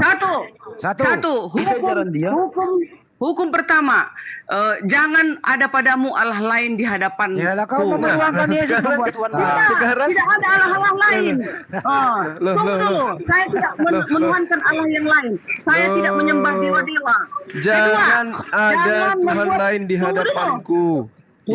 Cuma aku dulu. Kedua, jangan membuat bagimu patung. Jangan menyembah patung Yesus. Jangan mempercayai patung itu bisa mengampuni dosamu. Kayak orang Bang Juma. Itu banyak patung di gereja, Bu. Bu, banyak patung di gereja, Bu. Bu, banyak patung di gereja. Tidak ada di gereja kami, nggak ada patung. Ya, di gereja kami nggak ada patung. Kalau orang Bang Juma pergi ke Mekah untuk datang membungkuk kepada batu itu dan mempercayai jika kalian cium dosamu terhapus.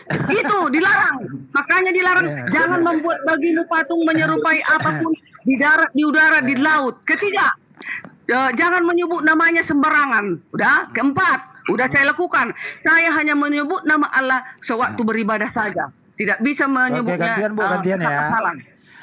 Coba sebutkan tata cara beribadah menurut Yesus. Silakan. Ya, tata cara menurut Yesus. Ya, beribadah. Berlutut berdoa. Berlutut apa sujud? Berlutut apa sujud? Bisa bersujud. Menyembah berhala juga bersujud ya. Daud, Sadrak, Mesak, Abednego menyembah berhala disuruh bayangkan, Bu, kalau ibu ke gereja, dengerin Bu, kalau ibu ke gereja bersujud, kepala ibu nyangkut di meja, Bu. Ada meja di depan ibu. Bangku. Bang Rizin, ada bangku. Menyembah itu juga bersujud itu menyembah berhala juga loh. Bu, dengerin dulu, Bu. Yesus itu mengajarkan kan bersujud. Bagaimana ibu bersujud kalau ada meja depan ibu nyangkut kepala ibu? Bisa juga berdoa. Bersujud kata Yesus, bersujud. Bisa bersujud, bisa berdoa. Bagaimana mau sujud ada meja nyangkut kepala? Kalian kira bersujud itu hanya kepada Allah? Bersujud kepada berhala juga ada loh. Gerakannya, Bu, gerakan dulu Yesus seperti apa coba? Bang Celeb. Itu hanya berbudak. Kami itu tidak diperbudak oleh aturan-aturan agama. Berarti Anda bukan pengikut Yesus. Terbukti berarti Anda bukan pengikut. Karena Yesus mengatakan barang siapa yang percaya kepada aku, dia juga akan melakukan pekerjaan-pekerjaan yang aku lakukan. Nah, meledak kan? Kena kan? Udah dibilang tadi Anda bukan pengikut. Akhirnya ketahuan. Kami tidak tunduk kepada peraturan-peraturan. Ya emang kalian kan bukan pengikut Yesus. Yesus mengatakan dalam Yohanes 14:12, jika kau percaya kepada aku, maka engkau akan melakukan juga pekerjaan-pekerjaan yang aku lakukan. Sujud dia dalam ibadah. Anda bagaimana Anda bisa sujud di depan Anda jaraknya cuma 50 cm, ada kemudian bangku mau pecah itu jidat mau pecah. Itu teori kalian aja. Kalau bersujud tapi membunuh gimana? Apa diterima itu? Bersujud tapi nggak boleh. Ya udah. Jadi berarti bukan hanya bersujud, berdoa bertelut juga bisa, tapi nggak membunuh. Tapi minimal bersujud. Dalam beribadah. Mau di kamar kami beribadah bersujud. Kan diperhatikan seperti itu. Itu bohong kalau di kamar Anda bersujud ibadah. Bohong. Hati yang bersih yang diterima Tuhan untuk beribadah, hati yang bersih. Jauhkanlah hatimu. Bagaimana Anda bisa dikatakan hati Anda bersih kalau Anda menuhankan sosok sembahan yang juga menyembah kepada Tuhan? Bagaimana Anda mengatakan suci? Kok derita saya? Kok jadi saya yang menderita? Anda mengatakan Yesus mayatnya bangkit menjadi Tuhan. Itu apa namanya itu? Itu dibilang hati yang suci gitu. Ada manusia mayat, begitu dia bangkit dari kubur dia menjadi Tuhan. Ajaran apa ini? Dewa Molok kembali ke asalnya. Tengok aja bahasanya kembali menjadi Tuhan kembali. Gimana ceritanya, Bu? Yesaya 43 nomor 10 jelas sekali. Engkaulah saksi-saksiku, tidak ada Tuhan yang dibentuk sebelum aku dan tidak ada Tuhan dibentuk setelahku. Ternyata ada Tuhan dibentuk menjadi mayat. Begitu dia bangun dari kubur, jadi Tuhan dia. Aduh, coba Ibu baca Kisah 2 nomor 36, Bu. Kisah 2 nomor 36, Bu. Lerni. Udah, sebelum ke Kisah 2, aku mau bertanya, Bang Juma. Ya. Boleh? Boleh dong. Sekarang ku tanya. Nama Allahnya Ishak Abraham. Allahnya Allah itu nama kok. Tunggu dulu. Nama Allahnya Ishak Abraham dan Yakub adalah Yahweh. Iya kan? Nama Tuhannya. Sedangkan nama Allahnya Islam adalah Allah. Kenapa berbeda? Kenapa berbeda? Berarti Allah kalian berbeda dong. Berbeda dengan Allahnya Abraham, Ishak dan Yakub tadi. Bu. Mana itu? Ibu gini, Bu. Ketika Ibu mengatakan Tuhan namanya berbeda, faktanya yang ingin Ibu tunjukkan ke kita itu adalah buku terjemah. Tunjukkan kitab yang Musa terima dari Tuhan. Apakah betul di situ tidak ada nama Allah? Mana kitab itu yang diterima Musa? Bahasa Ibraninya apa? Coba. Kan Yahweh kan? Kok bahasa Ibrani? Nama Tuhan. Nama bahasa awalnya zaman bangsa Israel dulu. Aku kan nggak tahu bahasa, Bang Juma. Sekarang aku mau tanya Bang Juma, dulu nama awal pertama kali siapa nama Allah kita itu? Ibu, siapa nama Allah itu? Nama Tuhan itu Allah. Oh, bukan. Dari mana? Dari mana Ibu mengatakan bukan? Dari mana? Iya. Di mana Ibu? Aku sudah banyak mendengarkan bahwasanya nama Allah cuman modal dengar. Kita butuh Bang Juma menjadi Allah. Kita butuh kitab yang Anda jadikan rujukan untuk menyelisih Al-Quran itu buku apa? Itu dulu lah jawab Bang Juma. Aku bertanya nggak bisa Bang Juma, beribu-ribu kali bertanya bisa.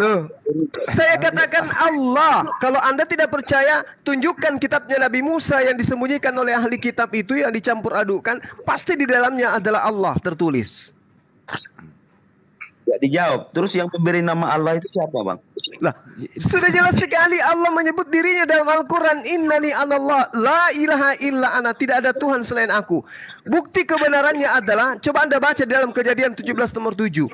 Aku akan mengangkat perjanjian kekal kepada Abraham, anak-anaknya, keturunannya secara turun-temurun. Bahwa aku akan menjadi Tuhan mereka. Ayo, bantai itu.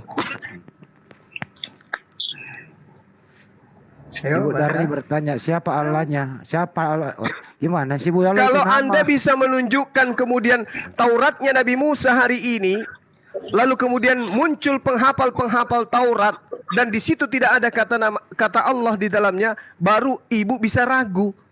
Tidak ada buku yang Anda bisa jadikan sebagai buku yang bisa menyalahkan Al-Quran kecuali terjemah. Sedangkan terjemahan kitab Anda bertaburan nama Allah di dalamnya, tidak ada satupun nama Yahweh. Ayo. Ayo. Nah. Terjemahan di Bible Ibu banyak kata Allah loh, Bu. Yang bawa tap-tap 100 kali layarnya. Ini makanya Pak Yakub Sulistyo, dengerin dulu ya Bu ya. Bu dengerin dulu Bu. Makanya kata pendeta Yakub Sulistyo itu, ya, pendeta atau Kristen kalau berdebat tentang konsep ketuhanan selalu kalah dan ngotot dan memalukan. Kenapa? Landasannya adalah karena terjemahan LAI yang salah. Oh Bang Juma, setauku kata Allah itu berasal dari kata Al-Ujah dan Al-Lata, dewa bulan bintang. Malah lebih ketawa. Bu. Bukan begitu. Itu masih dikit keluar itu ya, masih dikit, masih banyak lagi. Ilmu dari mana Ibu dapat? Siapa yang mengguru Ibu? Ibu. Pokoknya adalah Ibu, dengar. Dengarkan saya Bu. Sebelum Islam datang Bu, ya, keturunan Nabi Ismail, mereka sudah menyebut nama Tuhan pencipta langit dan bumi itu dengan sebutan Allah. As-Sukrub ayat 87, Al-Quran surah Yunus ayat 31, lalu kemudian Al-Mu'minun ayat 84 sampai 89. Orang-orang Arab keturunan Nabi Ismail, anak daripada Nebayot dan juga Kedar, menyembah Tuhan itu, dewa-dewa yang mereka sebut dewa itu dengan sebutan Allah, membuktikan bahwasanya Ismail dan keturunannya sudah mengenal nama Allah. Sedangkan di dalam kitab Kejadian nomor 17, nomor 7, Allah sendiri yang mengangkat perjanjian kekal. Aku akan menjadi Tuhanmu wahai Abraham, menjadi Tuhan anak-anakmu wahai Abraham, menjadi Tuhan keturunanmu secara turun-temurun wahai Abraham. Gak bisa Anda bantai itu. Maka orang Quraisy yang keturunan Khaidar, keturunan Nebayot juga ada di sana, mengenal nama Allah itu. Sebelum Islam datang, nama Allah itu sudah ada. Coba baca Al-Quran. Al-Mu'minun ayat 84, kemudian surah Yunus ayat 31, dan juga As-Surqub ayat 87. Orang-orang Quraisy, mereka menyebut nama Tuhan pencipta langit dan bumi itu dengan sebutan Allah. Hayo. Mana duluan Kristen daripada Ismail alaihissalam?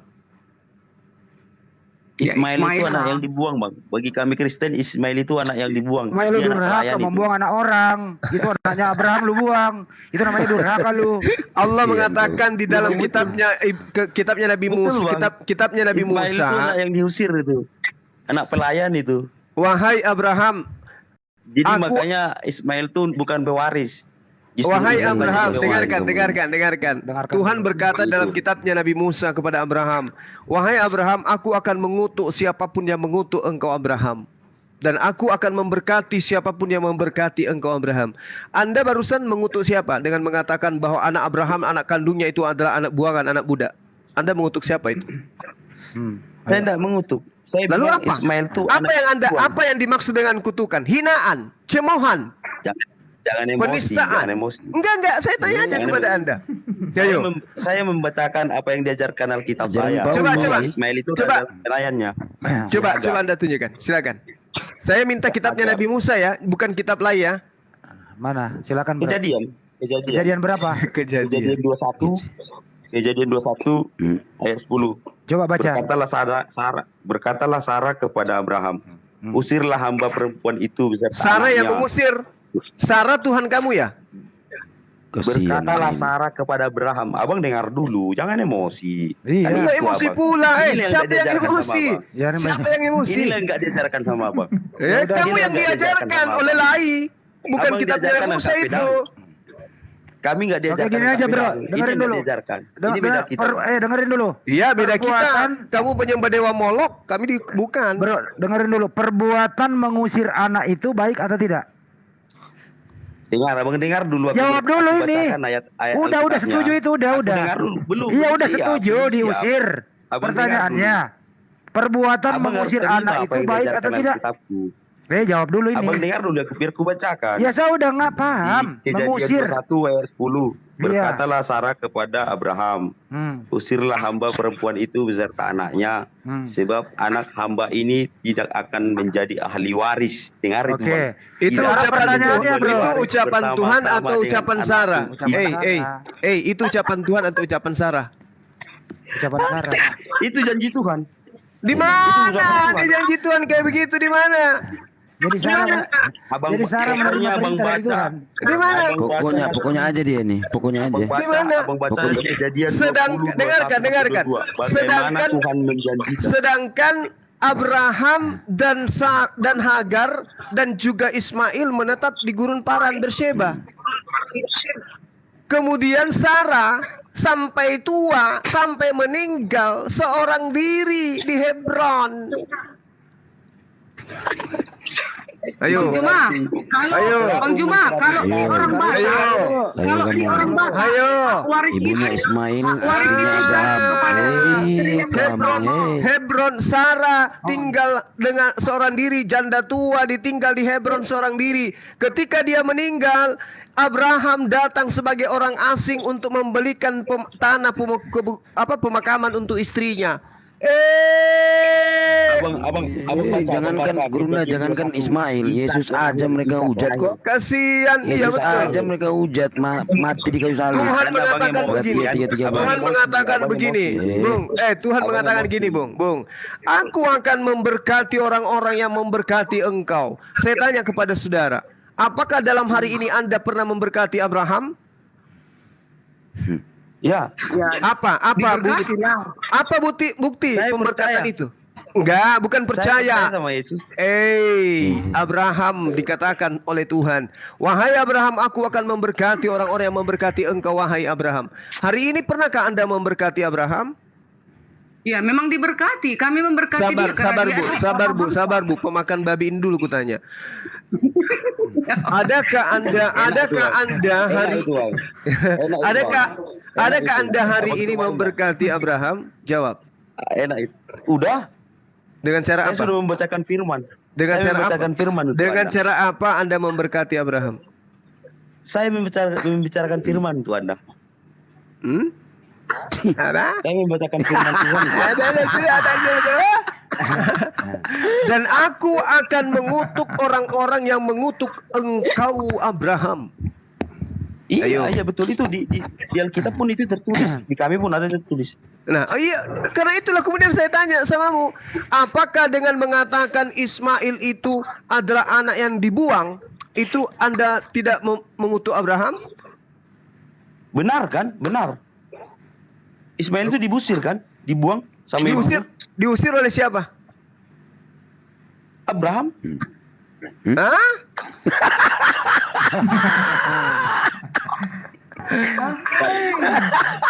Dan Ismail pun dan seluruh pengikutnya tidak pewaris. Mereka akan menjadi bangsa besar. Mereka akan menjadi bangsa yang besar. Tetapi bukan pewaris. Pewaris apa? Kerjaan surga. Hah? Abang baca saja di Kejadian 20 dulu. Abang baca di Kejadian 20 kehidupan Ismail dan Ishak. Jadi ini akibat pembenci ini begini. Kita bukan pembenci. Loh, ini udah mulai ngatur. Ibunya Ismail istrinya Abraham loh. Kok terus kamu yang menghakimi? Ibunya Ismail itu di Kristen. Ibunya Ismail itu. Ya di Kristen, itu di Kristen. Itu di Kristen.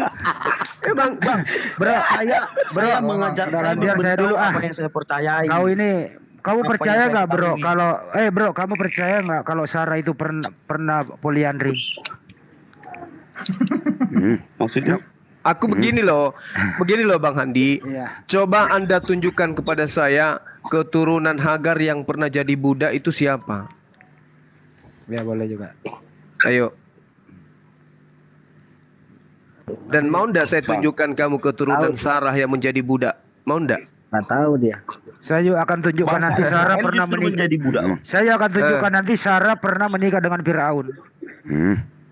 Justru bangsa Israel keturunan si Sarah itu, keturunan si Abraham itu semua jadi budak itu sekarang di nanti Palestina. tunjukin aja itu. Siapa? Keturunan siapa?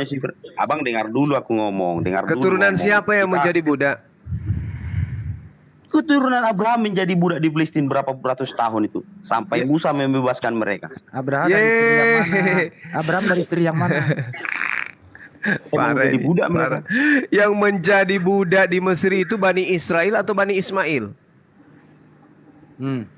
Israel. Hah? Israel. Berarti anaknya Ishak, anaknya Sarah.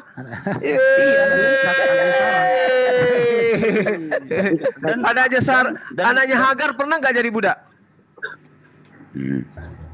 Saya enggak tahu, Bang. Saya enggak tahu. Makanya Anda harus tahu Sarah itu siapa?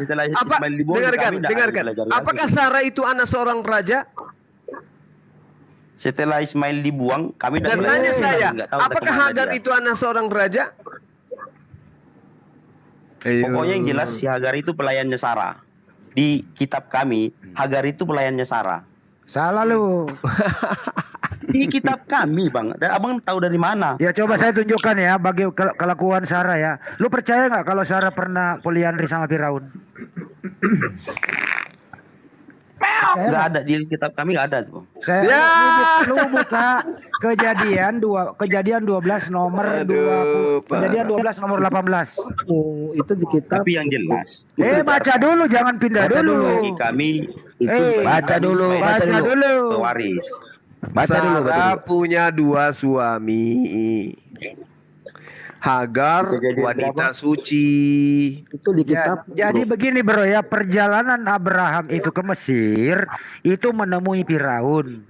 Karena istrinya sangat cantik, dia tidak mengaku itu istriku. Dia mengaku dia adalah saudaraku atau adikku. Jadi Abraham di sini membohongi Firaun. Kemudian Firaun sangat jatuh cinta sama Sarah. Dijadikanlah dia istrinya. Tapi setelah tahu itu suami adalah istrinya Abraham, maka Firaun memanggil Abraham serta berkata, apa yang kau perbuat ini terhadap aku? Kenapa kau nggak terus terang dulu supaya aku nggak menikahi Sarah? Paham kau? Emang ada dinikahi, Bang? Hah? Emang ada dinikahinya? Ada. Bacakan lengkap Bang Hadi. Itu di kitabmu. Mana ayatnya? Mana ayatnya?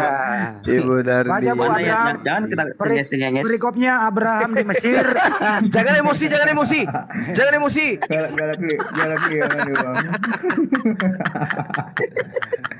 Nangis mana ayatnya? Makanya udahlah bro, ini gara-gara lu makan babi begini nih. Kamu katakan Hagar itu pelayan. Ternyata Sarah yang jadi pelayan 2 laki-laki. Tahu si Hagar itu pelayan pelayannya ada ayatnya itu. Boleh nggak dikatakan itu pelayan seks? Memang Karena dia beritahu kebenaran sesungguhnya itu menyakitkan bagi saudara-saudara sekalian. Karena di sini sudah jelas pengikut dari Ismail itu bukan pewaris. Dan di pewaris sendiri juga pewaris seperti Nabi Muhammad juga. Nabi Muhammad aja deh. Apa yang jamin aja Bang Joma sebentar. Kalau Ismail bukan pewaris sekarang, Ishak ini itu mewarisi Anda apa? Tanah kerajaan surga yang kami mari kita buktikan. Saja. Coba sebutkan apa yang diwariskan Ishak kepada Kristen apa? Mengikut Yesus, jadi mengikuti percaya Yesus. Dari mana Ishak pernah menuhankan Yesus? Ayo lu baca lu. Makanya babi jangan dimakan. Kedua adalah kalau mau bro, gini bro ya, terakhir dari saya. Itu dengkul dikompres pakai es batu biar nyaman. Aku menjawab tadi Pak. Kebanyakan duduk jadi gegerotak. Kebanyakan duduk gegerotak. Aku menjawab logika. Saya tanya kau dulu, apa yang diwarisi Ishak?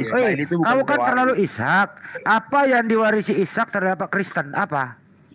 Abang bisa baca juga seperti apa janji Allah sama yang diwarisi Ishak kepada Kristen? Apa? Kehidupan kekal. Kami punya Tuhan Yesus. Apakah Ishak pernah mengajarkan menuhankan Yesus? Iya. Di mana datanya? Nenek lu kiper. Di mana datanya? Di mana? Di mana datanya? Mana datanya, hei? Kami itu satu. Mana datanya? Mana datanya? datanya? Ishak pernah mengajarkan menuhankan Yesus. Mana datanya? Datanya mana? Mana datanya? Aku yang jawab ya, aku. Sabar Biar dulu, dulu pemakan babi ini dulu, Bu. Biar pemakan babi Biar ini aja dulu dulu. sukses. Biar aja dulu Nanti sih. lupa. Jangan apa-apa, catat aja. Gak lupa ibu, gak lupa. Tenang Biar aja. aku bantu lah, kan temanku dia, kan temanku juga. Kamu bertentangan, Bu. Kamu tadi menerakakan dia. Dia kan Ya, tapi kan dia tetap juga Biar punya Gak bisa, Yesus, dia hari Minggu bukan sahabat dia, Bu. Dia pemakan babi dia. Tapi kan kami sama. Kamu jangan bantu orang sesat. Kami sama. Ibu Derni jangan bantu, ini orang nggak disunat ini. Berkulub dia. Babi itu Iya kan, Yesus kami sama. Jadi 1 Korintus 4 nomor 10 ini anak. Berkulub jawab dia, dulu, jangan dibantu. jawab dulu. Jawab dulu, Bro. Di mana datanya Ishak pernah mengajarkan Anda menuhankan Yesus? Mana datanya? Yesus sendiri yang berkata, aku dan Bapa adalah satu. Bukan Yesus berkata. Ishak berkata. Kamu kan diwarisi oleh Ishak. Bang Handi. Ya. Bang Handi. Bang, anak perjanjian dengarkan. Abang ngomong, aku ngomong, abang bantah, abang dengar yang ku bilang. Anak perjanjian. Abraham minta. Dengarkan, Bung. Ya. Abraham minta seorang anak. Lalu Tuhan mendengarkan doanya. Maka anak itu kemudian dinamai Ismail. Ismail itu artinya apa? Tuhan mendengarkan. Ishak artinya apa? Tertawa. Nyambung nggak itu? Itu satu ya. Kedua, ketika di dalam Yesaya 60 dan seterusnya dikatakan, kelimpahan dari seberang laut akan beralih kepadamu. Sejumlah besar onta akan menutupi daerahmu. Segala kambing domba kedar nebayot untuk ibadahmu. Aku akan menyemarakkan rumah keagunganku. Orang-orang asing akan membangun tembokmu. Mereka akan menyebut kotamu sebagai kota Tuhan. Sekarang, apakah Ishak yang menggenapi ini? Keturunannya Ishak yang menggenapi ini atau keturunan Ismail? Ketinggian ilmunya itu Bang Joma. Pemakan babi nggak sanggup. Oh iya. Udahlah kalau gitu. Bukan. Abang-abang yang lain pun mungkin nggak sanggup itu mencernanya itu. Loh, abang-abang yang lain pun mungkin Bang Juma nggak sanggup juga tuh. Jangan berasa pintar tapi bodoh. Lebih baik bodoh. Nah ini kamu yang 1 Korintus 4:10 kamu. Kristen bodoh karena Kristus ya kamu. Kekurangannya dia itu cuma satu, Bang. Kekurangan dia cuma satu, nggak ada kelebihan. Waduh, dia mengatakan itu padahal di dalam kitabnya tertulis. Aduh. Udahlah, Bro, kamu diam dulu, kasih Ibu Derni yang adven ini dia nih. Aku menjawab ya. Iya. Kamu diam dulu, diwakili Ibu Derni. Kamu mau dibantu, kamu masih ngomong. Udahlah, diam dulu, Ibu Derni lagi. Jadi abang-abang baca iya, aja. kamu diam dulu, perbanyaklah makan. Diam dulu. Iya, diam dulu. Diam. Turun aja dulu, turun aja. Saya juga mau pamit. Sini udah jam 4, teman-teman sekalian. Semuanya, teman-teman. Itu aja. Ya, saya sarankan perbanyak makan babi dan kompres itu dengkul biar adem. Oke? Woi, nggak boleh gitu ya. Penutup dari saya dulu, Bu Darni dan teman-teman. Jangan tunggu dulu, tunggu. Udah jam 4. Penasaran dia sama Bang Juma. Jam pergi. Masih ada besok kan, Bu? Udah sekali tunggu 5 menit. Ya udah silakan. Quran surat 29 ayat 27. Dan kami anugerahkan kepada Ibrahim, Ishak dan Yakub, dan kami jadikan kenabiannya dan kitab kepada keturunannya, dan kami berikan kepadanya balasan di dunia dan sesungguhnya di akhir termasuk yang saleh. Nah, tak ada dibilang Ismail di situ ya Bang Juma. Jadi keturunannya ahli waris itu diserahkan kepada istri yang pertama. Di mana-mana pun, di segala adat pun, istri pertama itu yang menurunkan hak waris adalah istri yang pertama. Memang Ismail juga anaknya Abrahamnya. Kita nggak boleh menghina itu, nggak bisa. Itu harus wajib karena itu juga sama-sama anak dari Abraham Ismail. Tetapi Bang Juma, hak waris dijatuhkan kepada istri yang sah, ibaratnya gitu loh Bang Juma. Maaf ya, istri Ya, pertama. nggak Kami apa-apa. di orang Batak pun gitu loh. Kalaupun ada istrinya 3, jadi waris itu selalu dipegang oleh anak Jadi dari Hagar istri yang bukan istri pertama. saya, Bu. Hagar bukan istri saya. Istri dari akan dulu kan gini, waktu istri pertamanya sudah punya anak. Enggak, Jadi jawab aja adalah dulu. budaknya. Hagar Itu ya istri itu. sah. Ntar dulu, Bu. Hagar itu istri sah atau bukan sah? Istri pertamanya ya salah. Kalau Hagar istri kedua?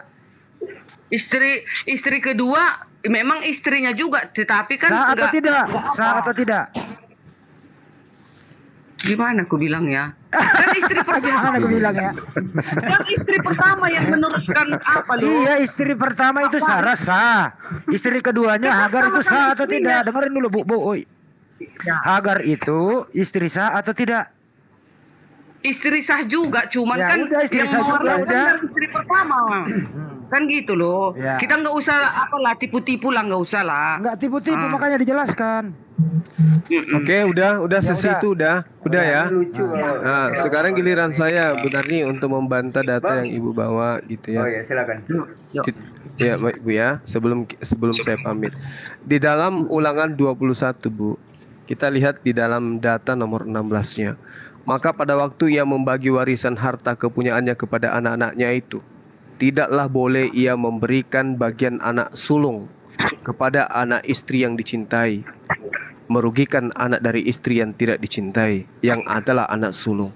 Tetapi ia harus mengakui anak sulung, anak dari istri yang tidak dicintai itu, dengan memberikan kepadanya 2 bagian dari segala kepunyaannya, sebab dialah kegagahannya yang pertama-tama. Dialah yang mempunyai hak kesulungan. Ini siapa? Ismail. Ishak tidak dihitung. Meskipun dia anak dari istri yang dicintai, tapi dia adalah anak kedua. Dia tidak memiliki hak kegagahan sebagai anak pertama-tama, sebab anak pertama itu adalah yang mempunyai hak kesulungan. Jadi kegagahan Abraham itu hanya terletak kepada Ismail, karena Ismail memiliki hak sebagai empuhnya hak kesulungan. Selesai kita di situ, Ibu. Ya. Oleh karena itulah mungkin Bu Darni besok masih bisa kita jumpa, kita pegangan tangan untuk belajar bersama, meskipun kita ngotot-ngototan tapi kita selingi dengan bercanda. Itulah dialog yang baik. Yang pasti PR saya dengan PR Ibu adalah bagaimana bisa menyadarkan Ibu untuk tidak lagi menyembah persembahan yang persembahkan kepada Dewa Molok. Itu bahaya, Bu. Nah, besok kita lanjut lagi. Kalau ada umur panjang kita jumpa lagi kembali. Semoga Tuhan memberikan rahmat dan hidayah kepada Ibu. Dan memberikan umur panjang kepada kita semua yang ada di Komal ini dan semua netizen yang ada. Ya, saya mewakili teman-teman mengucapkan banyak terima kasih dan mohon maaf yang sebesar-besarnya. Subhanakallahumma bihamdik. 3 menit aja, Bang. Ya. Udah, Pak. Asyhadu an la ilaha illa anta astaghfiruka wa atubu ilaih. Salam tauhid, salam persatuan. Jayalah Islamku, jayalah Indonesiaku merdeka. Assalamualaikum warahmatullahi wabarakatuh. Waalaikumsalam. Makassar udah masuk 3 menit boleh nggak? Jadi kalau saya mau ngomong aja sebentar. Oh iya, gimana? Ini udah sebulan yang nunggunya nih. Waalaikumsalam warahmatullahi Assalamualaikum Bang Sumar, semuanya, Gurunda semua. Waalaikumsalam. Iya, Bu. Salam kenal ya, saya dari Sumbawa. Sumbawa itu Bima. Sumbawa, NTB. Betul dong, Sumbawa. Oh, lain bahasanya, lain ya. Satu kampung sama Saipudin Ibrahim. Lain. Bima. Sumbawa. Bima mah iya Bima, kalau Saipudin Ibrahim Bima, saya mah Fahri Lombok. Hamzah. Oh. Fahri Hamzah. Oh iya. Pak Fahri Hamzah. Iya, betul. Ya, silakan Mbak Lusa, apa yang mau disampaikan? Ya dari Bang Juma ngantuk. Ya, nggak bisa sih, nggak bisa berkata apa-apa, cuma bangga aja gitu punya apologet Islam begini. Dari Sumbawa support selalu buat semuanya, insya Allah. Amin. Tapi Ibu juga harus Sehat berbangga selalu. sama Ibu Derni, harus bangga mau Berni. Ibu Derni nggak makan babi. Masa iya? Iya, Bu. Ya itu kan. Oh, insya Allah dapat hidayah, menjemput hidayah ya Bu Darmi. Amin. Insya Allah. Asyhadu sebentar lagi ya Bu Darmi, insya Allah biar bertambah saudara kita. Tinggal sedikit. Bang Handi saya juga aktif loh di YouTube-nya semua. YouTube Makasih Bang ya, Bu. Handi, Bang Zuma.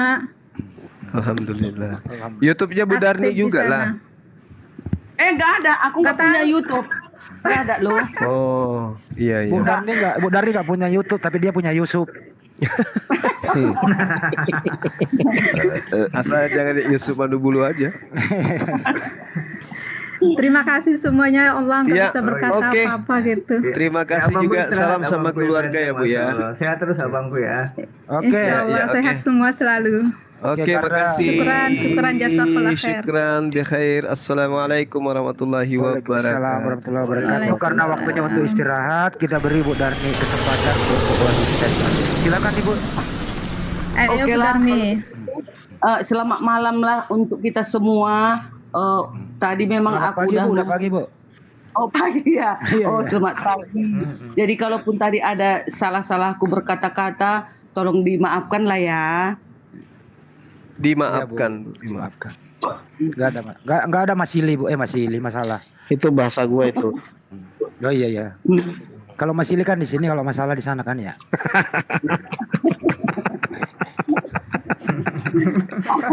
Ya, oke.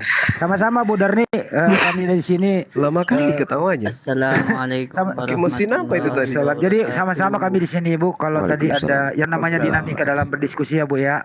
Ya kami juga mohon maaf. Ya, salam buat keluarga. Semoga Ibu sehat selalu. Gitu. Oke. Bu Darni tambah cantik ya Bu ya. Kalau udah sadar. Nggak mungkin lagi tambah cantik, udah tua. Tapi bagus loh kayak Ibu Darni ini diskusi loh. Bagus kalau kayak gini nggak ada hujat-hujatan, nyaman, terkendali 86,2 gitu kan.